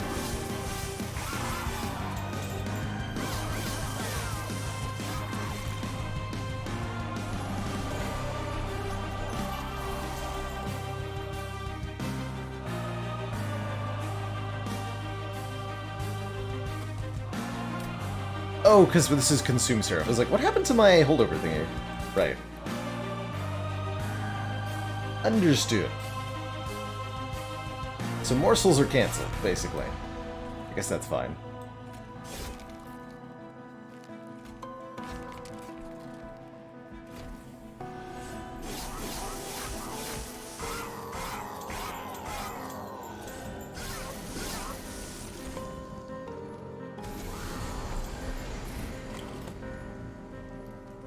Oh no!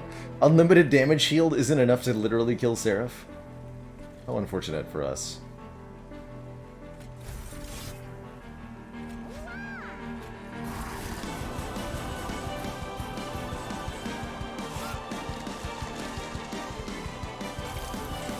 Please no more curses.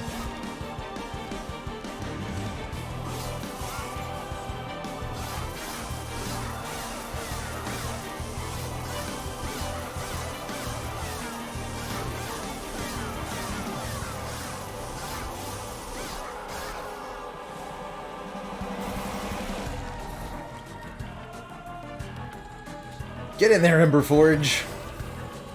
Be the hero we need you to be.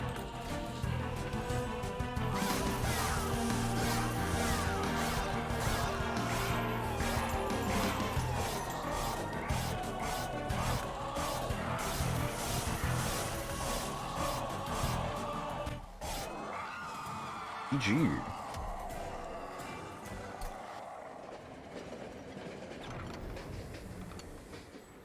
Alright, only one fight remains against the last divinity here.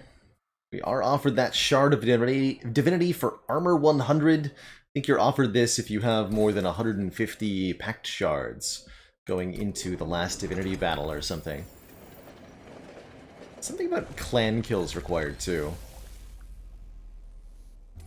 But either way, it's time for the big, spooky Godman. And his multi-floored nonsense.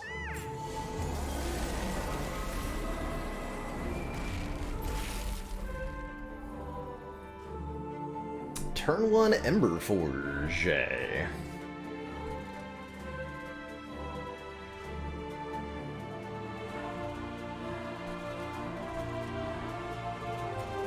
Go here. Here. Then maybe I'll use one of the Shroud Spikes this turn to boost one of our Dantes high enough to start murdering things. That sounds right.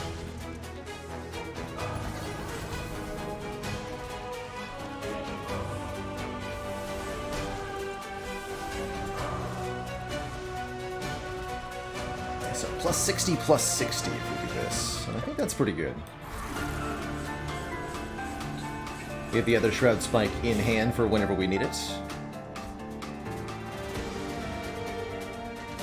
Yeah, quite a few of the same relics as last time. Not all of them, of course. But a few of the important ones, like the Hell's Banners and the Commemorative Spike.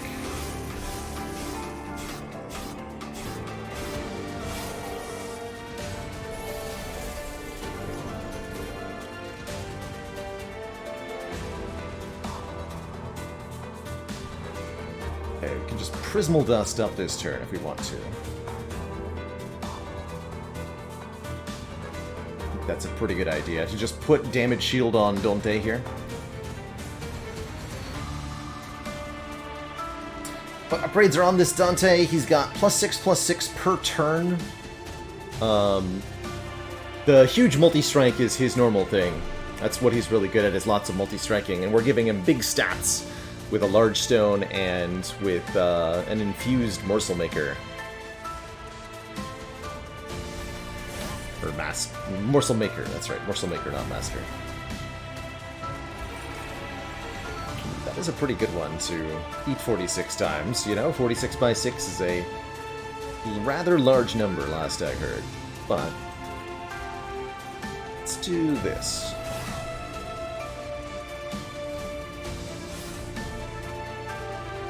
Block the damage with the armor anyway. Let's put it to some real use, eh?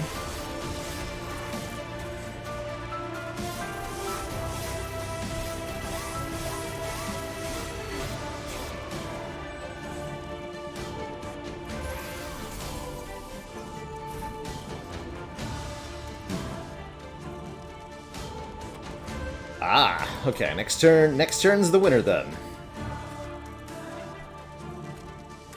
Dead? Oh, I see.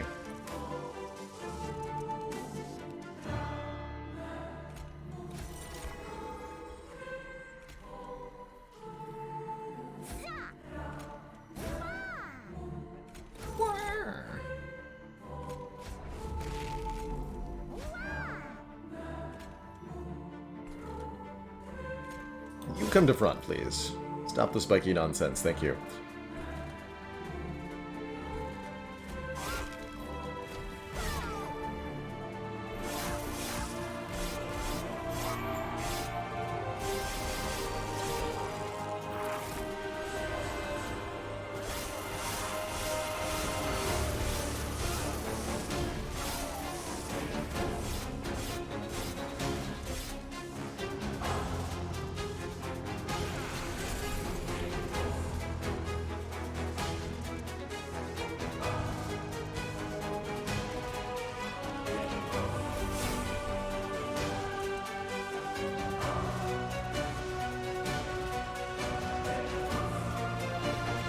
Stay on the bottom, sir.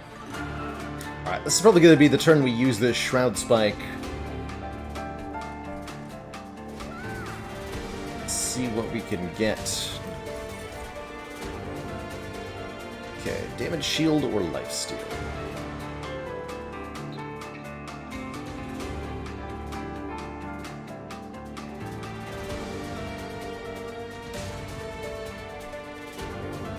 Really won't do that much damage if I don't feed a damage morsel here. I think we just go damage on the bottom row here. Upon reflection.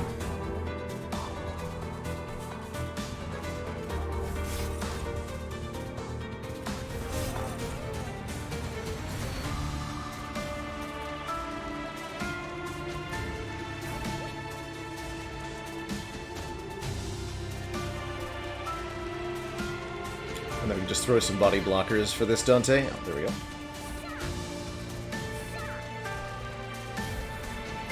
$198 times. Go! Maximum delicious.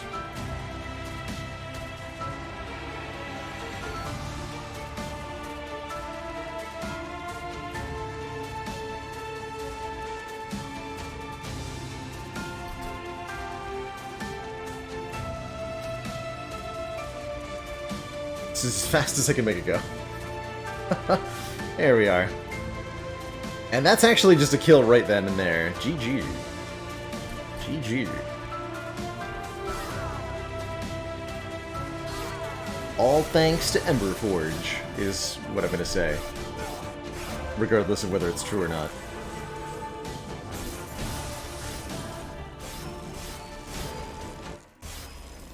GG. Still had one multi-attack to go, even. GG.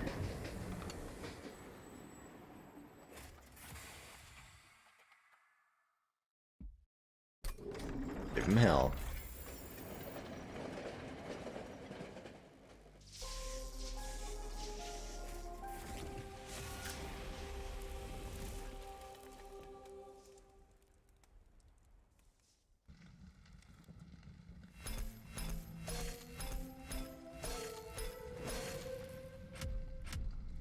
Not even a score record? Sad. Sad times, but hell yeah.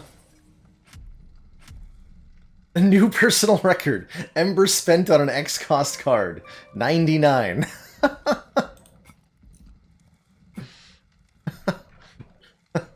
Well, I don't think we're going to beat that record ever again. I think that one's going to stay there.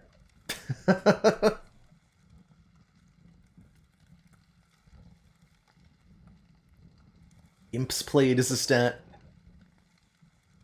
Highest damage dealt by a unit, 14,826. That was earlier today with one of our Apex imps. Managed to do that. Units moved between floors. Also, 27,000 rage is our record. Wow.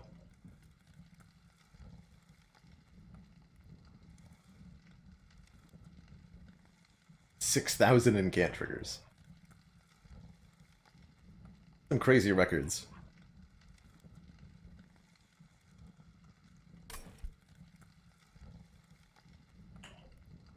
Do I want to know how you got 9 stacks of trample, kill a penguin? I'm not sure that I do. I'm not sure that I do. Yeah, I don't think I want to know.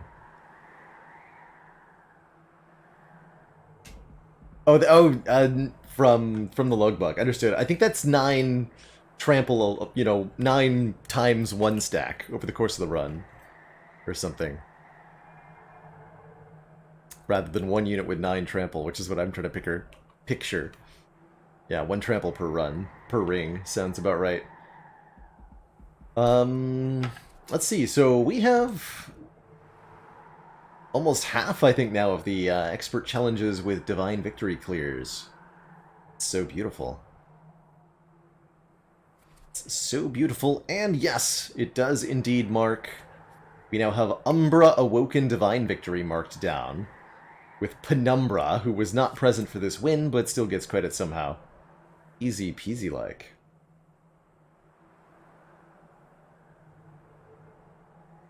Hey, Takarat, I'm doing great today. Doing really good. 3 fantastic Monster Train runs to start us out. I think I'm going to switch things up here. I do want to, before the week is through, finish out the current thought in Slay the Spire, which is our no-skip challenge for the defect.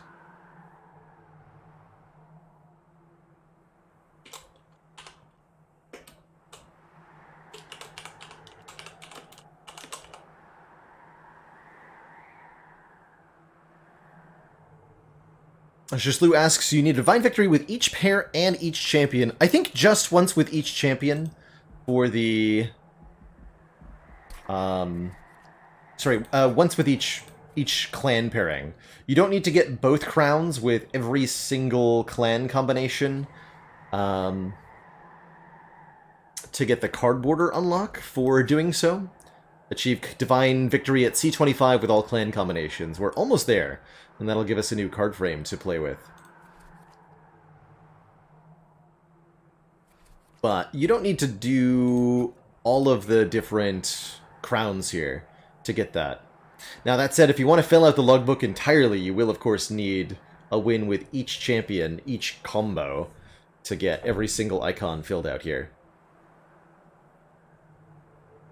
But yeah, if you want all these crowns in the logbook and a nice shiny perfected page, you will need to get a win with each hero one time. So that's what is this? 1, 2, 3, 4, 5, 6 by 5. So 30 times 2, 60. 60 runs. With different combinations and clans and heroes. That's tough. That's tough.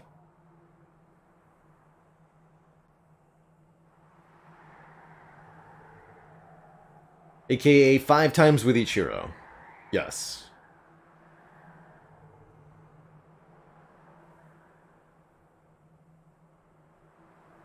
$85 total victories for everything, so that'd be, what, the 25 expert challenges plus these 60 wins? Although I believe there's overlap, so I suspect if you were in, you know, some sort of theoretical perfect unlock play, might be able to do it in exactly... Oh yeah, 25 for climbing the Covenant. Yes, you would need to do those. Yes. So 25 runs to climb the Covenants, and then 60 runs at C25. A minimum of 85 runs for maxed logbook, and in practice, way more than that, of course. I think most players, you're looking at many hundreds of run to max this out. Anyhow, switch it on over to some Spire.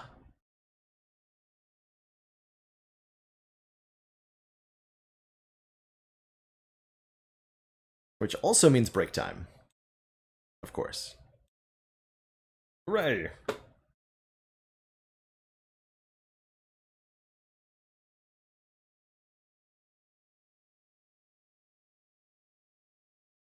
Yeah, 85 wins.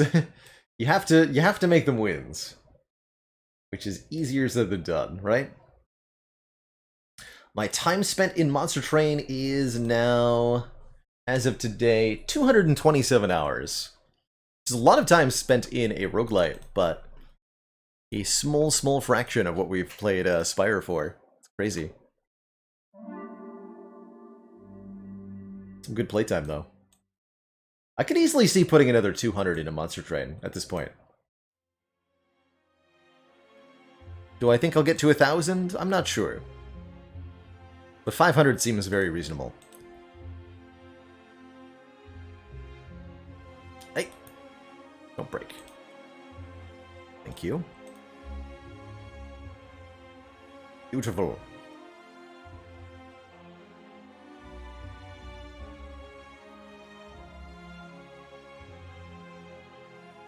So, here in the Spire, the current challenge is not skipping any cards. And to my surprise / great pleasure, the Ironclad, Silent, and Watcher all succeeded at this on their first try. Ironclad ending with 50 cards, and a Seek, and a Dead Branch, of course. Dead Branch Pocket Watch really carried this run, and it was so cool that we were able to take Black Blood as our boss relic on going into Act 2. Really cool run. Gotta highlight that. Silent managed to get there with an early Molten Egg before we took any attacks. Ranwood took my backflip and gave me a Molten Egg. That's right, I forgot I gave him that. And that turned out really well for us. We had 4 Poison Stab plus by the end. Yeah, 50, not just Dead Branch Corruption, double Corruption. Double Corruption, double Barricade. Because we needed the consistency in the 50-card deck.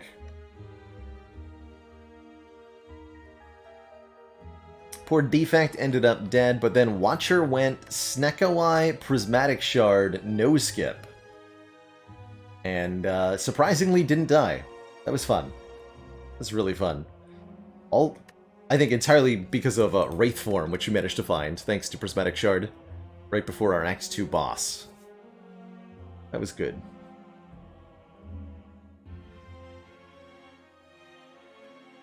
So that means the only character that has not won a no-skip A20 run is the Defect, and that's what we're going to be trying to do today, is play with the Defect on Covenant 25.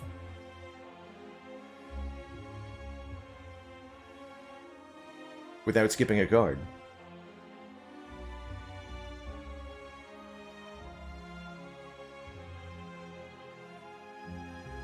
That's right, Winged Orpheus. I also like Poison Stab for it's a card that's good in the early game that also transitions to being relevant in the late game. I'm quite happy to have the Poison Stab to get just a little bit more damage down on Awakened One, on Time Eater, on the Corrupt Heart. More so than I would be with something like Quick Slash, which is only ever going to do the 12 damage, right? Anywho, real quick before I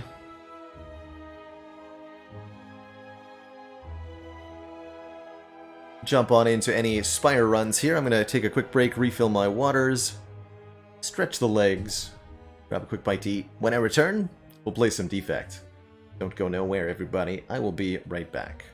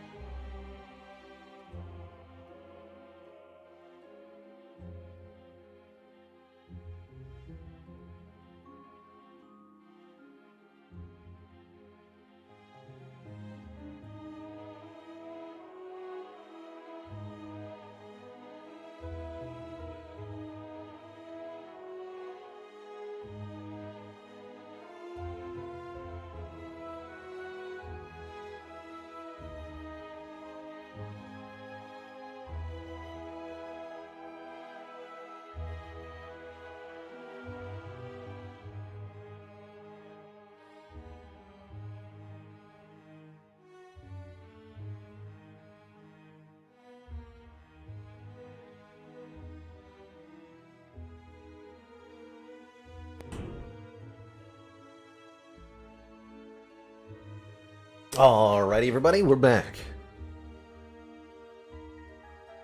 So, no skip is the name of the game. That means we're not allowed to skip a card if we're offered one. We must take a card from every combat reward. We do not have to buy cards in stores, we do not have to take cards from events, and we don't have to...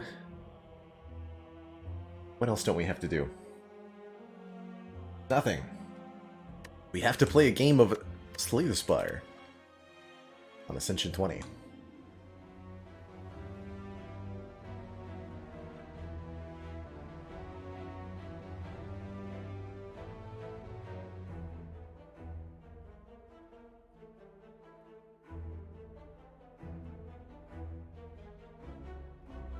So we may take any of these starting options. Random Rare certainly seems like an appropriate way to start out a no-skip run. I'm kind of tempted there. It's looking like a pretty juicy path, although that first elite a little circumspect.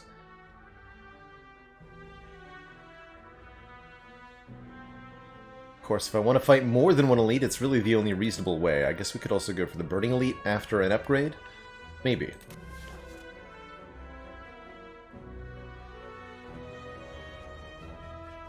Show me what you got. That's pretty good.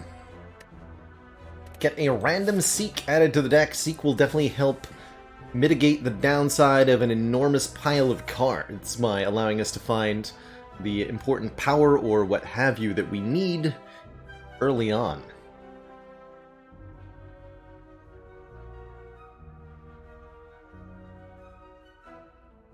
Let's go combat, combat, combat to start.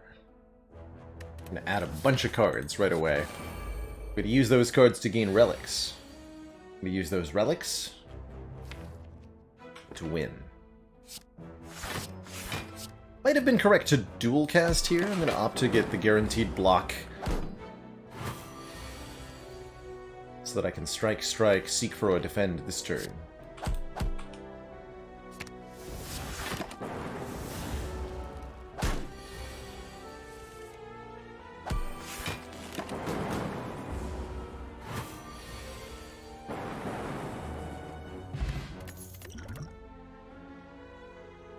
Early self-repair.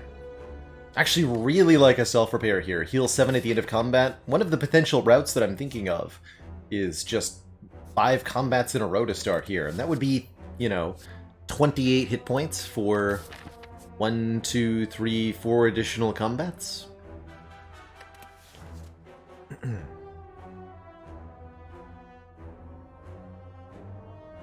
Or we could take a block card. But self-repair is basically a block card, just after the fact.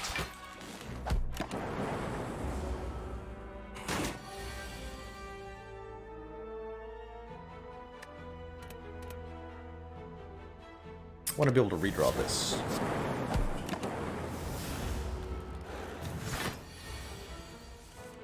Exactly. Oh, and a fairy in a bottle? Okay, that seals... That locks in something. Whether it's going for the Burning Elite or going for 3 elites, I'm not sure.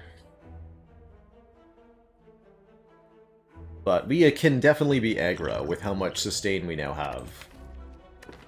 Also, I have to take one of these cards. I guess I'll take a Boot Sequence. With that innate 10 Blanc. It's not that good in Act 1, but I like it as a general card.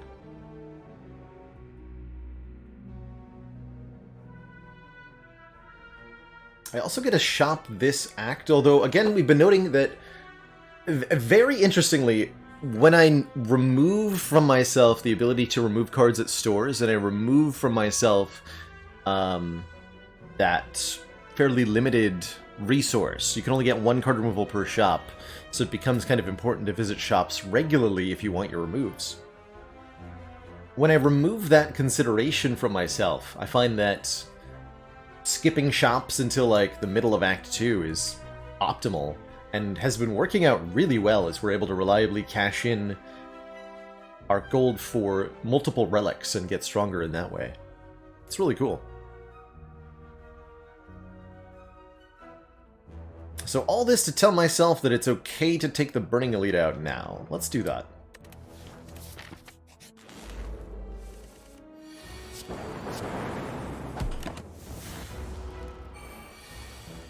It's like procrastination. If you delay the task for too long, you will only suffer for your something.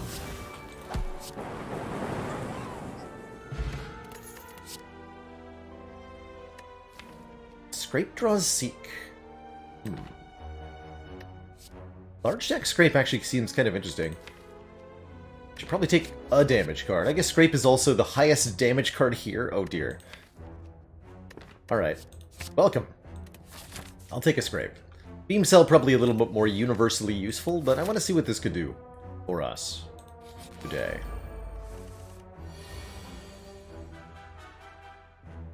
No Wizard to deal with. Okay, this is definitely a situation where Sweeping Beam might have been better, but we do at least get to full block on turn 1.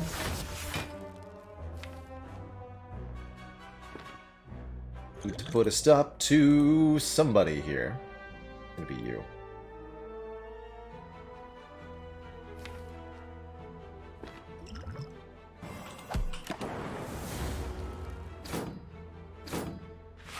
Ah, good guess.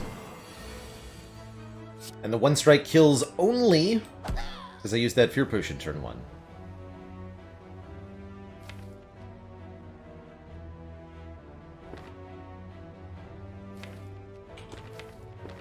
Okay, look at this. Please have mercy. Foul gremlin.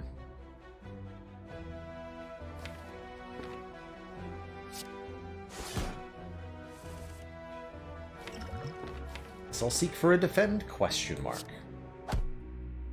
Actually, no, I'll just play the self-repair. Take 10.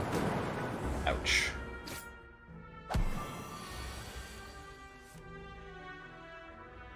Make it stop. Please.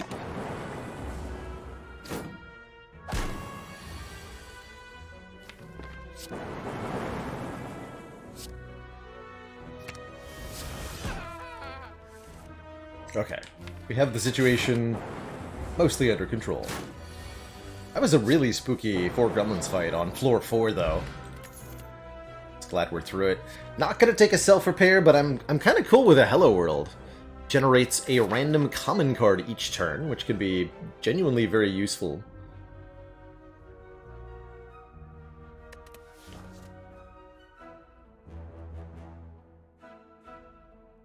Feels like it could die twice to a bad Super Elite. Not with the Hello World, it can't. No way. Plus, we also get 2 more combats. I'm not going to go for the event. I'm going to take 2 more combats to regenerate our potion and get even further card rewards here. Steam Barrier also quite good with the Scrape. That is definitely worth noting and calling out, I think. Do I have a kill this turn? No.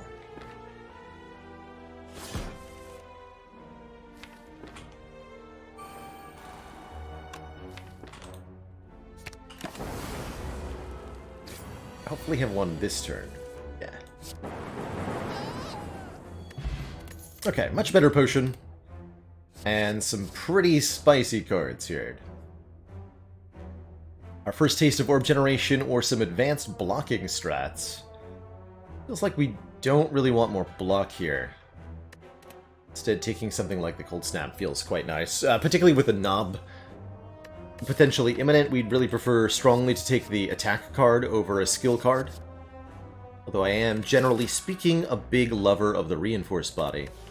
We'll grab this Cold Snap. It's immediate damage and orb gen, and that is what we need right now. Is it too early to upgrade Seek, or do I...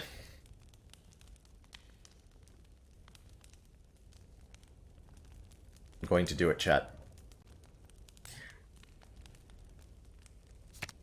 Hello World upgrades to always draw on turn 1, so that we can get the additional card draw this provides online immediately.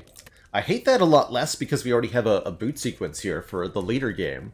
We're not as worried about taking damage on turn 1. And it ensures that we set up as quickly as possible against both Nob and Lega. Seek, of course, being a really good upgrade to get to. But right at this exact moment, I really do want this Hello World to say plus on it. Genuinely. Let's see how long that state of affairs lasts. If we get a bottle, well then I'll bottle the Seek. We can still have an upgraded Seek later. We'll have it here.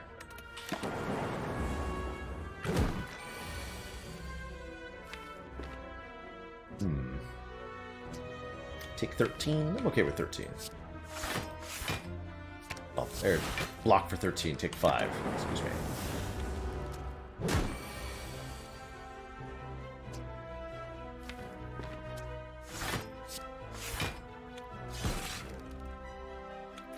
Okay, 2 zaps puts you to 46.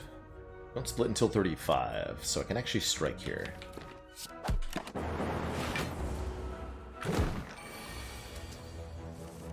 Strongest defect rare in a vacuum? Seek or Echo Form would be the two that I would point to consistently. Seek or Echo Form.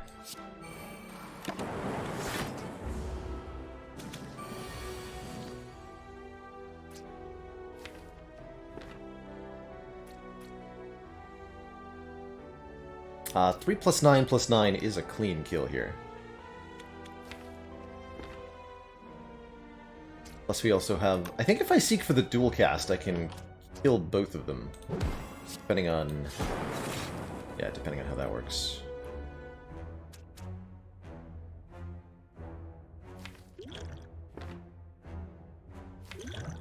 Now it's not possible to kill them both, right? That's correct. Okay, so I'll just take 3.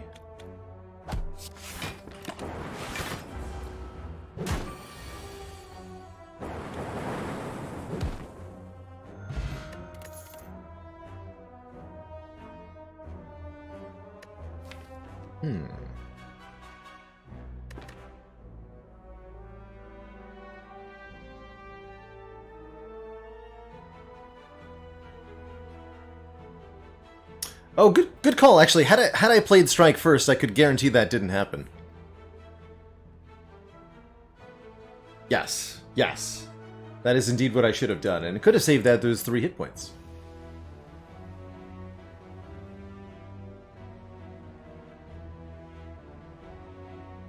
Do we want to go for the eyes here? I like go for the eyes quite a bit with the scrape. I think it's a little early for a loop, and I don't know if I trust this compile driver. So yeah, I will take a go for the eyes. Alright, we get sentries, and I'm very, very happy to have both the boot sequence and the upgraded Hello World. It's actually kind of cool.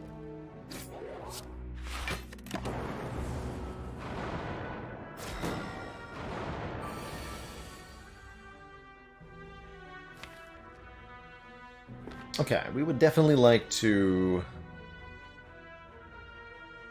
We should have actually just used the go for the eyes for damage on one of the end ones here. Let's see, I can't do anything fancy with the rebound and the scrape. My only 0-cost card is in the discard pile right now. Can I do 23 damage? Oh, I should have used it for the 3. No, I can't, right? So I can only do... 21. 9 plus 12.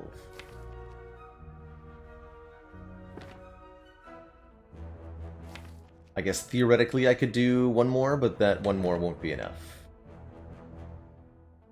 If I seek for dual cast, I might be able to kill one of them.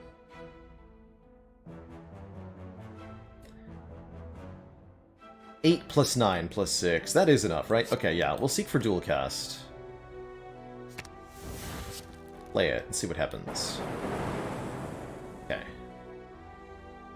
35 is 20 plus 9 plus 6. Perfect.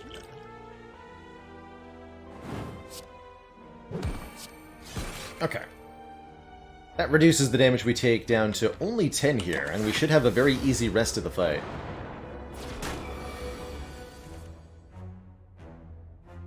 Relatively easy rest of the fight. And we'll get a few hit points back at the end, too.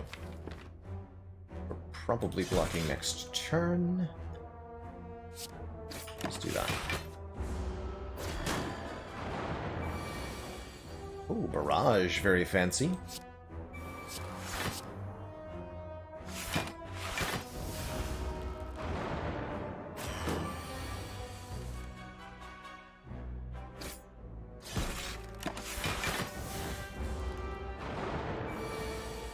Thank you for the continued turbos? Question mark.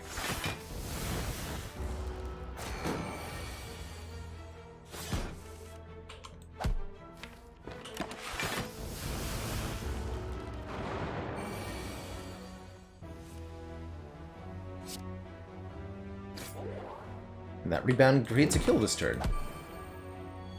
Very good work, Hello World. We get another dead branch. Oh man, it's a good dead branch, too. Would it be a dead branch run with every character? Reboot with dead branch? That's just exciting. Wow, okay. I'm not gonna say no. That's way too good. Kidding me? We have so many cards that say exhaust on them. Let's go, let's go. We're offered a Juzu.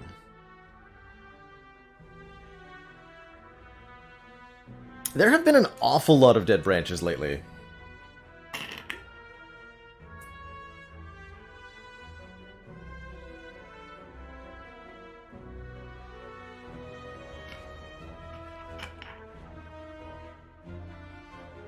Tip, it is not always wise to add cards to your deck.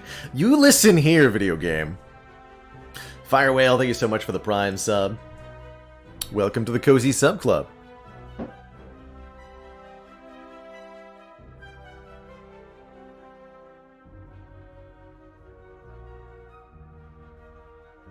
I don't think I'm going to take this Juzu bracelet. More combats means more cards. We'll get different, better relics later.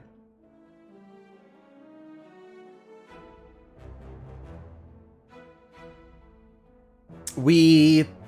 Actually, relic stats have really helped highlight just why Juzu can be tough. Most of the time, you're going to get events in event rooms anyways.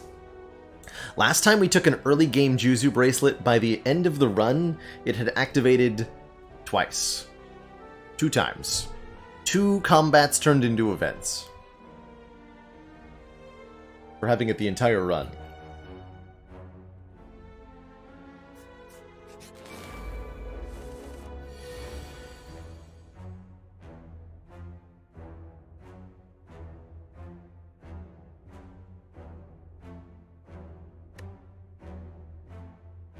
And I believe I owe Silvardo a dad joke. Why did the mushroom always get invited to parties? He was a really fun guy. Skim? Plus, I mean, it just feels appropriate to get the dead branch, right? I upgraded a Hello World. I'm already telling the game, yes, random cards are the thing that I want. Fire Nose. Fire Nose.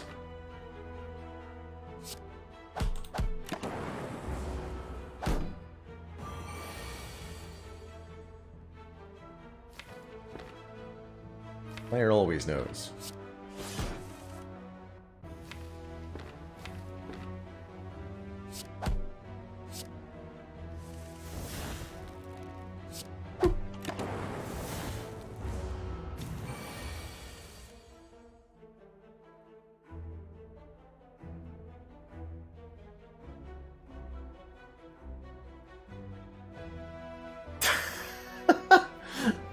Priority says, I had a run where you only had one event the entire time.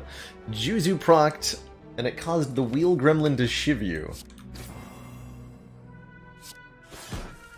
That's relatable content. I would actually like to play that self-repair now that I've seen it go to the discard pile and remembered that it's here. I guess I'll try to play it.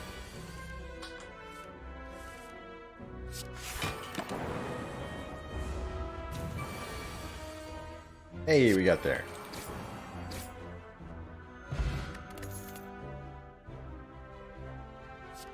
Turbo with Dead Branch?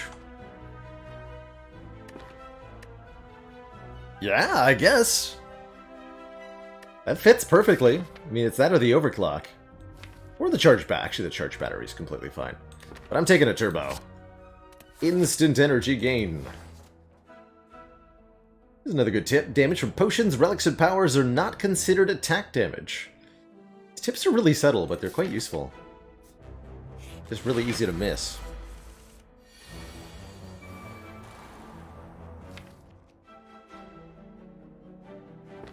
Alright, I'll let Hello World generate a couple of cards before we awaken the sleeping egg beast.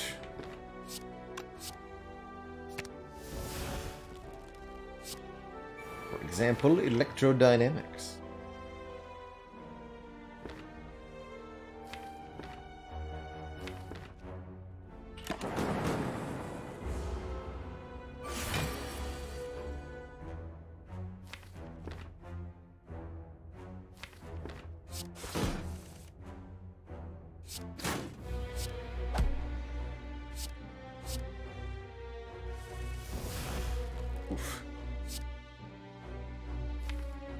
Play that.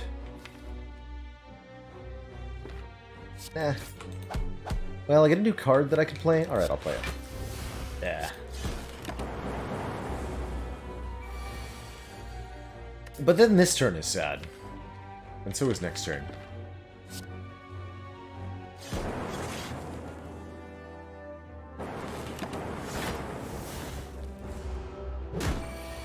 Oh. This turn got a lot less sad, actually. Good.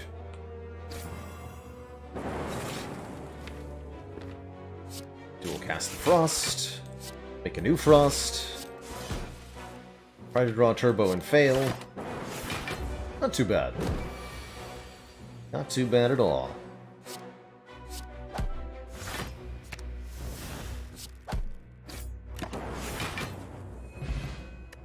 Get ourselves a boat thingy, so now we have 20 block on turn 1. That's maybe too much block. Or is it? How about 30 block on turn 1? Could try to increase our... They're not bad, genuinely, because of the Dead Branch making new stuff. Heat Sinks also looks pretty reasonable, giving us draw whenever we play a power card. And Dead Branch may give us random power cards.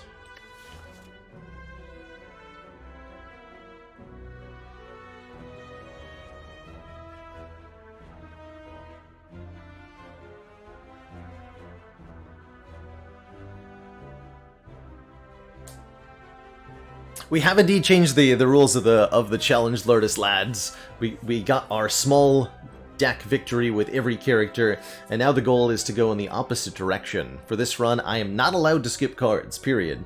So we must take one of these 3 cards, and we must take one of every card that we see moving forward too.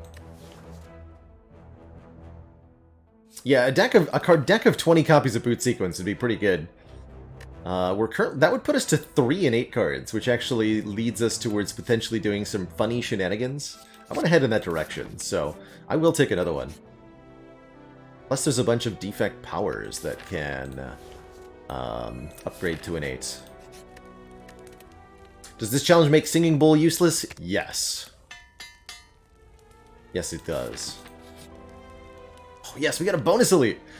Although eviscerated and chopped by giant claws, that means a Legivalin that will be awake on turn 1, and debuffing us immediately. Here's how little I care. Ooh. Here's how little I care. Click.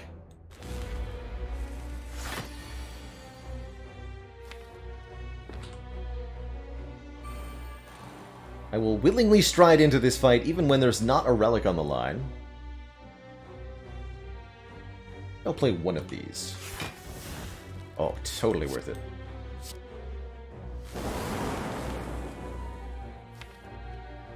Well, that was convenient. Be that.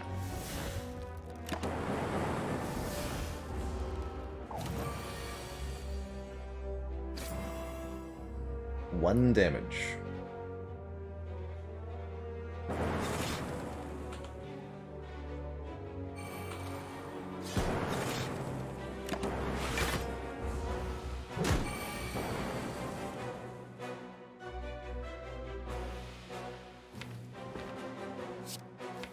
Okay, so Scrape will actually guaranteed draw the Seek Plus, but then there'll be no cards in the draw pile, so it'll be worthless. It's pretty funny. I like that. I like that a lot. Hell yeah, Claw! 1 damage! Get in there. You got it, Claw. Reboot might be my next upgrade.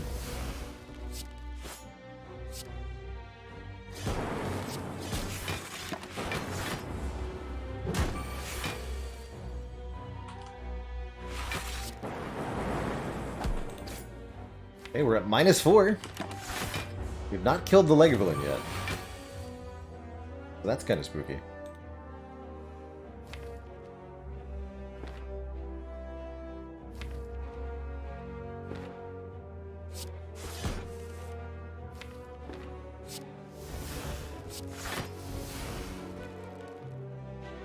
Kind of spooky.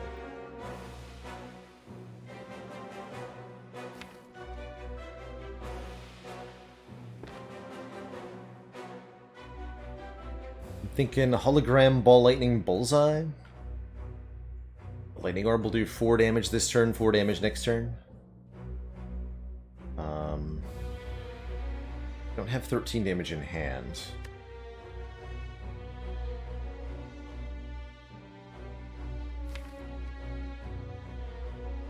Yeah. Actually, hologram also exhausts. The other option is like Claw Chaos. Oh.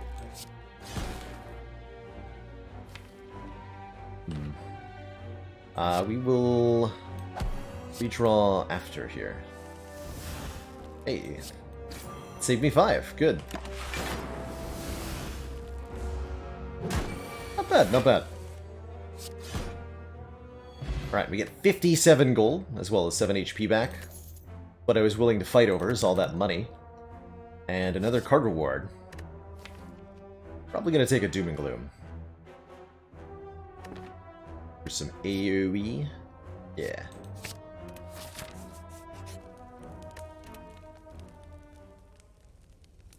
The reboot upgrade is 2 more cards drawn, which is legitimately enormous here. I think upgrading the self-repair is also completely valid. For Act 2. We could upgrade Scrape to look at 1 more card. We could upgrade Zap or Dual Cast so that Scrape can hit them. We could upgrade the Doom and Gloom for more AoE. I'm going to trust in this reboot upgrade. 2 more cards seen is a big deal. Turns it into a very powerful card draw card. And then the self-repair upgrade, which is the one I liked second most, doesn't help us in this fight. Although, not that we necessarily need help in this fight.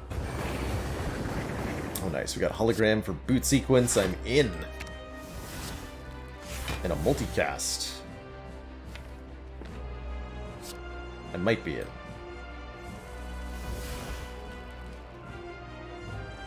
These are definitely some crazy turns.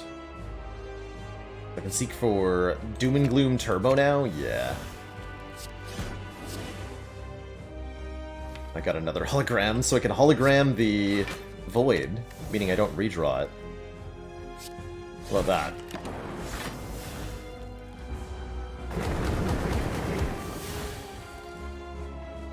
Feels good.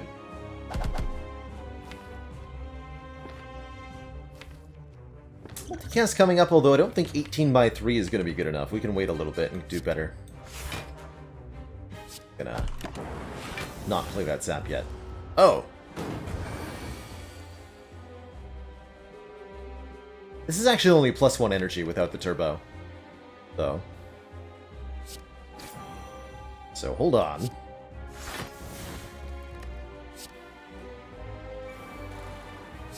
Hold that thought.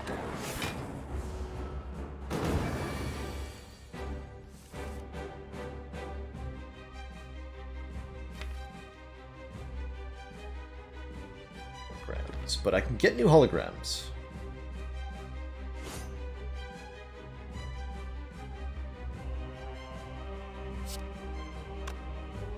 Play this, but not the turbo. Oh boy. That's damage. Get him.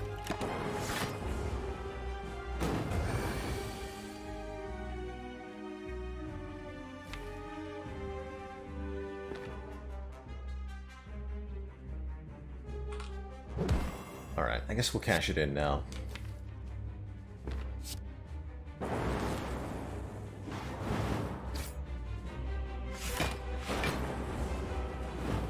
Gonna be a little bit behind on damage, though, from the looks of things.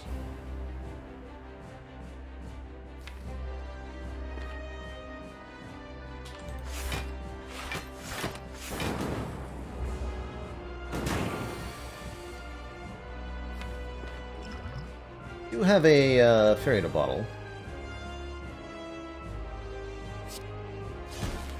But we are way behind on damage here.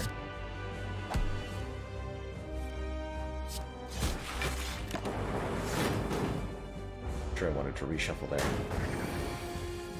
Oh, the claws! The claws! Save me, fairy!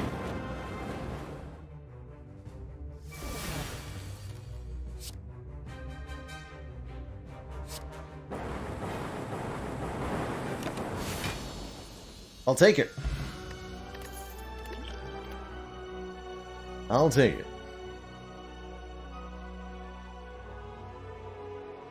Man, Buffer is an exceedingly good upgrade target.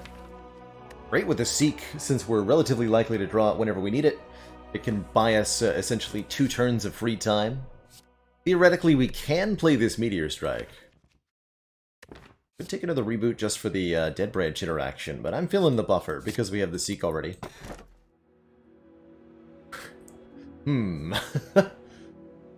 That is a difficult to take Runic Pyramid. Not impossible, but definitely difficult with all the stuff happening. I would super have taken this pyramid in a world where we didn't have this branch.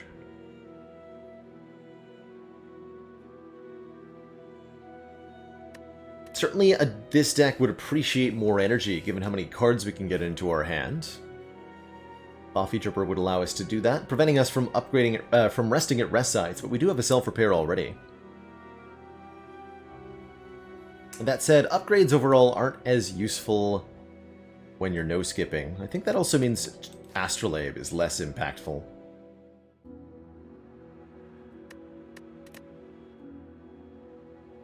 So yeah, I'll take a Coffee Dripper here over the Runic Pyramid.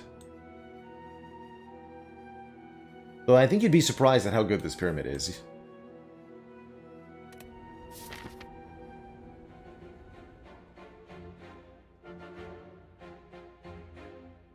It would probably mean not using Hello World anymore, though. Alright, happy to cash in an early merchant here. Spending stuff. Looks like a low elite axe, basically no matter what we do.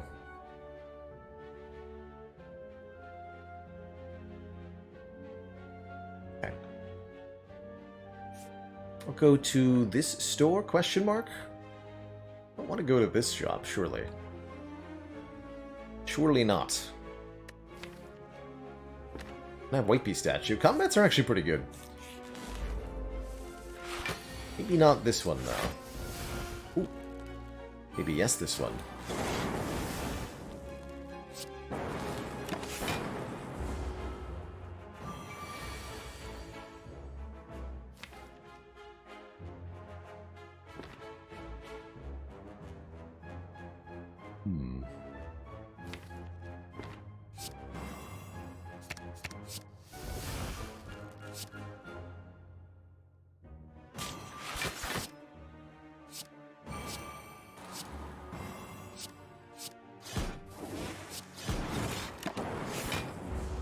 Now we're buffered in case this is a 31. It's not, though. Thankfully, it's not. Blocks for 9. The dazed are also completely fine because of, you know, Dead Branch.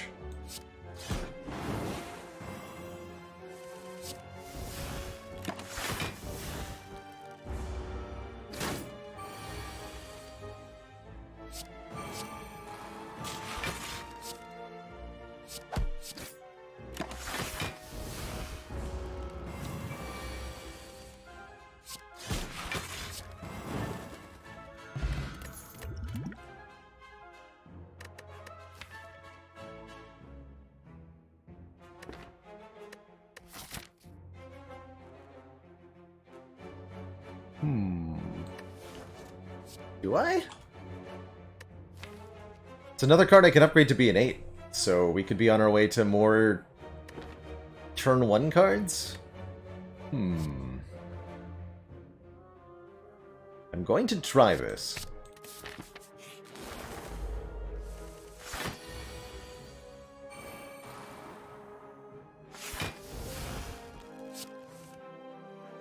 Try taking another Hello World.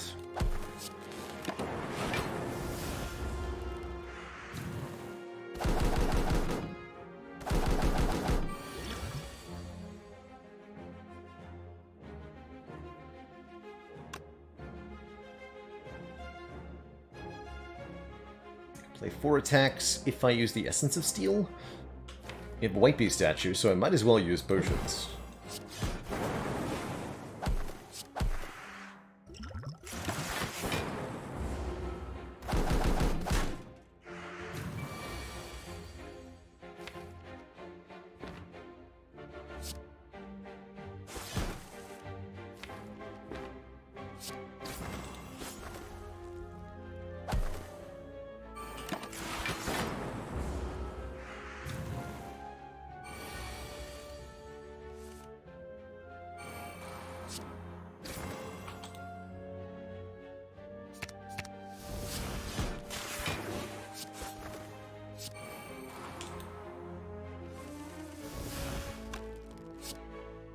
Get him, Storm! Full HP with Coffee Dripper, always a good feeling. Double energy with Dead Branch, also always a good feeling. It's just free energy.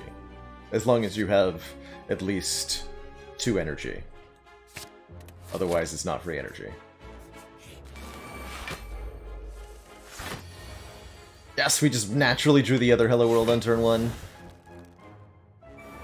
That's all things should be.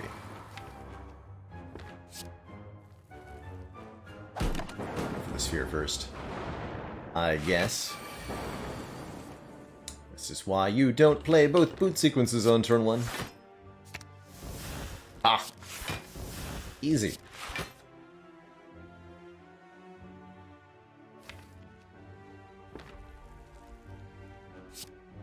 Accept this outcome.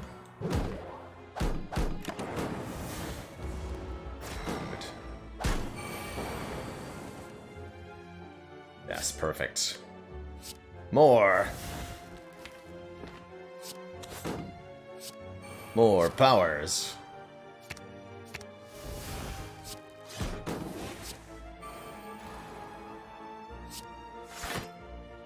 It's 12 block, good lord.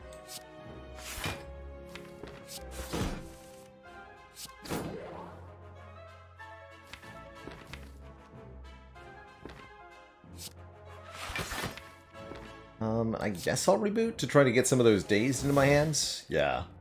Perfect.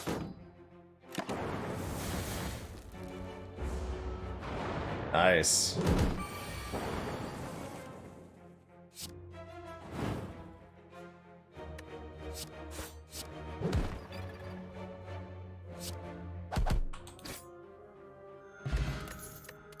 Very nice. Is it time to take Overclock? I really don't like adding a burn to my discard pile. Guess another Cold Snap is fine. Static Discharge, less sure about. Don't feel confident in this one. Let's take a Cold Snap.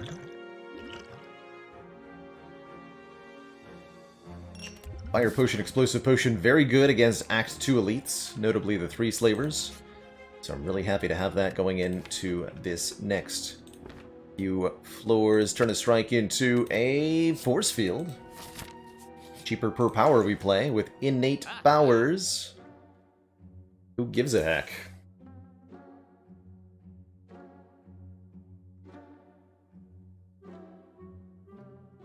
Well, Apotheosis sure seems good.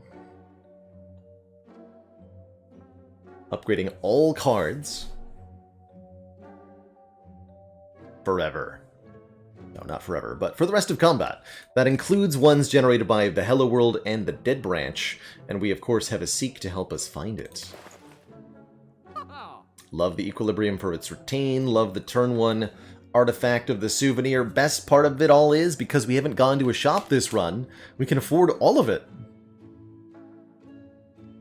And I don't even have to worry about trying to fit a removal in.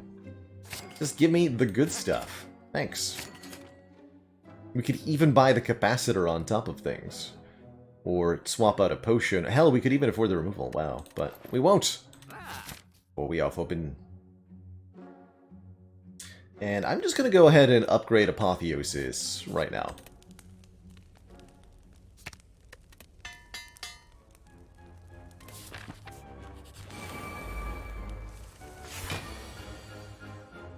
Right, this in particular is a good reason to have a potion.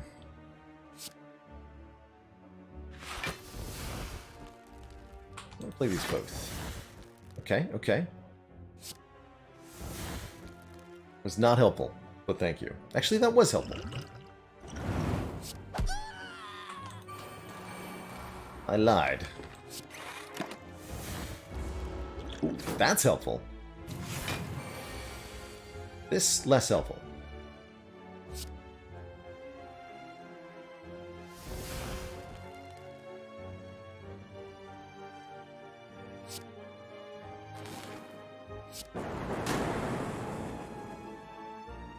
Get him.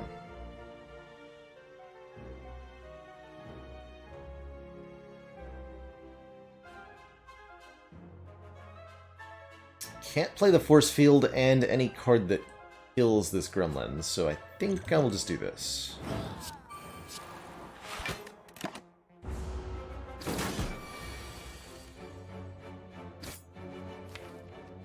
Wow. It's a sweet draw pile. I think. Not a lot of damage there, but we have a Doom and Gloom Plus coming up.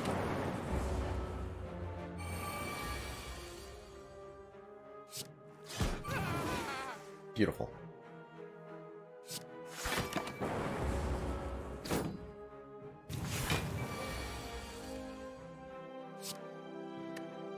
$14 energy booster. Let's go.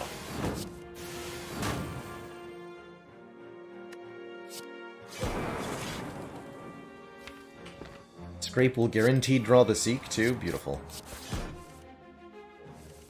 That is spicy good.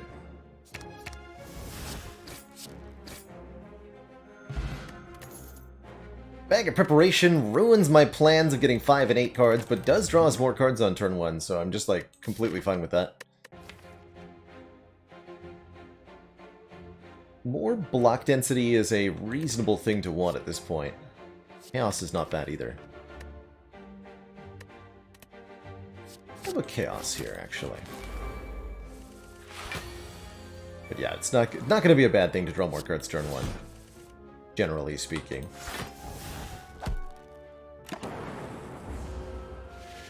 No confusion for us.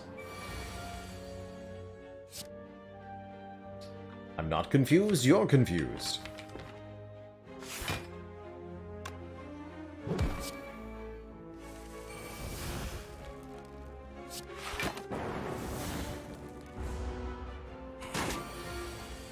Lone Void.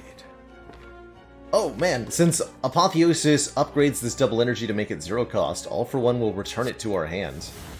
Although it won't generate a whole lot of energy for us. It's only going to be +1, but that's still good reason. You also get back the recursion and the zap here. Good enough reason to include it, right?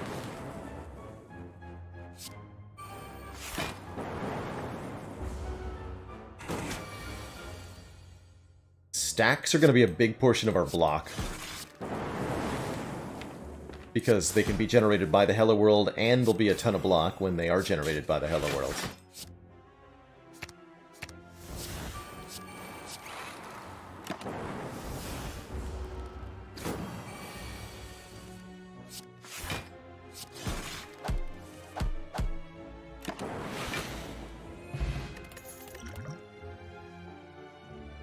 Like a charge battery more than I like an auto shields. I just stop upgrading cards at this point? Feels like going to rest sites is no longer a good use of our floors. Maybe let's go looking for Thwack or something. Ooh.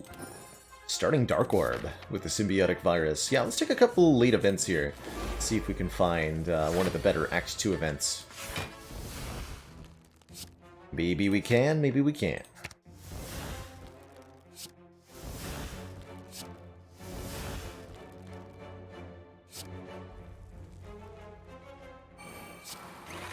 Okay.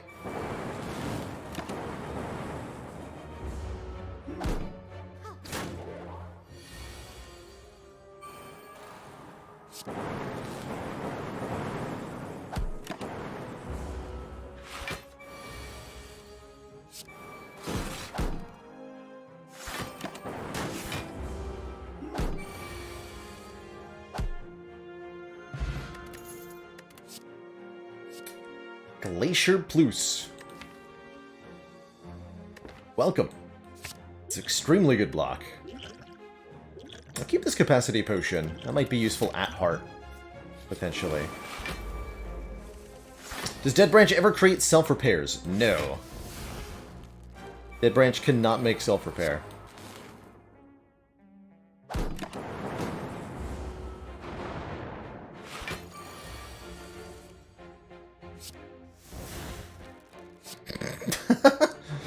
Two for two on the melters from Dead Branch. Good job, Dead Branch.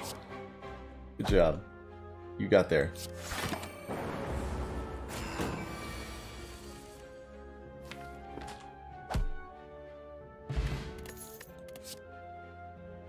Holograms are pretty exceptional, getting us anything out of the discard pile, whether it was originally there or if it's randomly generated.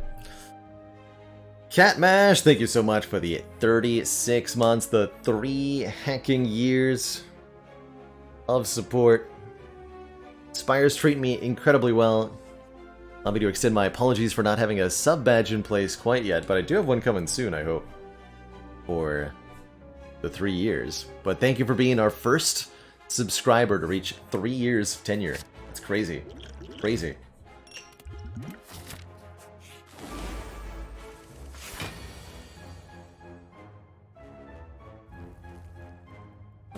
No reason to upgrade these. Yeah.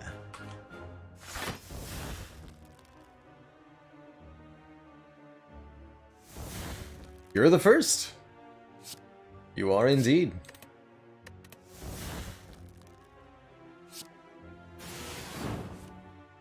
And the slavers will be the first. Taste the sting of defeat. I punish them thoroughly. That 40 block, turn 1.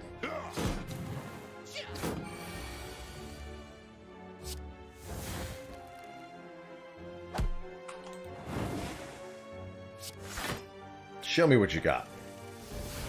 Oh, good job, Reboot Plus.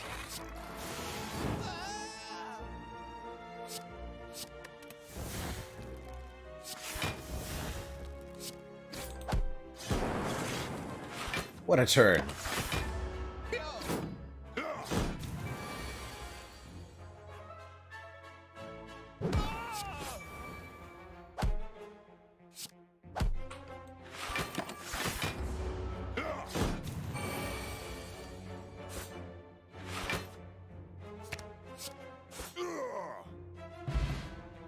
And I didn't even need to reveal Electro. Third Cold Snap's also reasonable. Consistent Frost Orb generation. Take the Electro here. Very much like this Sundial, it's going to interact with our Reboot. Every time we play Reboot, the counter on Sundial goes up by 1, so occasionally Reboot will be an energy generator.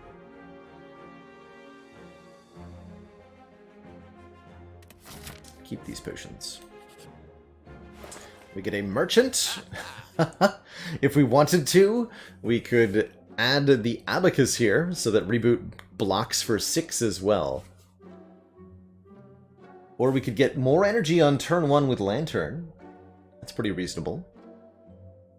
Purity with Dead Branch, letting us exhaust up to 3 cards in my hand. Turning them into new cards. Another copy of Buffer, although that is a very expensive Buffer card. Is very reasonable too. Okay, back. Actually, yeah, you know what? I'm gonna go with second copy of Buffer. I like that quite a bit. Upon small reflection here.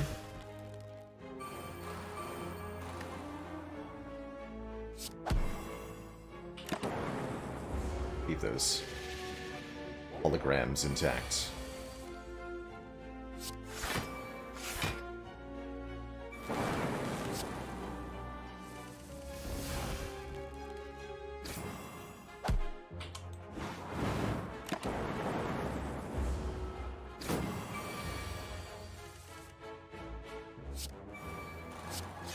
Lots of buffer will be good against Heart so long as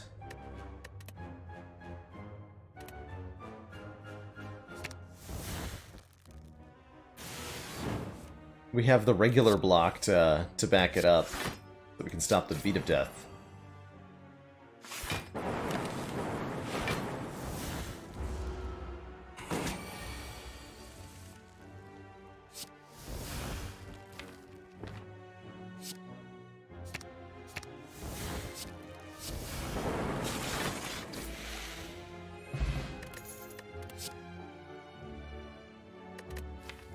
How many turbos is too many? 2 doesn't seem like too many. And you know what? I am gonna upgrade the second Hello World. Might seem insane, but this enables us to consistently get both Hello Worlds down on turn 1, protected by the boot sequences, and then the cards these generate get upgraded whenever we see the Apotheosis.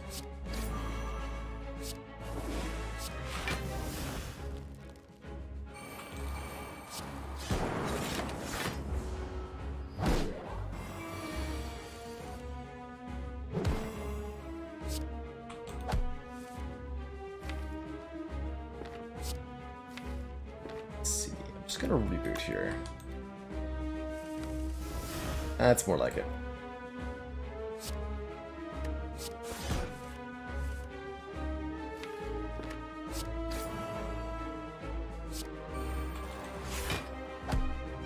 Not to play that turbo, that's okay. Multicast is definitely a way to end this fight. There's our Apotheosis. What, a Darkness Plus? Even better.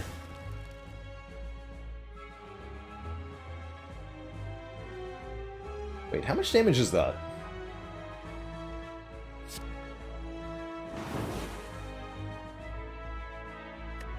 +5, so 8 times 24, that's not a kill.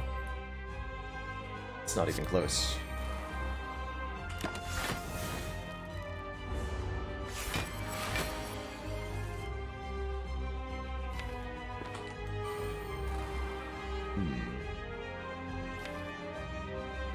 Hologram for the multicast.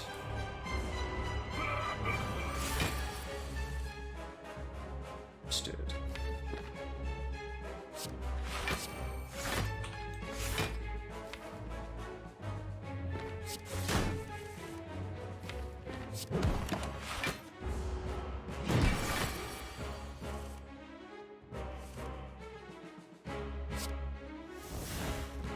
Storm? Hell yeah.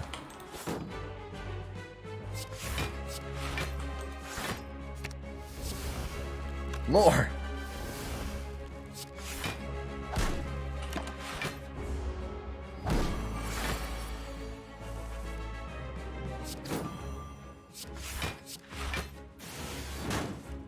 Perfect.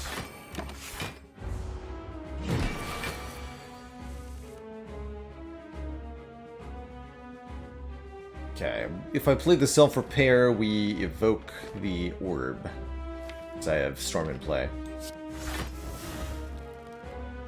Where is my multicast? Hello?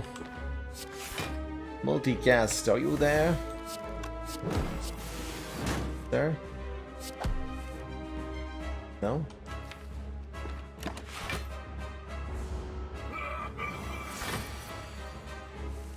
There you are. Certainly looks close enough to me. Not quite a KO, of course. but he'll think twice about messing with us now.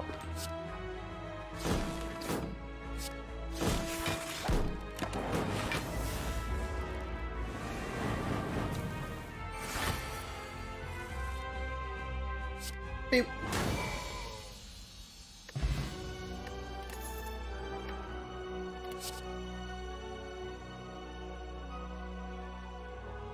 I mean, these reboots keep getting better and better. That said, with a Clockwork Souvenir in the deck, Bias Cognition is an insanely good focus option, especially with Seek involved.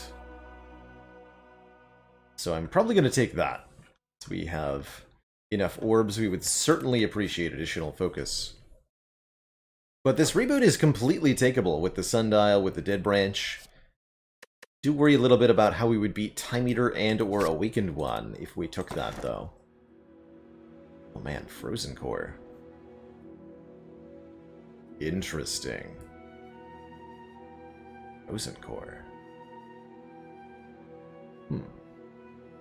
I have a Capacity Potion? Very interesting.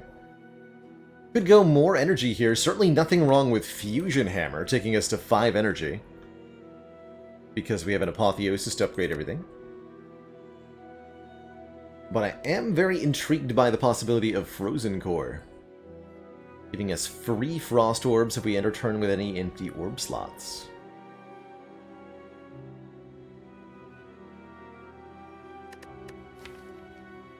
Don't think this is the run for that. Take the Fusion Hammer here.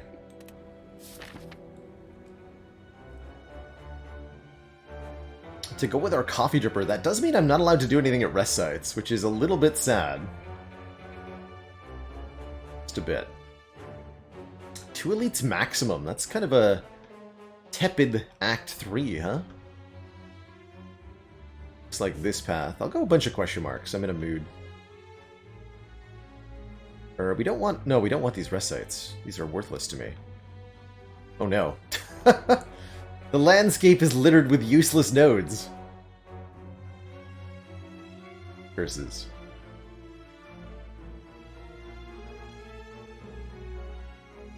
So, ideally our optimal path involves as few rest sites as possible.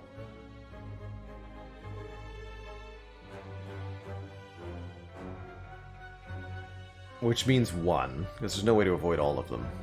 You go here, or here, or here, or here. No way around that.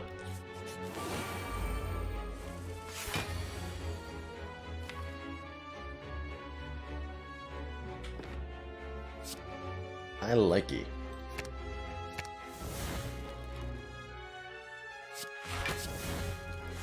Like how we got a Tempest.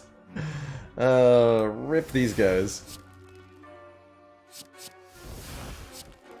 Just forever.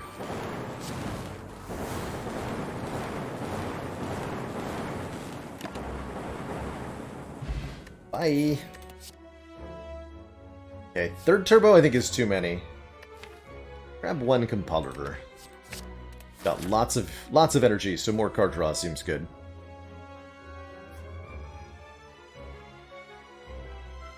Just one at most, MSC well, but note that it is once per turn, so you can get 1 Frost Orb per turn with the Frozen Core. We have to lose a card here. Oh, we could have... I could have taken the 3rd turbo. Whatever, I'll lose one of the turbos. I'm actually pretty happy with my self-repair at the moment.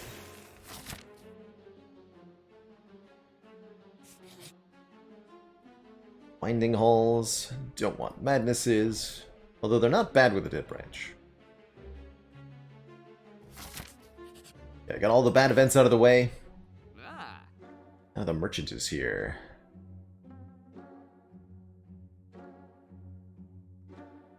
Let's see here. Well, I'm thinking with a Bias Cog in the deck, we want to buy this Panacea. This could also be very useful with certain potions that we might get from the White Beast statue. And of course, Dead Branch value. Yeah, I'll take that Panacea. Overall, 3 very worthless events overall. And that's okay. Love this Bottled Seek.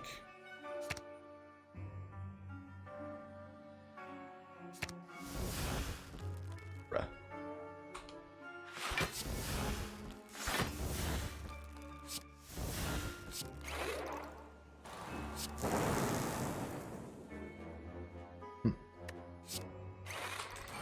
Well, that's fun.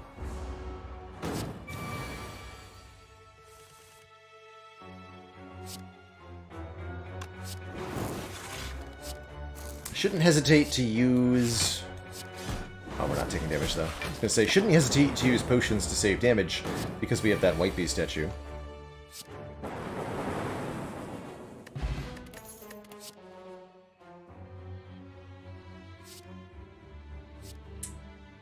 Take the cool-headed.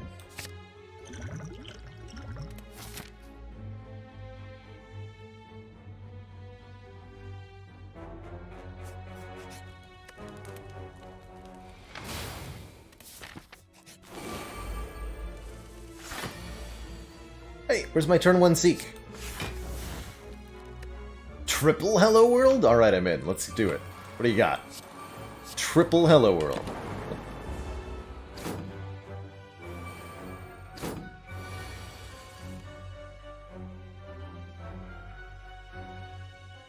Alright, let's do this.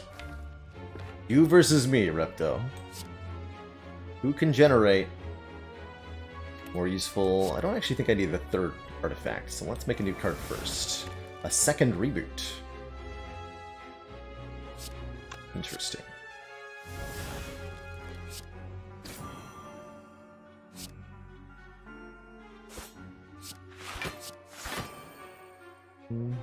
I'll play this.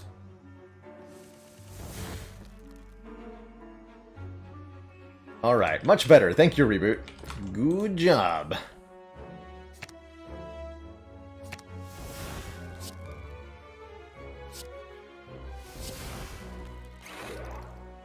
Extremely good job.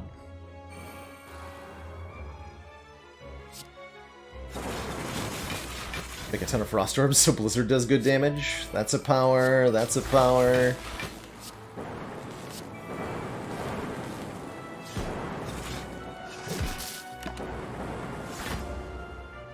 Pretty okay turn.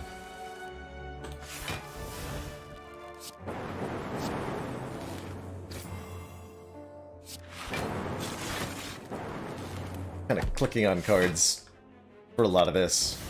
Not a particular strategy to the order I play necessarily. As long as I evaluate that it's like, we're definitely crushing everything. Forever. To death. Nah. Pen Nib's good stuff. I'm actually very happy with the second Go for the Eyes upgraded. This could help us apply Weaken to Heart. Or Spire Spear, Spire Shield or something. Another Ball Lightning's not terrible either. We don't need 2 self-repairs. This will also help a lot against Awakened one. Keep the current potions. I feel like this potion of capacity is now definitely fated for the heart. Buffer against Transient is good stuff.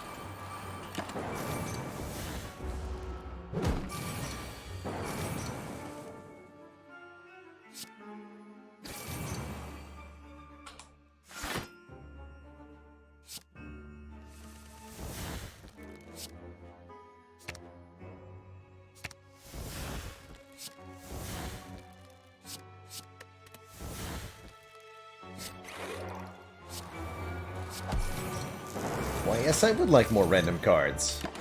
How'd you know?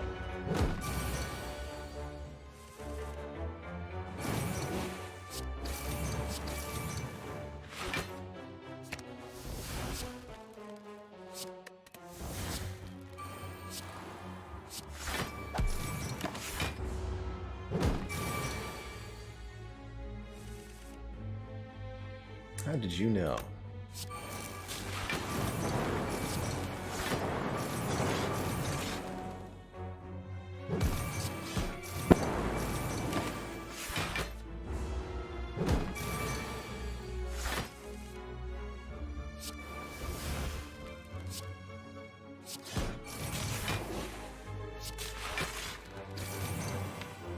Double energy?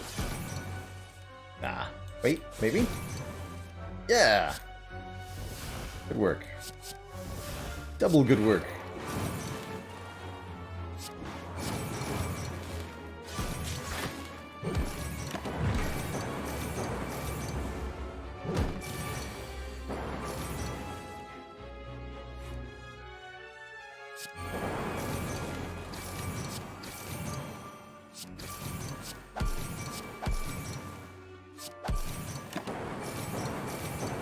Merchant of Trinkets can spawn, I think, in rings 5 and /or 6, in addition to the guaranteed one that's always in ring 8 daily. But you can usually see 2 per run.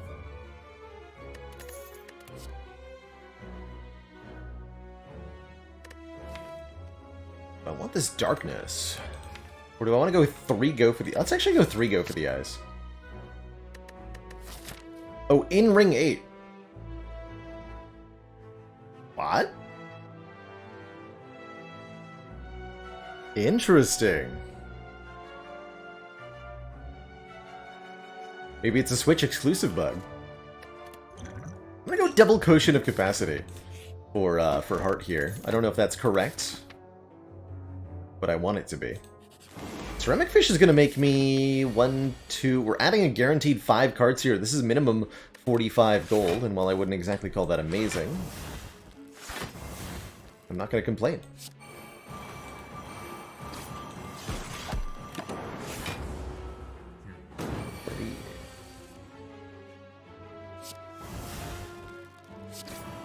Get a multicast.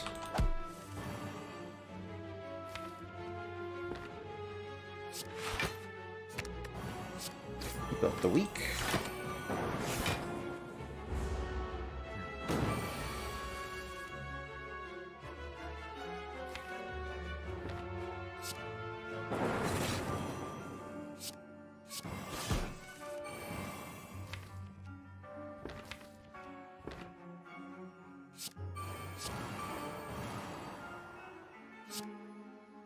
Contemplating using one of these now, actually.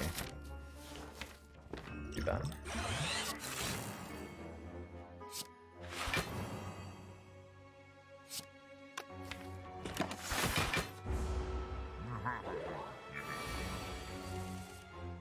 Jerk! No! Oh man, brutal. Okay. Awkward. Well, the good news is stack blocks for 29. And I've got Reboot Seek, so we should be okay here. Especially if I just... Oh yeah, wait, no.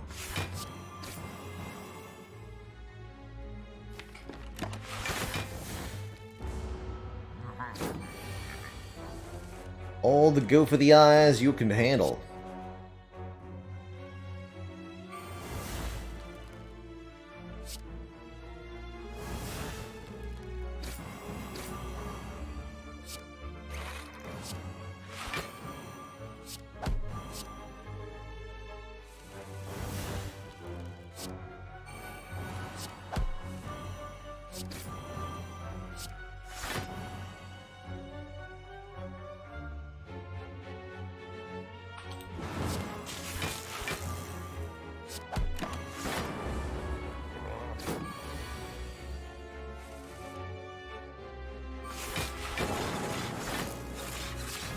Weak for a million years.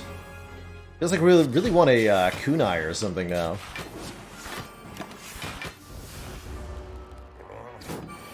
Just to keep the frost orbs there. That was on purpose that I didn't play Ball Lightning.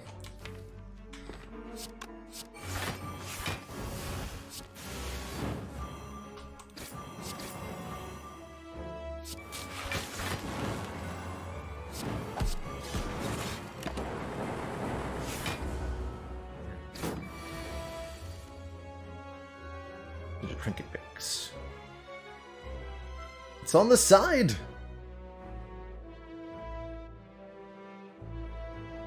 Very interesting. So you got Merchant of Steel, so there's no Merchant of Magic in Ring 8? That is very interesting. Huh. Very, very interesting. We should have doubled the buffer there. Don't matter though. 25 block stack, easy.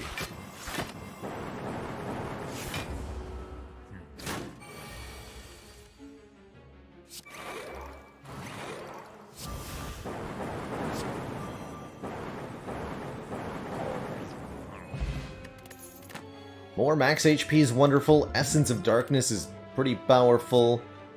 I have 5 base energy. I'm going to add this Meteor Strike to the deck. It might not ever see play, but I really hope that it does. Oh. No, we'll do it this way.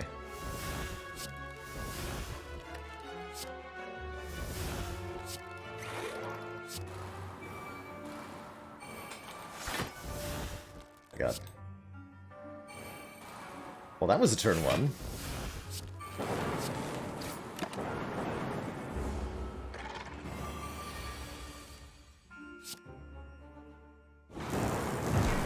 Alright, I have successfully played the Meteor Strike. I may now die happy.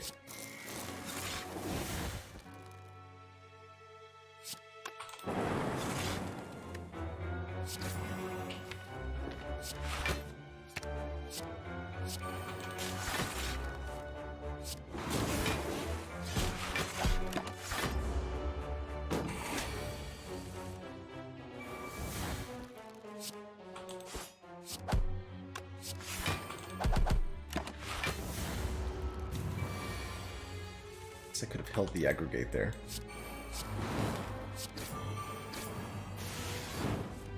Okay, not really paying that much attention to the order here.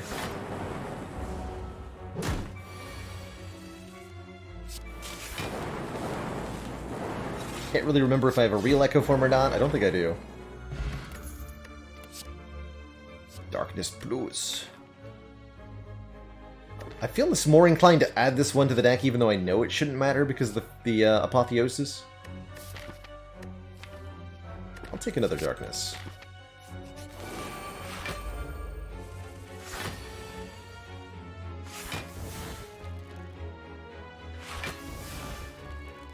Amplify Hello World. 3 Hello Worlds.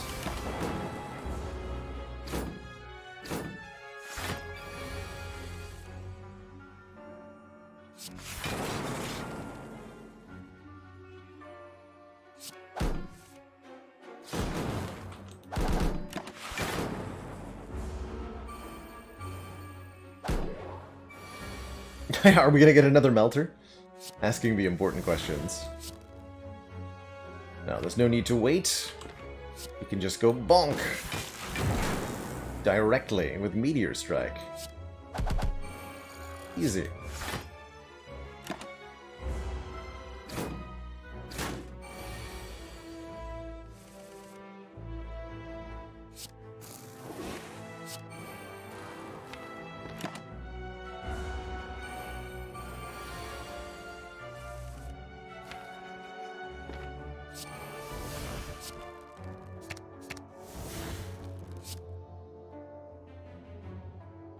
Oh, it's a first run thing. Yes, that's right. Your first Monster Train run is different, like. Hadn't occurred to me that you'd get to re-experience some of those.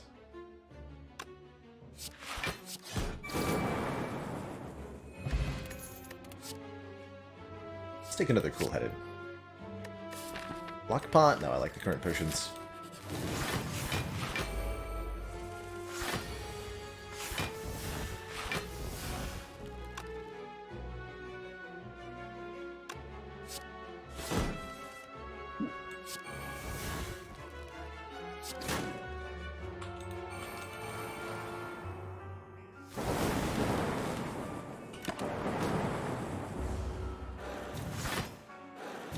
Okay, this could be a spicy turn 2. It sure is. Wow.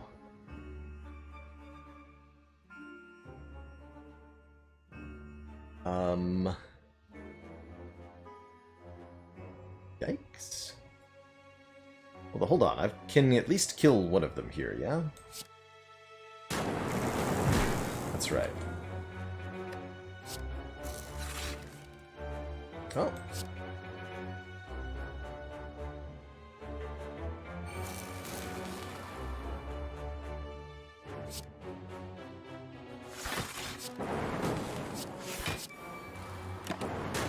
Okay, that's a lot less bad. Although that still does impact our health for the boss, assuredly.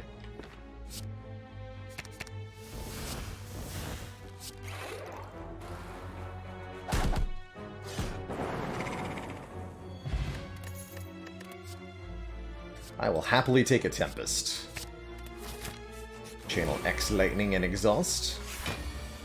Really good on those high energy turn 1s that we sometimes make. Are they biased? Dang. Oh, yes! Haha! Called it.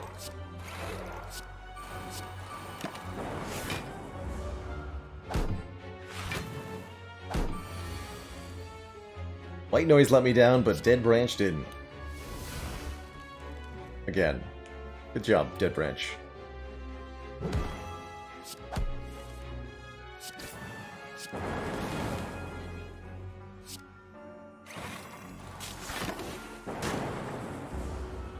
Full spicy boy.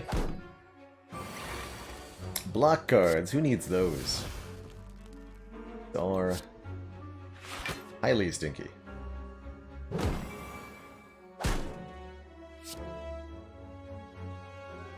Please get hit by lightning. Thanks and goodbye. Dang it. Ow!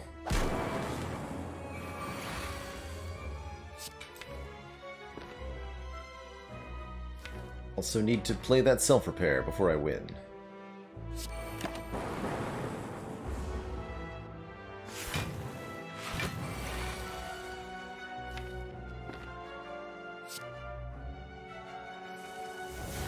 Probably not the best way to get to it, though.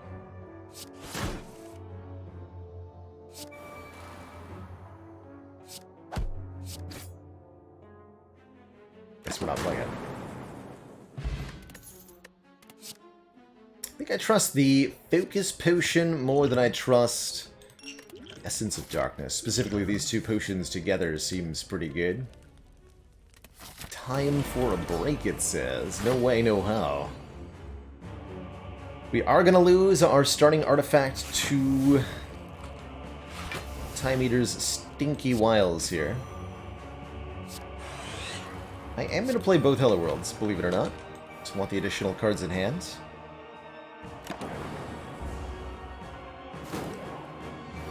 Even though this is a fight where we don't necessarily want to be flooding the deck with commons. Entertainment.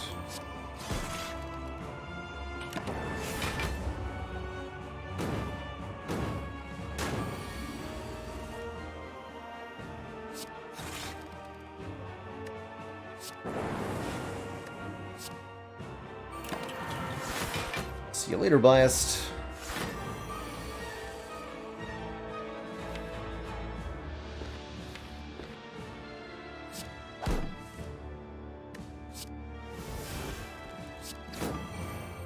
Okay, unfortunately... Well, I'm gonna hologram the force field, I guess. Oh my.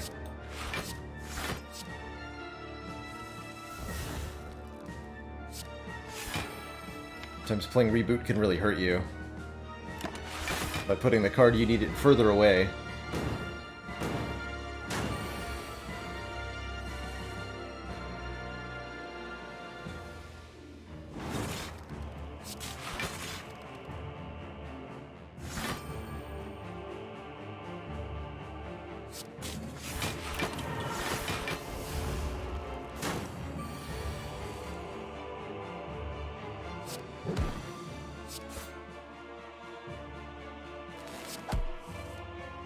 Please.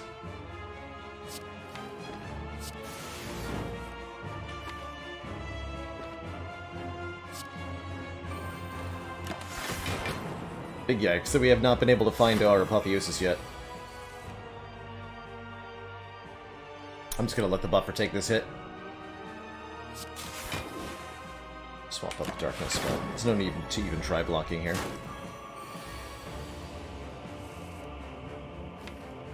The good news is that when we play the Apotheosis, we're going to have so many upgraded common cards. There it is.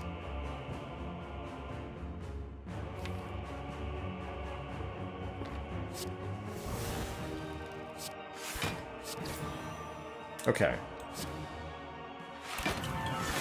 We have assembled... We have achieved some kind of semblance of safety here.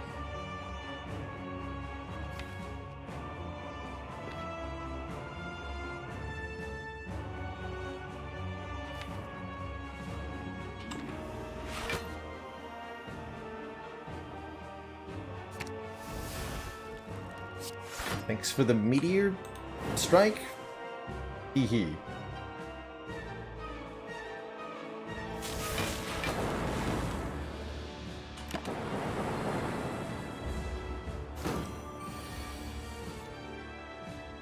There's Panacea.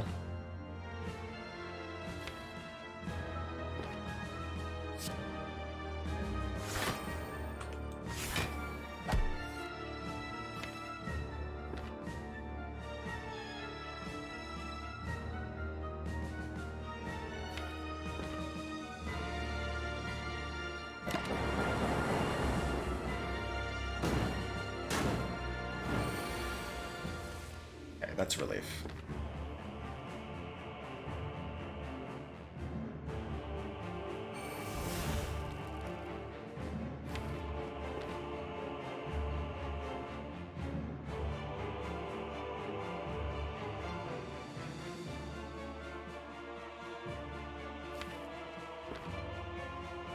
Can't draw around to biased, and Scrape won't actually draw 4 unless there's proper space in the hand, I don't believe.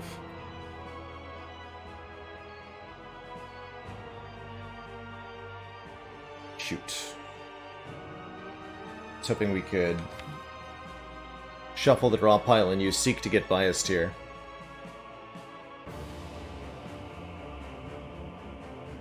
But I don't think that's going to happen. This doesn't work the way I want it to, right? Yeah, we only removed 1 card for that. Well then. 3 card plays. Well, then I know what needs to be done.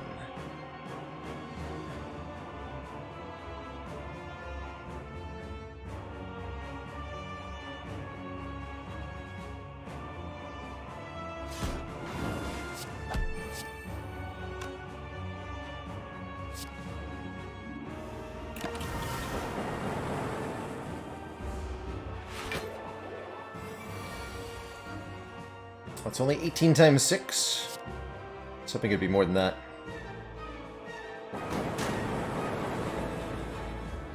Is that enough anyway?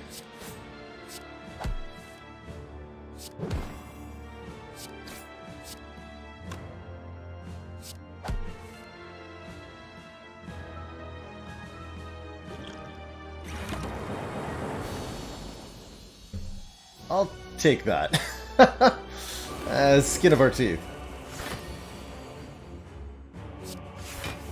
Can always buy a new potion. Hey, this is much better. Getting Seek on turn 1 correctly, like.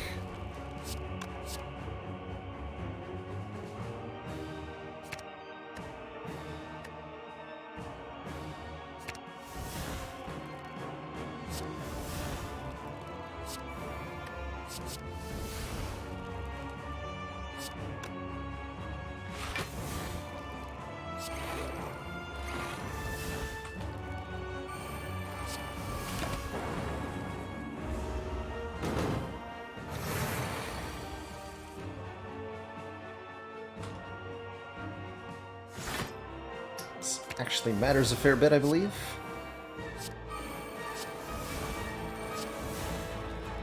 I just realized that I've passed on Electro. It's gonna have to be okay. For the moment. I have 6 buffer charges.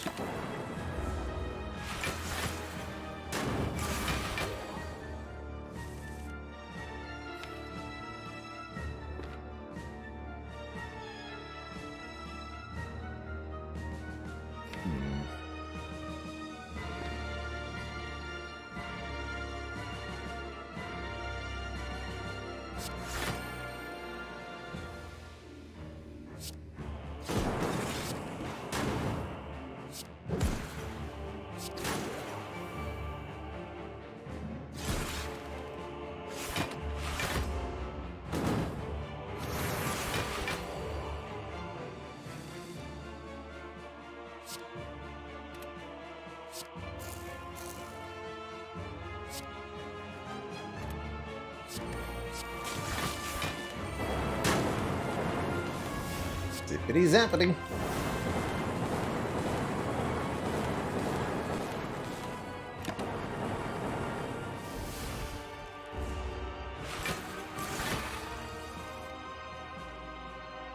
Alright, managed to get all the way down to 8 focus before the fight ended.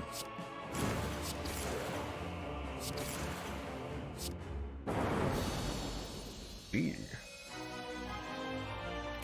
Two thump. A deep pulsing dread could be felt throughout the room. Is this the heart of the Spire, the source of this evil? We're already through the fights I thought would actually be most difficult. We did have to use the focus potion for exact lethal against Time Eater, but again, we can always buy a new one. So I'm not worried there. What shall I do? Nothing, apparently. Ooh, a speed potion's an interesting option. That could be plus 5 dexterity for one combat.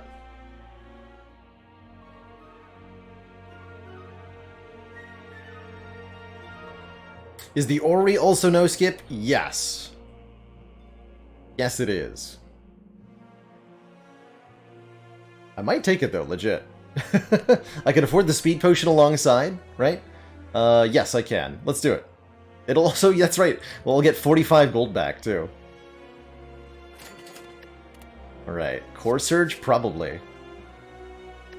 I'll even take them one at a time. Yeah, give me the Core Surge.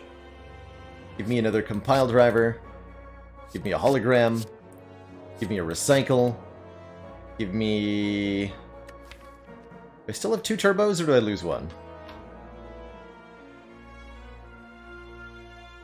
I did lose one. Okay, give me another turbo. 50 cards.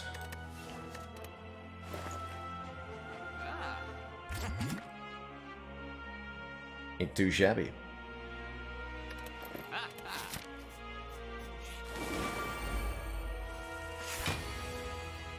Gotta eke out the Ironclad by 1. Right? Kind of hard to believe this started as a regular... Well, kind of regular Ascension 20 port run. I'm actually not going to take the biased.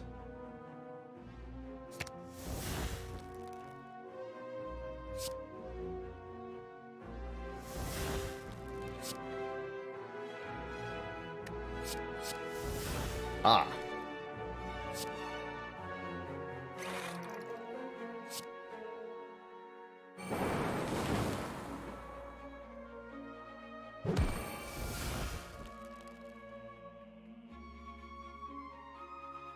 I'll reboot rather than play any of the rest of that.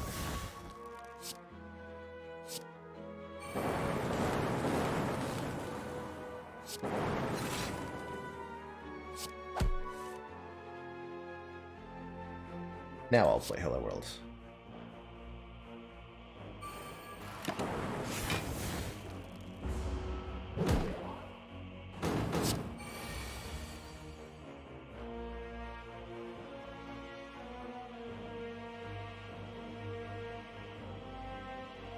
It's a real shame we came so very close to a kill on Spire Shield here.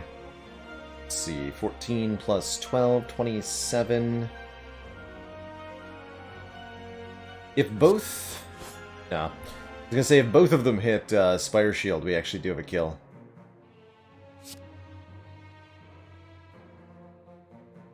We'll take 20 here. Fortunately, the Frost Orb blocks the burns, and then buffers block 2 of those hits. Melter would be nice right about now. That works too.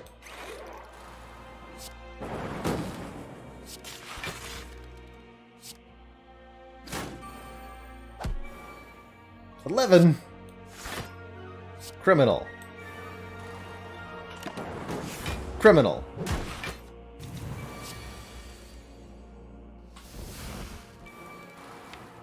It's alright.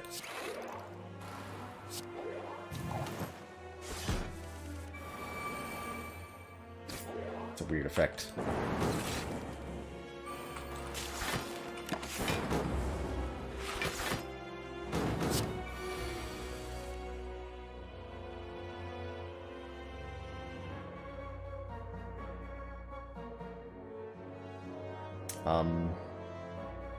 I have Echo Form in play? Okay. We do this then.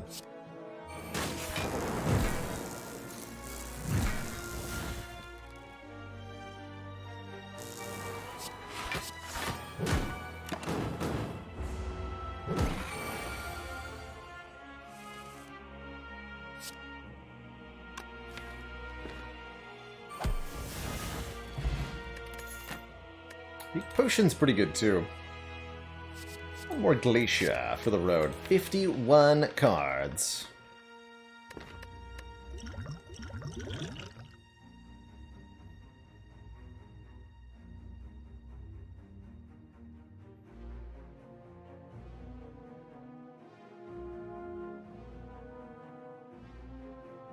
Not quite sure what you mean by directly impacts your deck, Javus. The Spire Spear's burn ability is the only thing that puts a card directly on top of the draw pile. But there are other enemies that also add statuses to your draw pile rather than your discard pile. The Orb Walkers and the Awakened one and the Heart also all put statuses into the draw pile.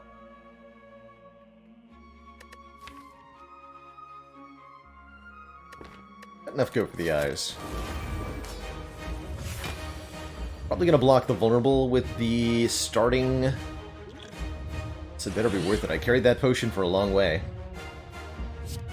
Starting thingamajiggy. I do believe these double Hello Worlds are gonna be very good in the hard fight, by the way.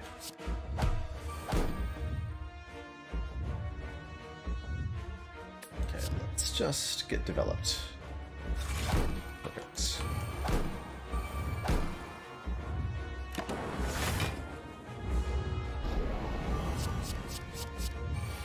Okay, no vulnerable means this is only a 2x15. It's a spooky hologram. Or spooky reboot, rather, but I'm going to play it.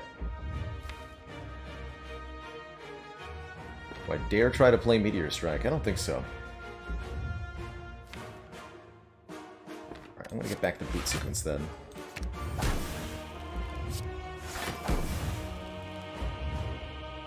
Save me from this beat of death I am about to receive.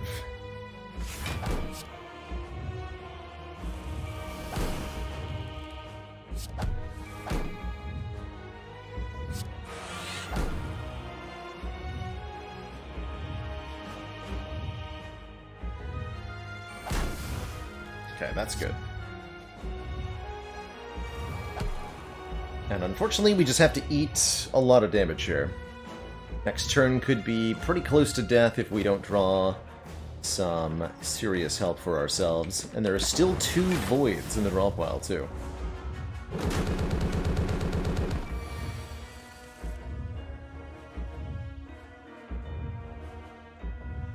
Might have to use this Speed Potion regular style here. Amplify Self-Repair, not quite the Amplify I was looking for in this fight.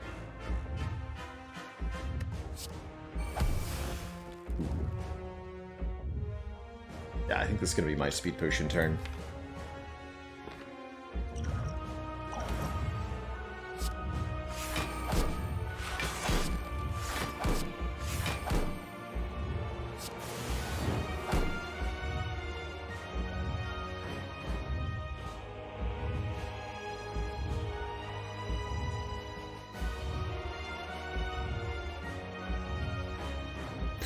That's interesting. Yeah, I can still seek Panacea here. That's a really interesting draw order. If I'd known Seek was going to get top decked there, that would have played that a lot differently. But we can make some magic happen here if we want to.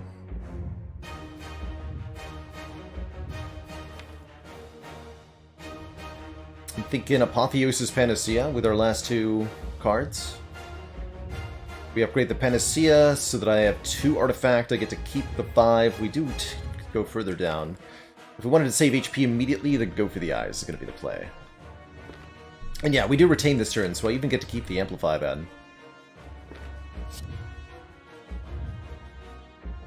Could also try to set up some kind of really fancy bias play, and that might even be better, right? If I seek...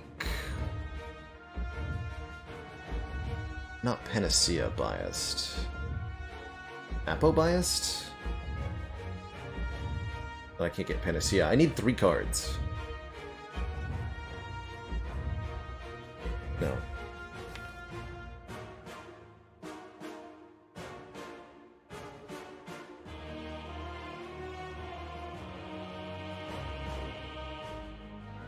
guess the question is, if I gain 10 focus, is it going to matter? And I can actually use the Panacea after the fact? Yeah, we're going to go Apo-biased.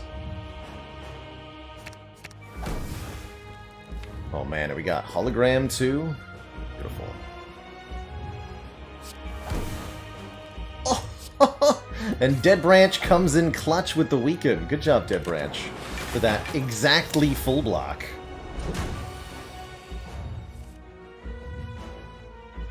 Wow. And now there's a Core Surge in my hand.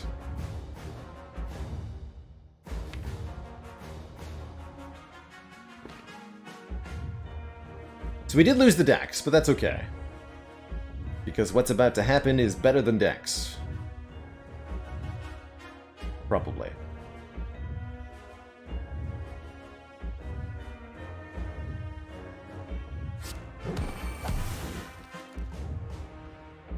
Hit branch card. Should have took this way. 1, 2. Oh. So you know how White Noise is free Echo Form sometimes? Today's the day.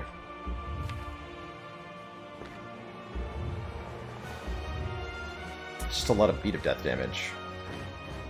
It's okay. So, 1, 2, 3, 4. What's my last energy? Hollow? He actually blocks for 3.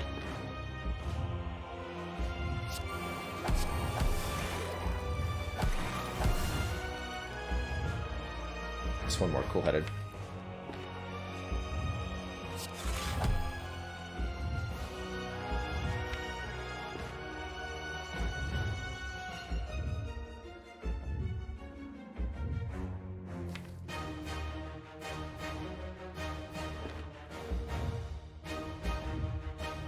Debating if I keep playing cards here. Take 2 more Beat of Death. I go Turbo, Defend, Hologram. I can Hologram the Void, actually. Yeah, let's do that.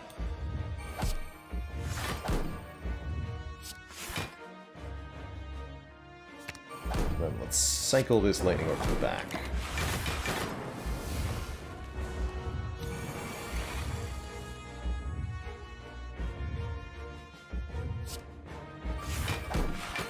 That's right. First 2 cards are getting doubled.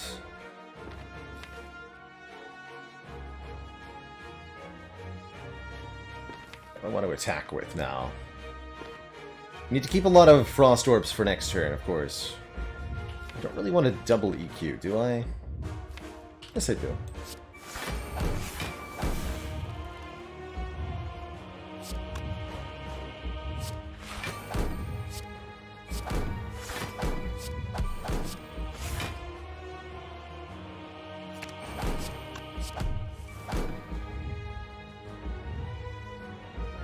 Well, that's nice to have.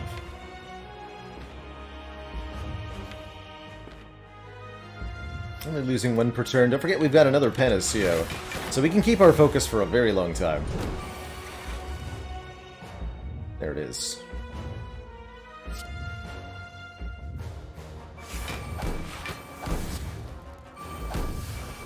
For artifacts, after the fact, we'll stop this focus down from proccing for 4 more turns, so we can stay at 8 focus for the rest of the fight, basically.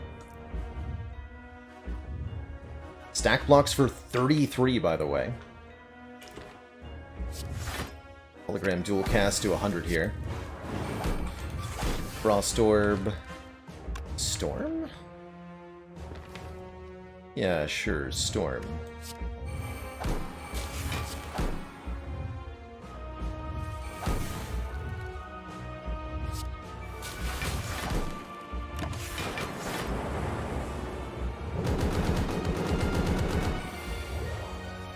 That one got blocked. These, go for the eyes. Have not been cooperating, huh? 9 times 5 times 2?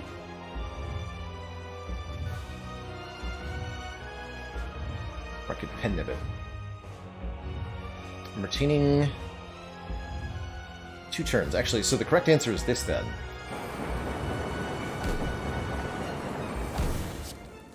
Give that back. Do that again next turn.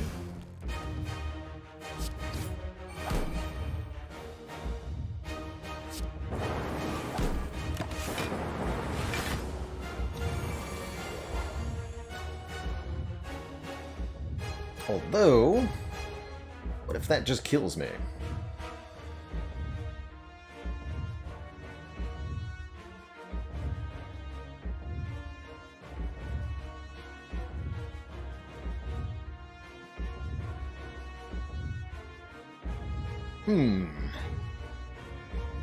Well, this is bad.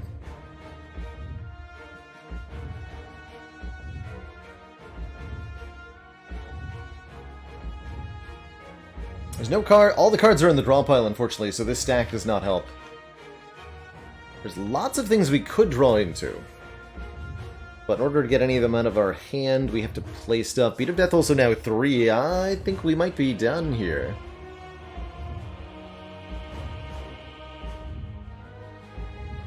Doubling that equilibrium definitely hurt me. Oh, I probably could have picked something else out of the discard pile.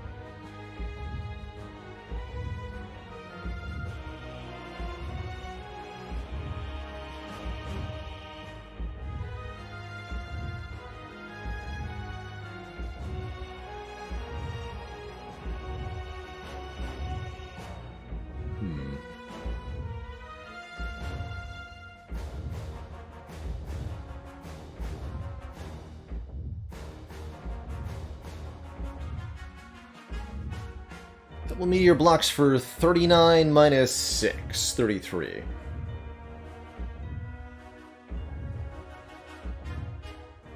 lot of Double Meteor suggestions, but note that that does not evoke any Plasma Orbs, and we have 0 energy remaining afterwards. And it is not a full block by any means, so I'm pretty sure Double Meteor is nothing here.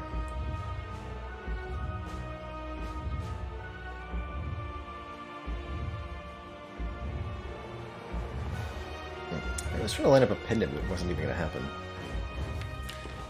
Unfortunately, with our hand full, Scrape is not going to discard anything.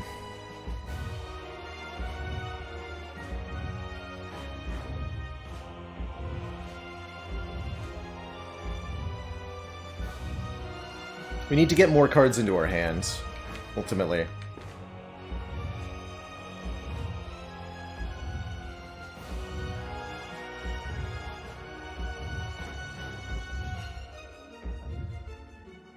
By double Scrape, maybe. So double Beam Cell, double Scrape. Hard to find some answers somehow.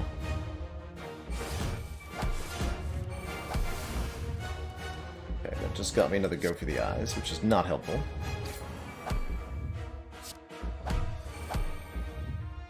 Okay, Glacier. I think you're too late, but you are helpful at least. Wait, are you too late? Hold on. That's enough! Oh my god, I'm alive. Okay, do not play any more cards. Although we can go for the Eyes stack. Holy crap, I can't believe I lived that.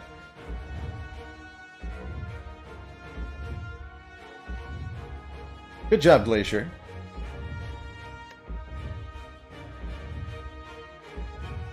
Noting that Beat of Death is 3. Okay. Don't forget, we're not done. There is another turn coming up. Although I actually guaranteed can survive this with double buffer.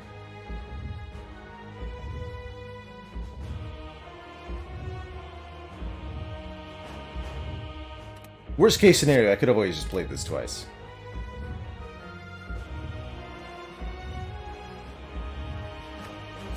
Do it this way.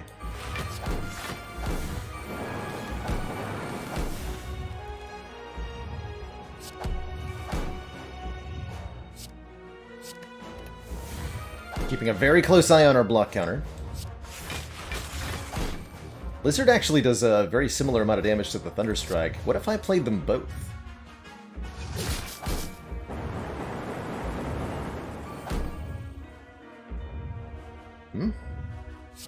What then?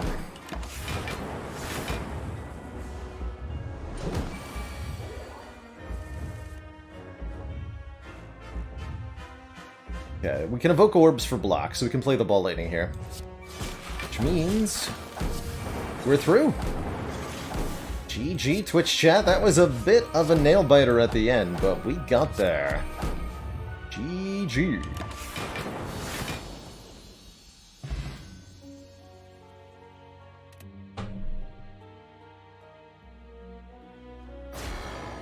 GG.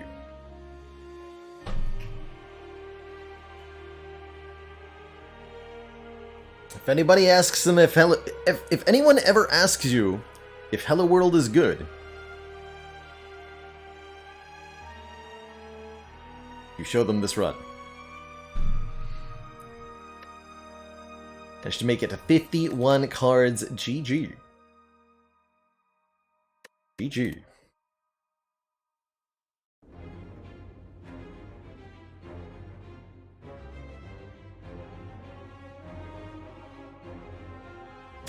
That was a good one. Well, we nailed it first try there with the defect. Yeah, what has it been done? Spire sleeps. So shall I. GG, 51 hacking cards. With all sorts of nonsense the whole way through. Big credit to Apotheosis, of course, for really empowering just all of that. And to that Time Eater fight for 12 turns of terror. Dead Branch was absolutely positively the MVP. Look at that, 1.46 cards per turn throughout the whole dang run. 219 cards generated. That is a lot. You actually got 99 gold out of that fish. Wasn't that bad. Although Ori had to do with it. Turns out Dead Branch is good. GG. Yeah, and the Mango too coming in clutch there, since we needed all of the health against the Corrupt Heart. Holy moly, I can't believe that won. Unironically, winning an A20 run like this seems improper.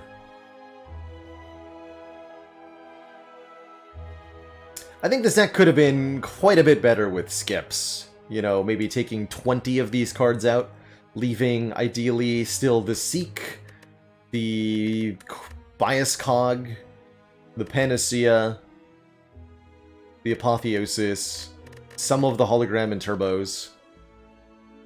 We definitely didn't need the Chaos or the Meteor Strike or the Scrape or the Force Field or the Self-Repair was pretty good. I think Ceramic Fish absolutely needs a buff. Like, make it say 10. Come on. That's all it takes.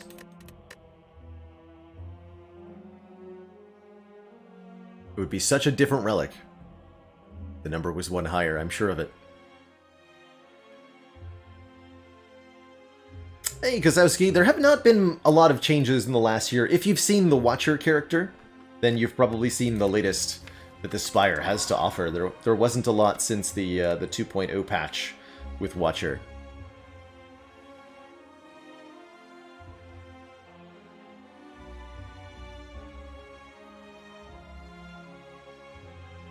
If you turn the number 9 sideways and squint a little bit, it looks kind of like a fish. It's good enough reason for me. Good enough reason for me. So we've got about an hour 20 left in stream. What do I want to do? We got the no skip done. Although we did get a lot of Dead Branch runs. Let's give another no skip run attempt with the Ironclad. Although we did get a win already. Let's see if we can get a more legit win with Clad. And I'm going to take a rare colorless card start.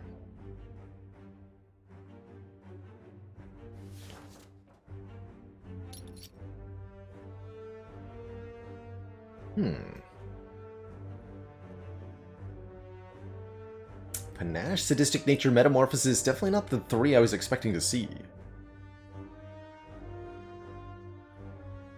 Let's try Metamorphosis.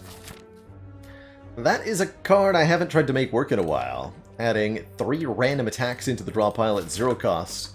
Now, random Ironclad attacks can definitely mean quite a few things. of various power levels, so really depending on what we get, may or may not be an exceptional card. I don't think I'm going to play it here. I'd rather just break their block.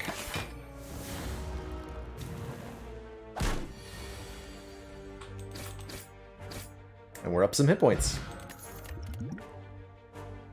Flex or Headbutt? Headbutt to get back the zero-cost cards. Can you get feeds from Metamorphosis? No. Same with Dead Branch. You cannot get any card that would permanently benefit you from a random card generation source. So you can't get feeds, reapers, self-repairs, alchemizes, anything like that. Ow.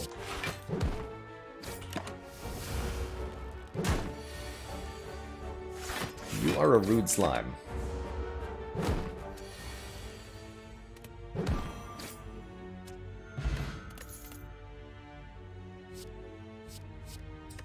Quite like Burning Pact, actually, to draw through these zero-cost attacks that we're creating.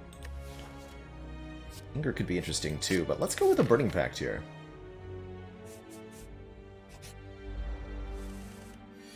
This would have been the perfect moment for Metamorphosis versus... It's too late now, or is it?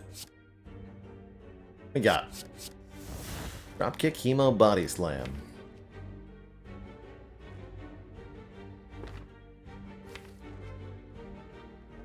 Okay.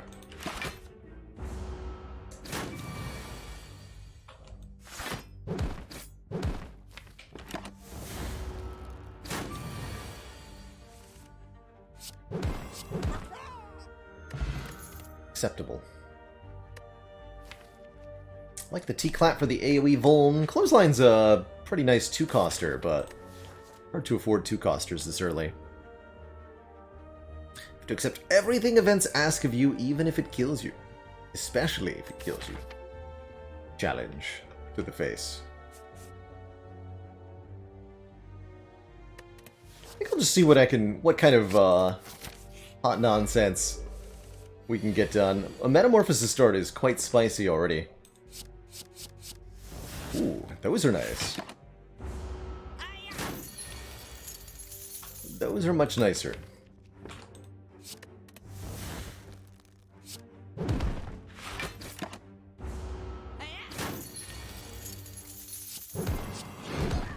Blah.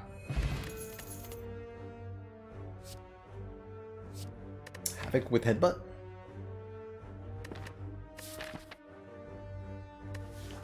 See, this feels like a really comfortable skip normally. I really don't want a Demon Form or a Rampage. But I guess I'll take the Havoc then. Leave the top card of the draw pile, exhaust it. If I want two elites, I have to fight one now, basically.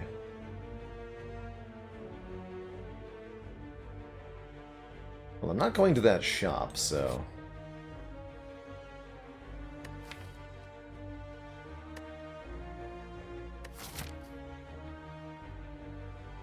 resting, realistically. There's no way we beat an elite like this, so...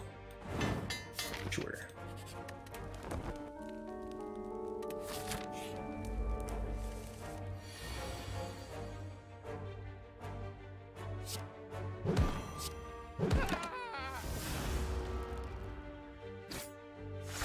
This is an extremely deadly set of gremlins. Oh. Well, that's not happening. I don't know that I had a way to kill this wizard, ever, with that particular set.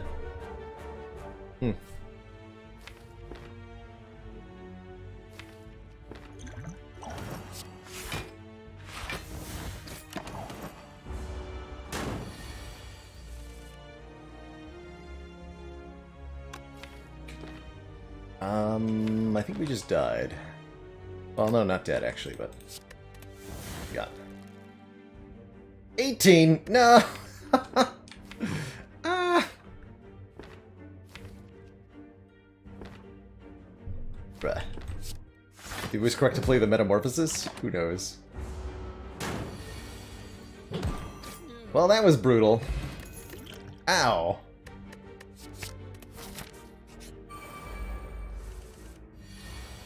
Ouch, ouch, ouch.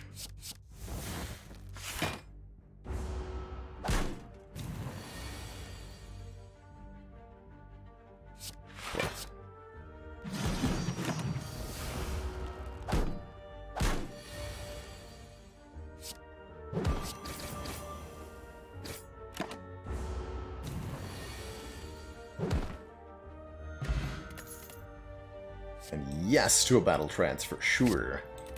Bonus card draw.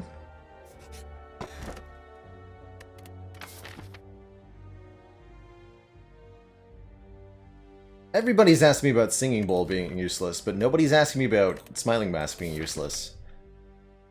What gives?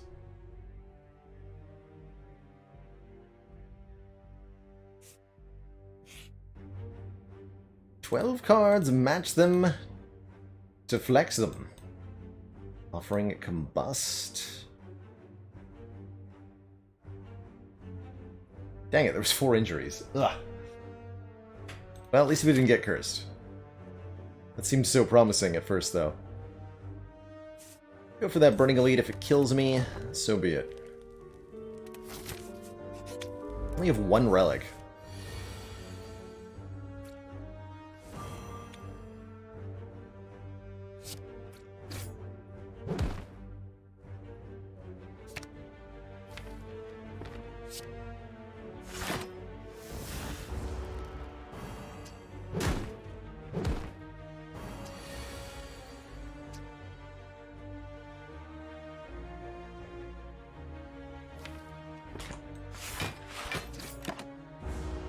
Let's take 7 more.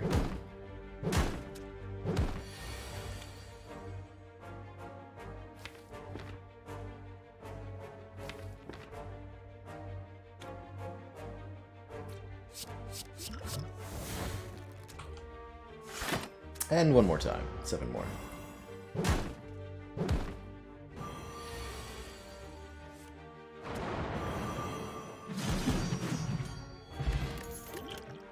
Brutal.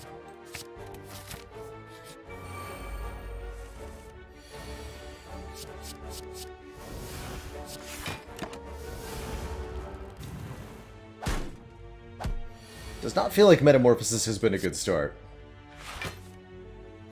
Just consistently in our way when we need real cards. Can I do anything about this? Like an energy potion.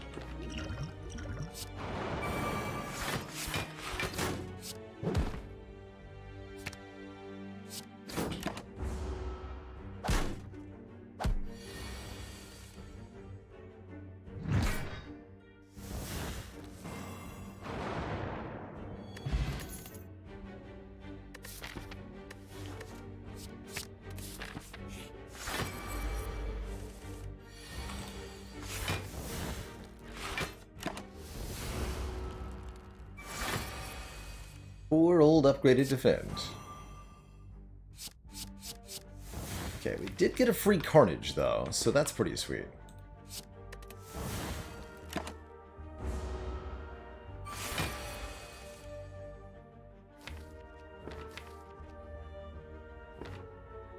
Up next turn.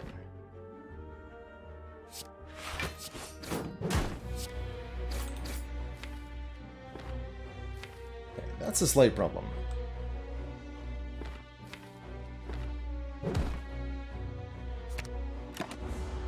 Although, wait, can I just... Oh, I should have, 2.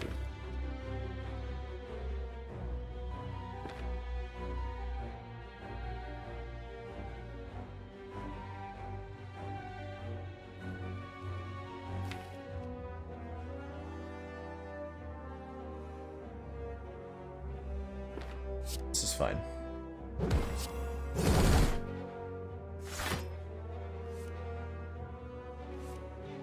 Ah! We did get it again! I was wondering. Alright, well, I'm just gonna do this then. Triple Carnage. Get destroyed, nerd. Wow. Just wow.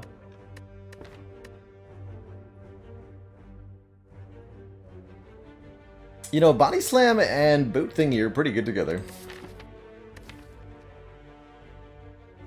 Really feels like I need to upgrade Dark Embrace.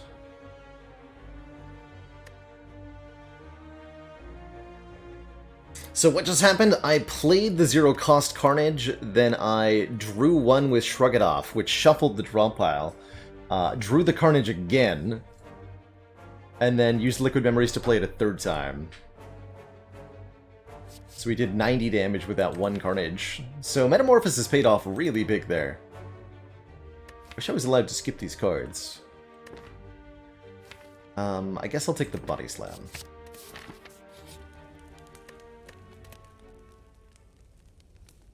Now, we might totally lose to Guardian, especially since I'm choosing to upgrade Dark Embrace instead of resting or anything, and we have no potions, but you know how it goes, right?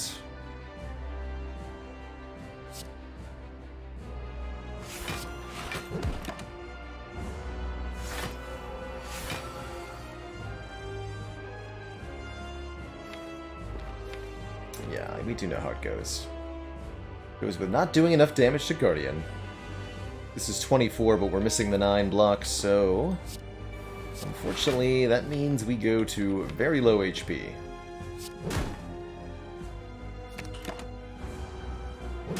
Four, to be precise.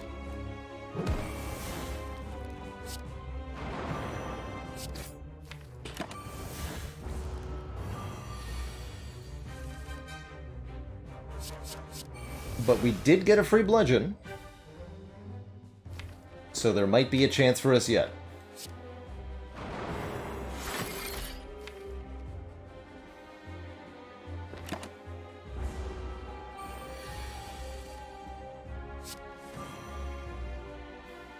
Is there though?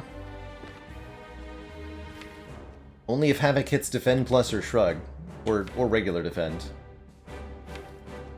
If I headbutt to guarantee that, we die.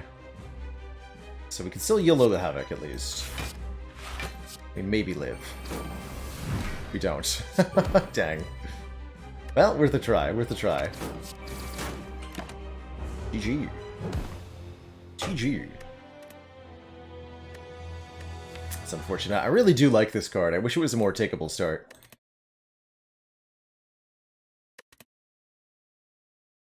But it's just so wonky-like. You know? So wonky-like.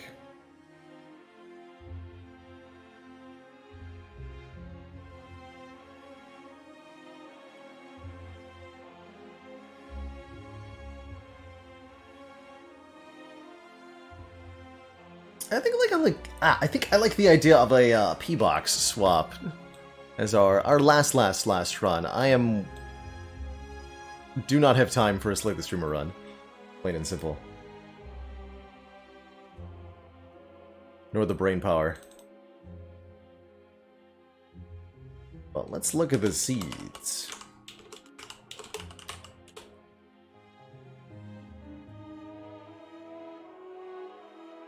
Oh yeah, actually, I know. There's a run I wanted to play for a while. I'm looking for a fun and easy run right now. I know exactly what to do. What's in the box? What is in the box?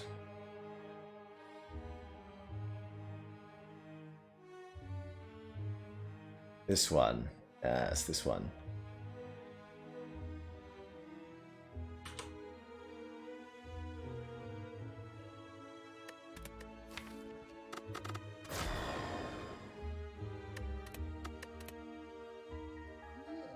Greetings. Choose the following Pandora's box. Swap. 1 Echo Form, 7 Meteor Strikes, and one heck of a good time. Seems powerful, right? I know. Please try to contain yourselves for the awesome power of the Meteor Strike.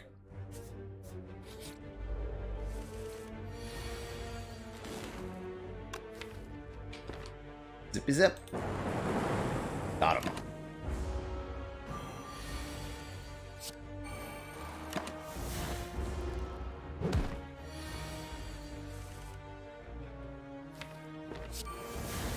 Double slimed.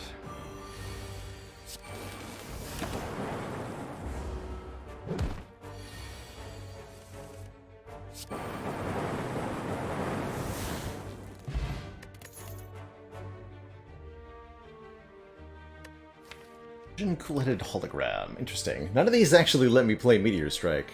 That's currently the main goal, is figure out a way to play Meteor Strike. If we can play one of them, we can play them all. But the first one's tough. I think I'll take a hologram.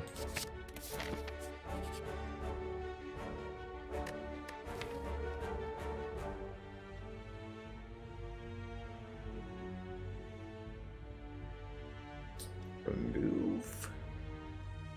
Probably take the money.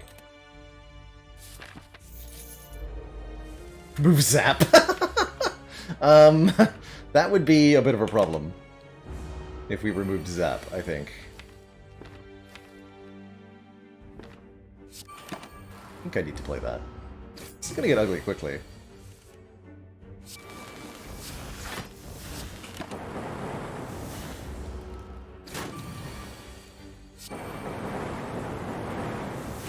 Ye of little faith, fear not.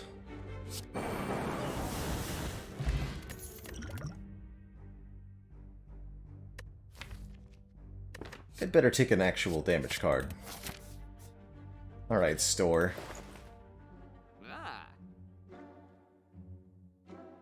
I know exactly what this deck needs. Another Meteor Strike.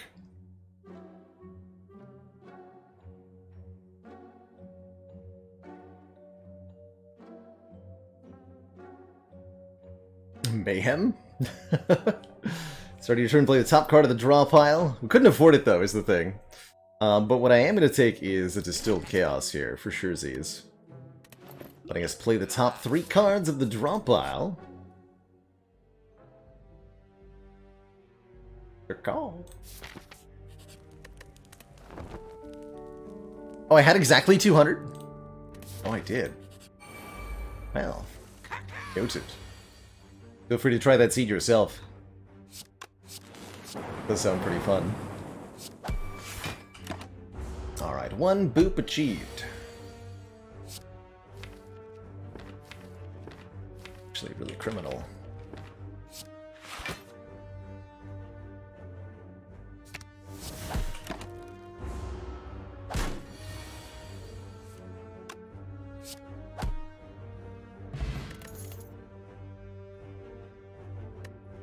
Those I'm not going to take.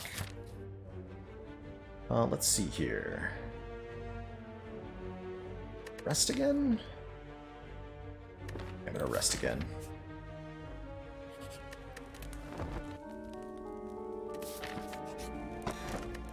Darkstone Puriapt. Not planning on taking any curses, thank you. Cacao!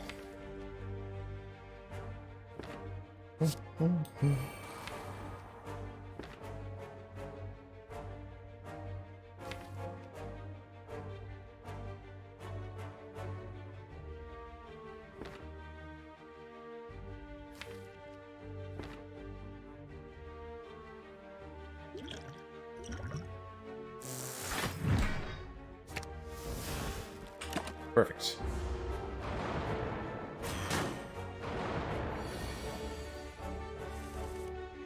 Beep.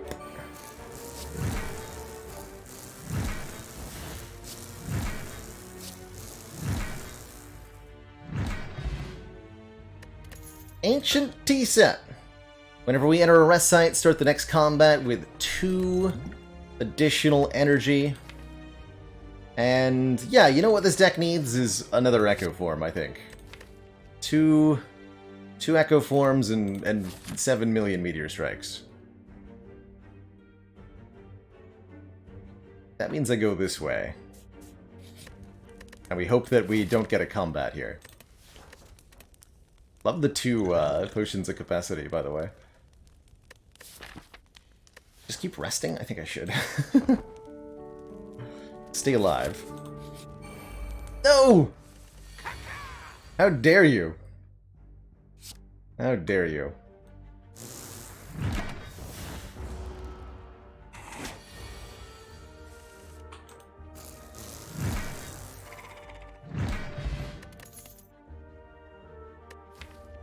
Ooh.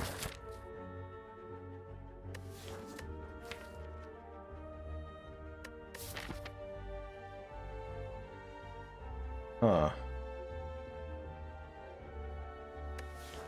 Yeah, charge battery can get us to 5, and a pinch it can also block. We have to avoid that.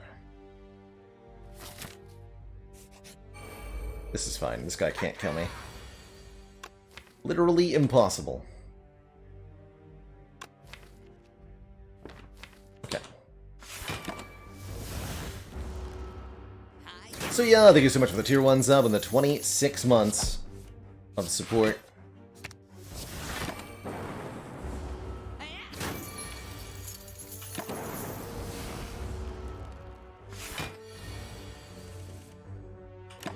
Right, bye.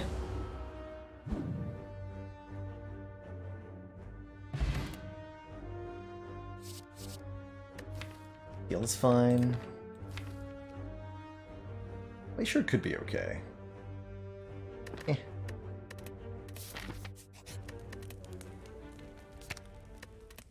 We'll upgrade one of them. Okay.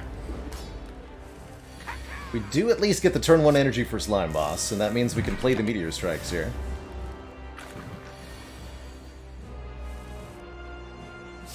Boop.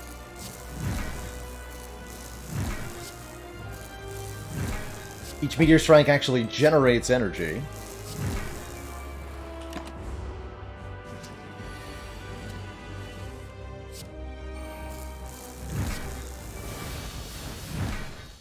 GG. Offered an Essence of Darkness. That's gotta be better than Double Potion of Capacity. None of these say Meteor Strike on them.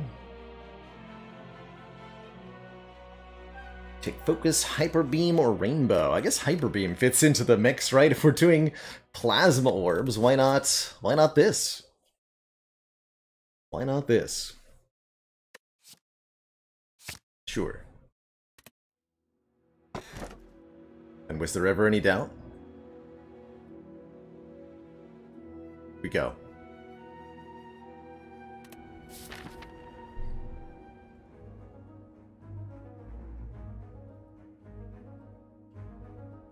Hello, Burning Elite.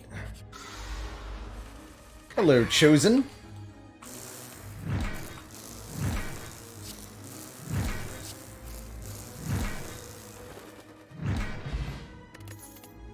Bye.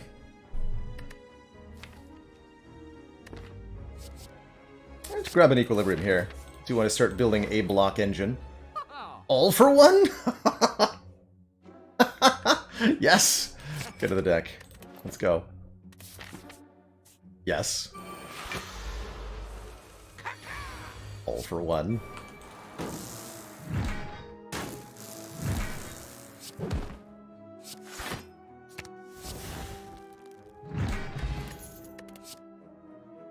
Doom and Gloom is not enough damage to be worth it, including in this deck.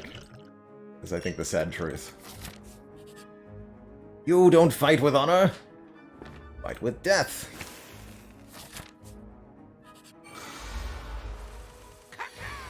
The optimum turn 1.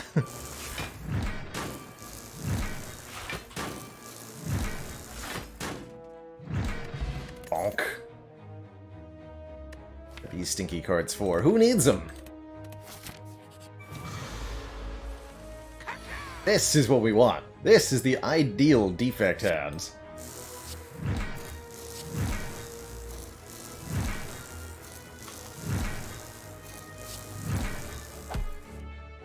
Yes.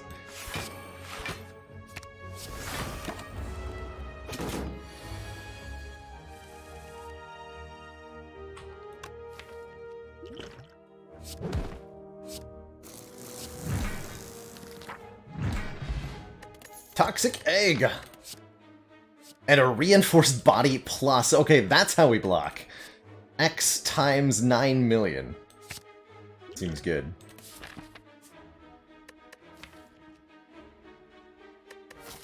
These meteor strikes need to say plus? Question mark? Although, the more pluses I make, the less other things we'll see.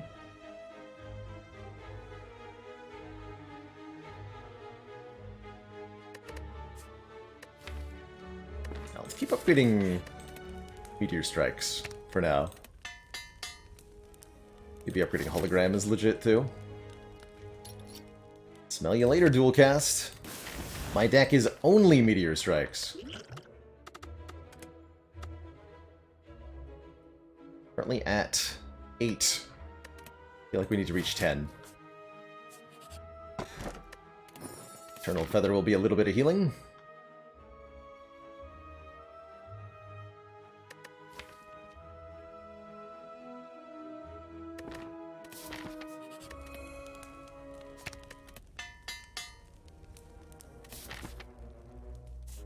Skip this one, go for one event here.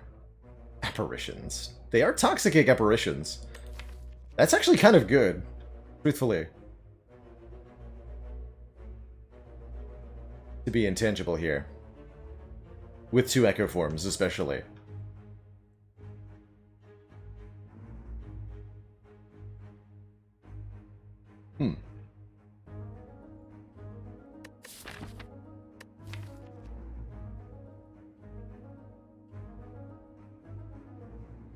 Other option is just get like 1 or 2 more reinforceds.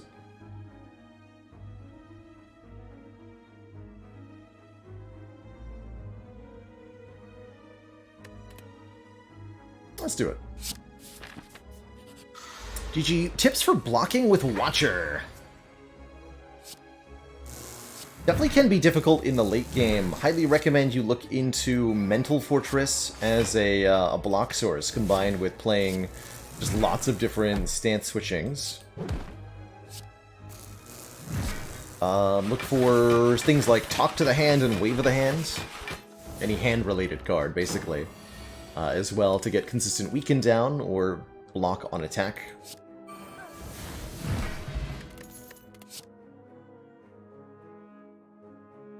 Getting some dexterity with Deceive, Reality, or safeties in general can be quite nice too. Greetings, Nerdmans.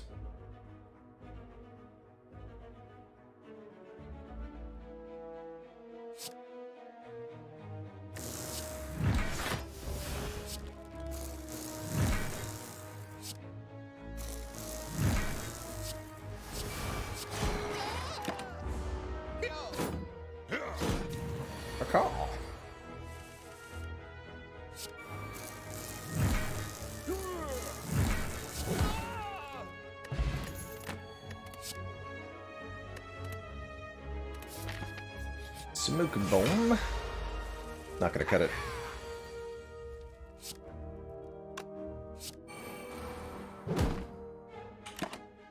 My god, the first turn one where we couldn't kill everybody. What was in the box? It was all meteor strikes. Always has been.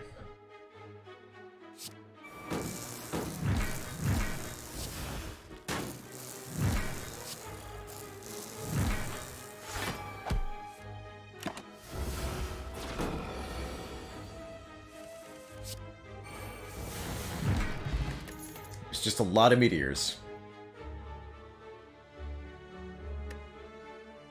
Oh, let's Neko. More upgraded meteors is demanded. Good call, Mr. Champ. Good luck to you.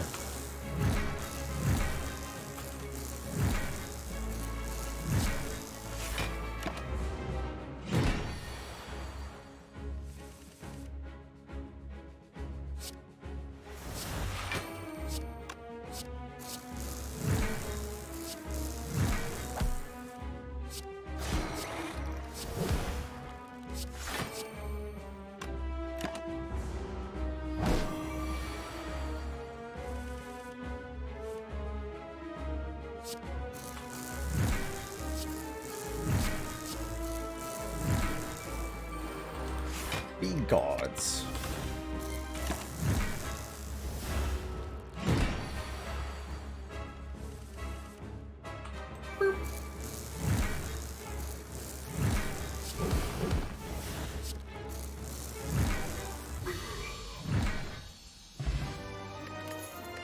Got him.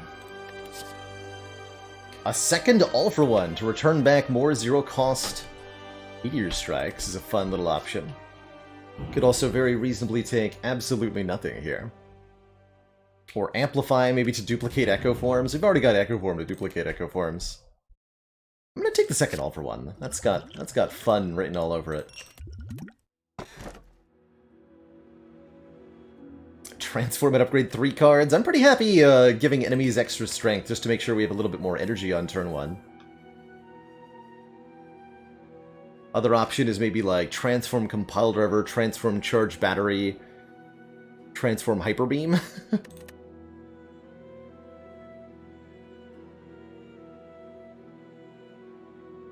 Let's get the energy. Don't eat cheese! Thank you so much for 8 months in that Prime sub. Keep it cozy. The middle I go. We get the red key still. That's right.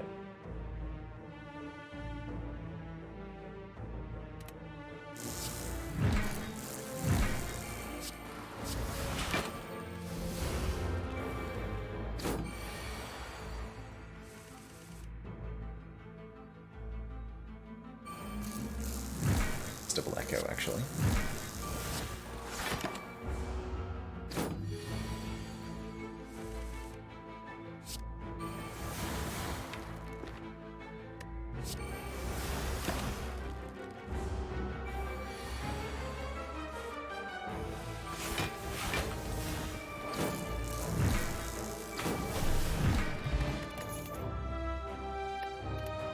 Nope.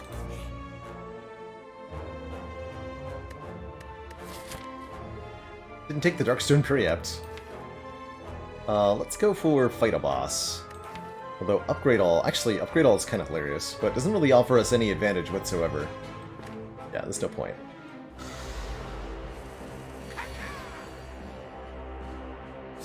Prime example of a hand that's made much, much better by the 1 additional energy from the Philosopher's Stone. So you can play the second Meteor Strike, and then the third Meteor Strike, and then everything else.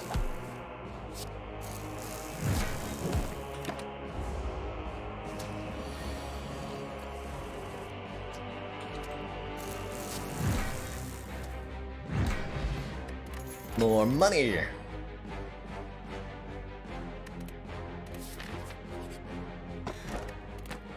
Less cards! I am going to this shop. Okay.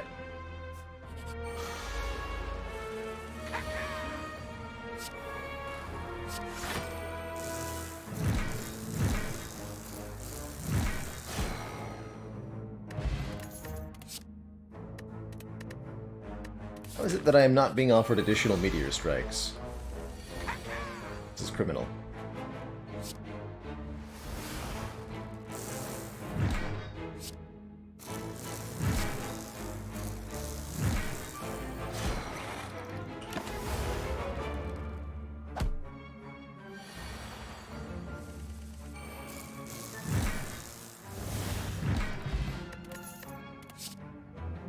Hologram. Now that I can get behind. That gets a card out of the discard pile. It's even upgraded for free. I'll take this 1 healing potion.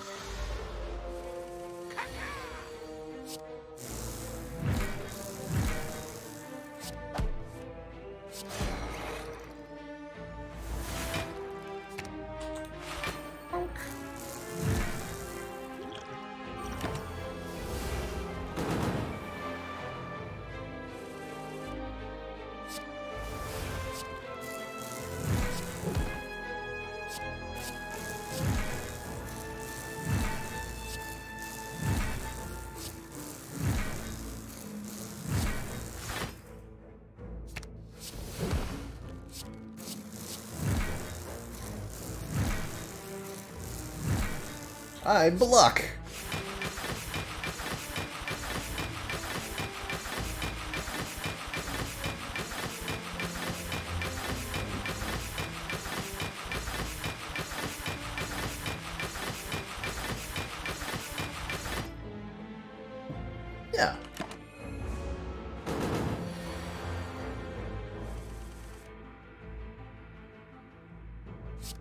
Oh, what's that? I have a zero cost all for one in my hand. Well then. Actually, just do this. Bonk. A third all for one. Yes. Continue to add more of them. All for one meteors. Infinite meteors.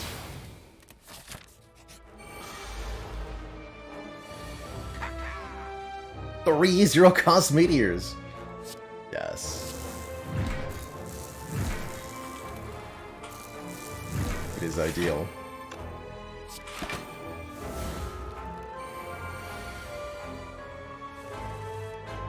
Yes, more zero-cost meteors. You fool. You've fallen for my trap.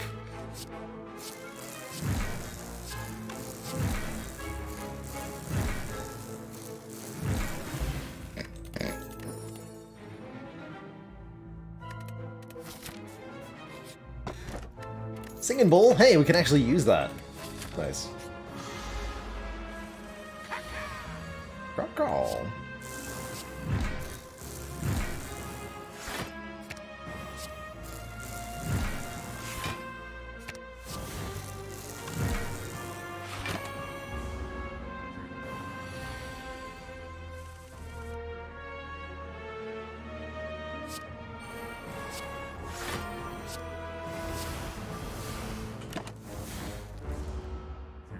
Early game to this run was pretty sketchy, Con Badger. I do recommend the VOD of it, just for how ridiculous it was. But we scrapped by with potions and with Ancient T-Set.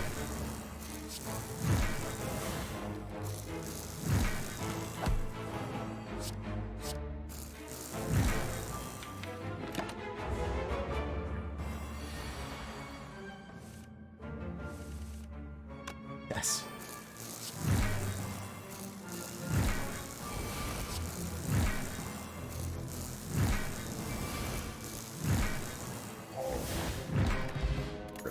Hey, Ornamental Fan, that'll actually allow us to, as long as we're intangible, this will outblock Beat of Death against Heart. That's huge.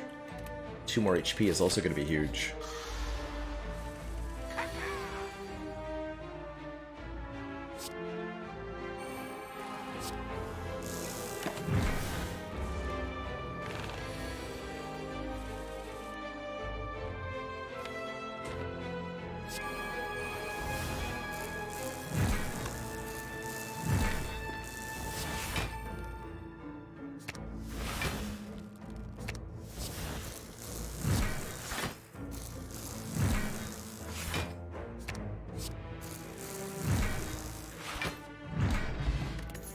The bonketing. There's an X cost card for us, Tempest Plus. Channeling X plus 1 Lightning. Reprogram could also net us Strength and Dexterity.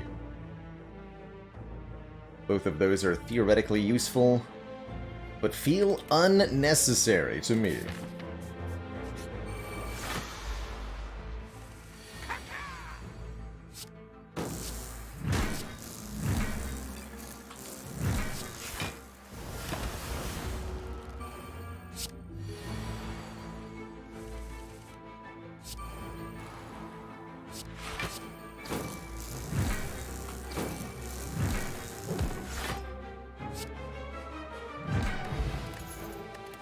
Fury, a bottle, a third hologram. Holograms will take. Holograms could be infinite block at any time.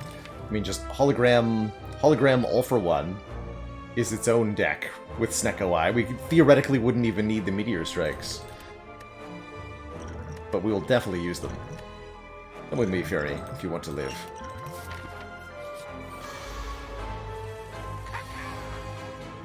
Oh?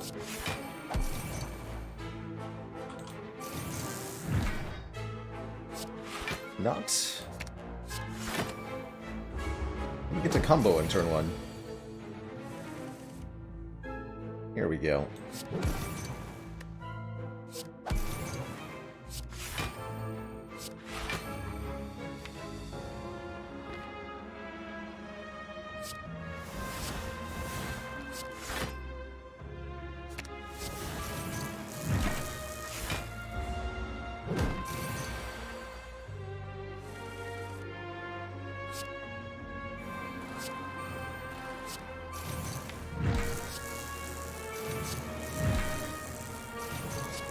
gonna be a bad day, Transient.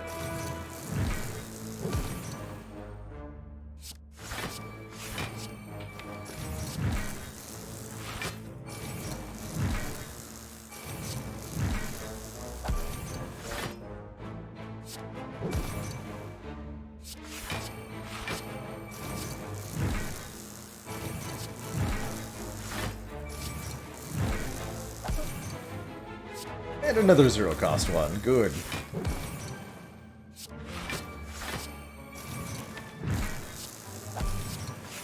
And again!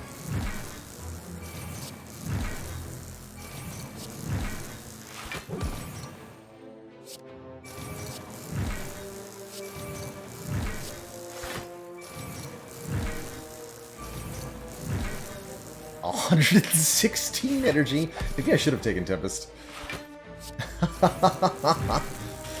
Oh my god. No, I'm not gonna play the Reinforce.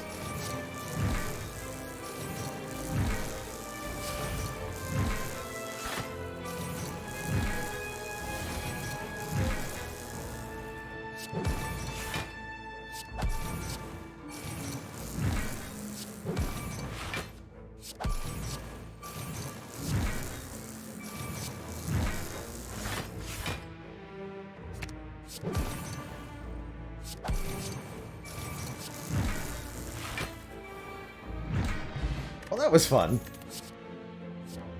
Meteor Strike! Who needs another reinforced body when we can just have more meteors? Meteor Strike number 9. Get in the deck.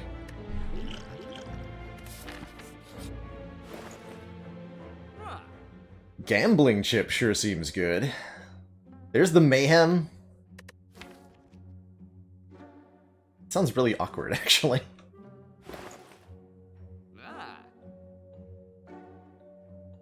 But that Mayhem is back, this time not costing 200 gold either. I mean, I'll definitely be taking the gambling chip. Does Scrape work with Snecko-Eye? Yes! Yes, it does in the way that you want it to. Even. Pretty potent. Get rid of some of these other basics. Stinky competitor.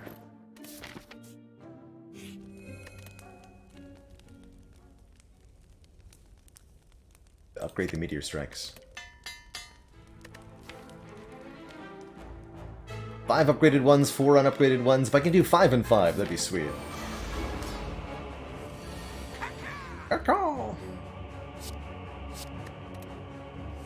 In theory, I might benefit more from upgrading a hologram. In practice, doesn't matter.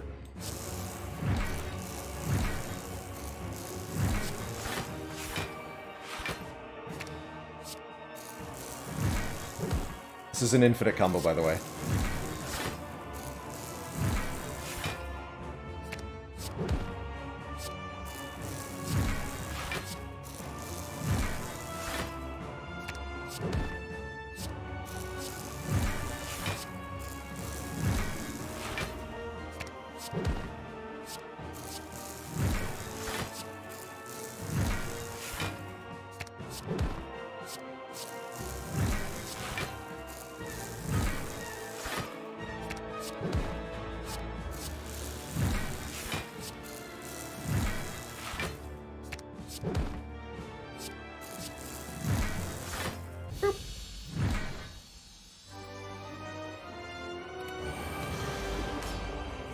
Did we save the birds?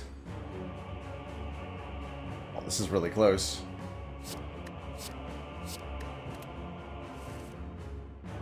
Nothing cost 0 though. Shoot.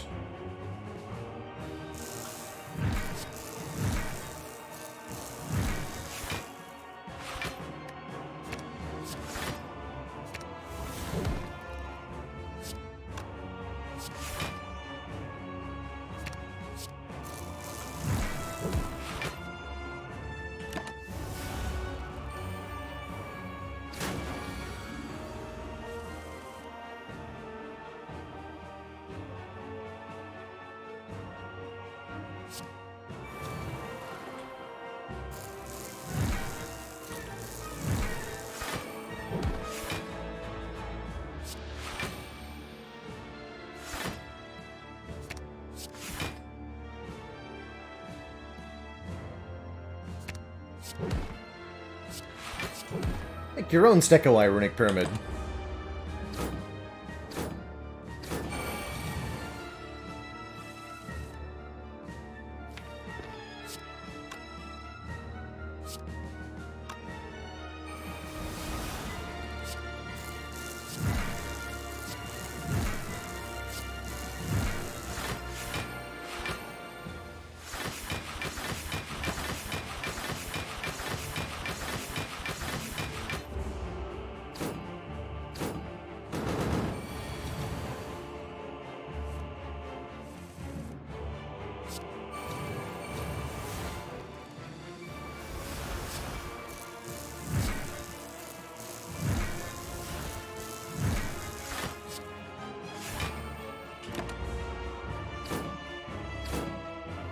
Be free, my cultist friends.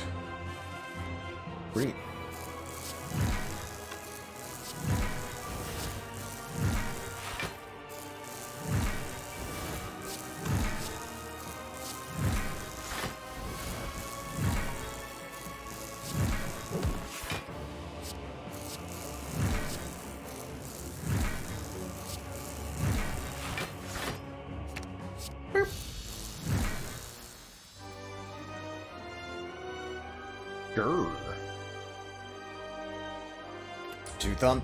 To thump, a deep pulsing dread could be felt throughout the room. Is this the heart of the Spire, the source of all this meat?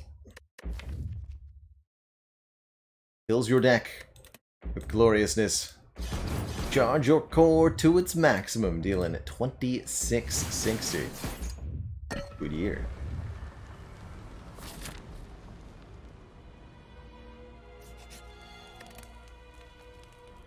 Alright, I'll upgrade the last hologram, I guess. Mostly because I want to have exactly 5,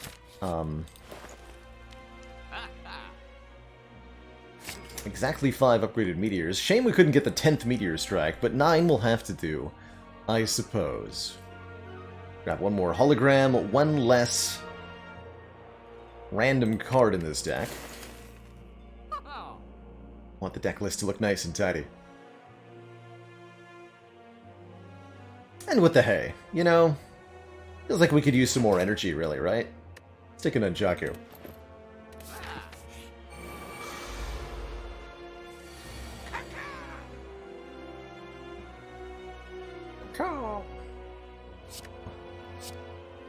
Maybe?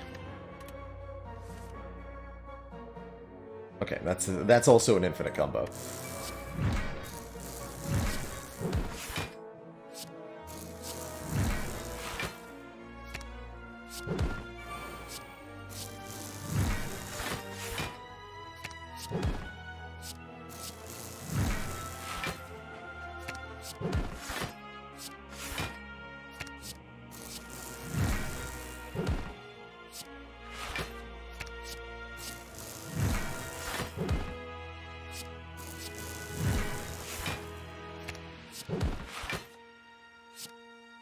And thanks to Nunchaku, we also have access to infinite energy via this combo.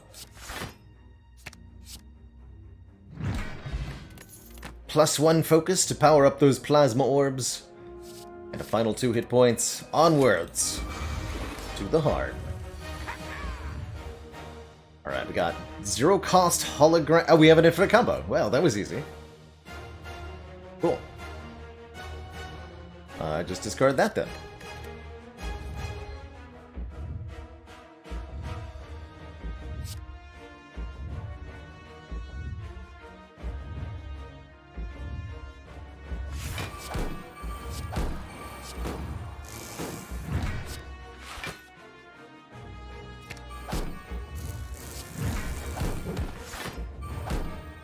See? Infinite energy.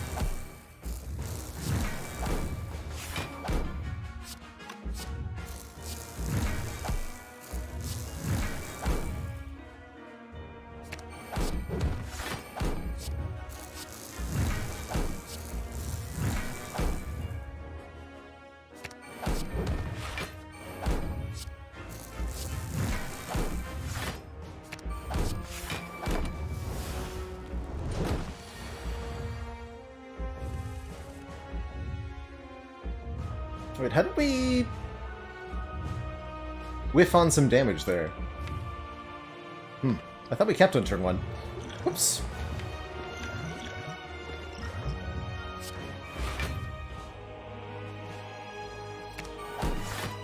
My bad.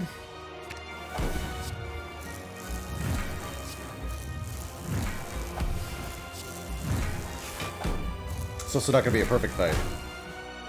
Oh, because I'm not intangible, that's right. What?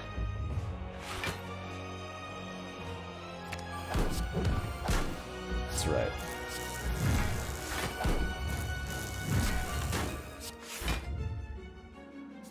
Buff the Quattro.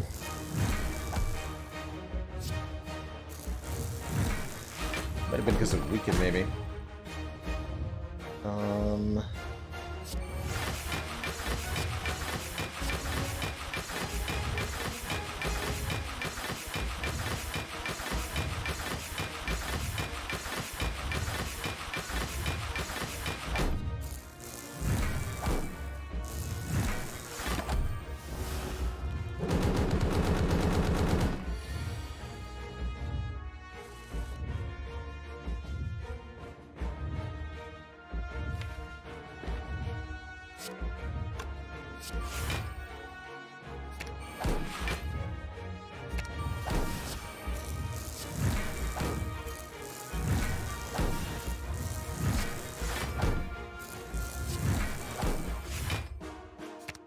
Always just loop the holograms, too.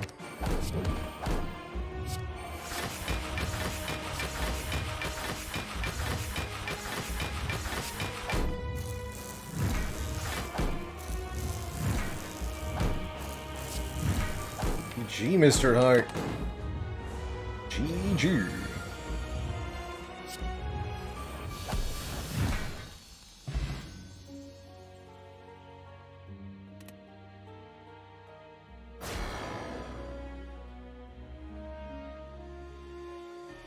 You could say Meteor Strike was the falling star of this deck. GG.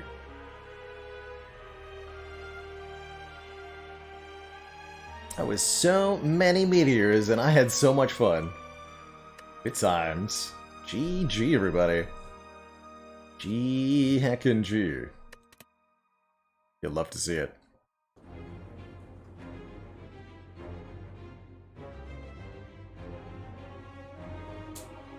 Tell that fairy to suck it. Now what has it been done? Spire sleepeth. So shall I GG 5 Meteor Strike plus 4 regular Meteor Strike. Look at that clean, compact deck list. Shame we couldn't remove the Hyper Beam and the Equilibrium too. That would have been even more fun. Wonderful. Wonderful run.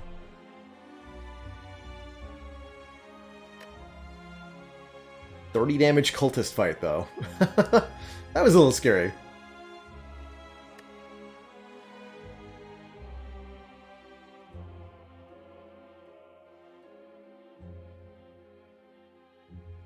GG. Alright, folks, that is going to bring me to the end of another lovely week of streams. We'll be back on Sunday with some more Who's a What's It. Not actually sure what we'll play on Sunday, but I'm sure there'll be lots of good times coming up. Don't forget, if you want some more content, it's there for you on the YouTube, 4 edited videos per week. And of course, we've got a Discord you can join for stream notifications and whatnot. Alright, folks, thanks so much for watching. Ta-ta for now. We'll be back in a couple days. Hope you have a cozy weekend. Toodaloo, everybody. And bye-bye.